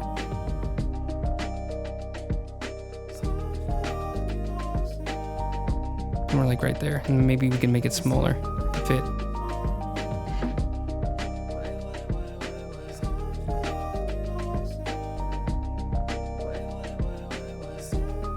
Trying to make it look like it fits into the perspective.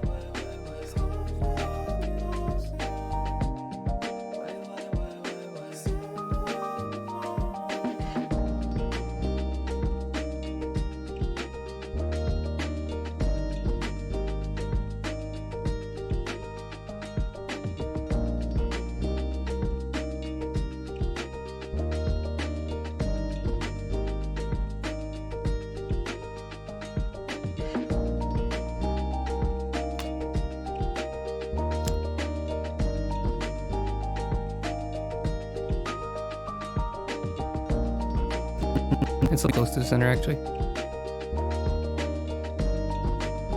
I want a little bit more subtle.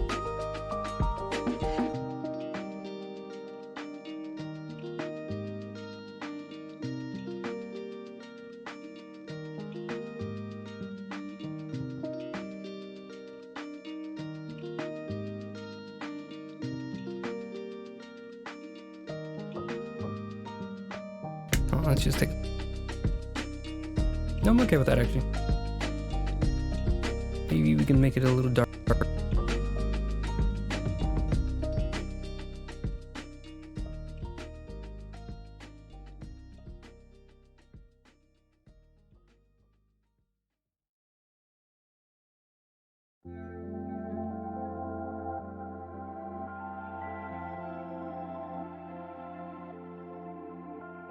I don't know, something about it being there is just a little bit too distracting to me.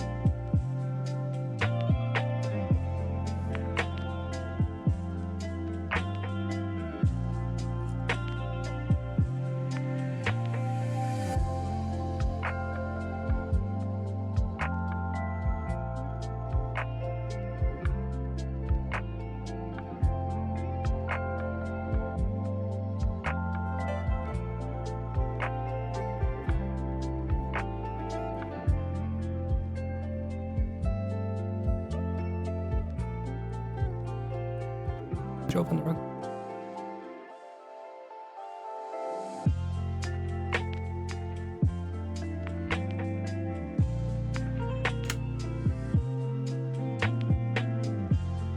Okay, yeah, I think we're good there.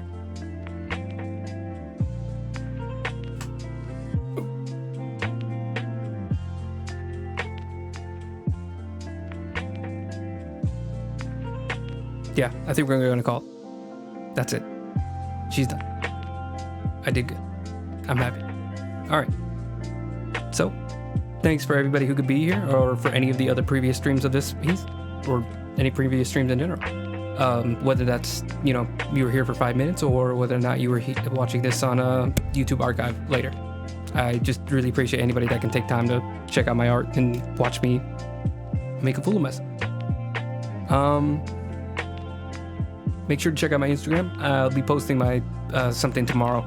I forgot to do it today. It's whatever. But yeah, I have a piece that I'm pretty excited to share. Should be a really fun one. Anyways. So yeah, check out my Instagram if you want to see my art. That's usually pretty much the first place that I post anything. This will probably go up the week after that.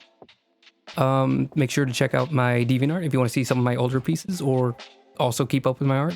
I've been active on there for a pretty long time. Make sure to check out my YouTube channel. There's 2 YouTube channels. So there's one for time lapses if you want to watch everything cramped down into 5 minutes, and then there's obviously the YouTube archive channel. So the time lapse channel also, along with the each stream cramped down into 5 minutes, I do a supercut at the end of each piece where you can see every time lapse from very first one to the very end, all further fast forwarded into like 10 to 12 minutes. So you can see the very first piece of the drawing to the very last final touch. Make sure to check out, I think that's it. Yeah, that's pretty much it. Check out the donation link down below. I'd appreciate anything you can pop in there. I'm not desperate, but it gives me a little bit more incentive to keep working and keep improving the setup. So hopefully I can have like a real clean setup. Maybe we can work something special out. I don't know. We'll see. And check out the commission sheet down below. If you want me to draw one of your characters, like a Vampire the Masquerade character, like you see. How does the camera always work? Yeah, if you want me to draw a character like right above, or if a D&D is also where I do a lot of work. Any kind of like medium. I love just drawing characters, working it out with you, and being able to design it. You can see my rates down below. So yeah, check that out. Again, thank you for being here. I'll be here again Tuesdays at 6:30 p.m. Usually to 8:30, but I almost always go to 9:30, or like today, way past 10:30. Jesus Christ. Anyways, thank you. Have a good night.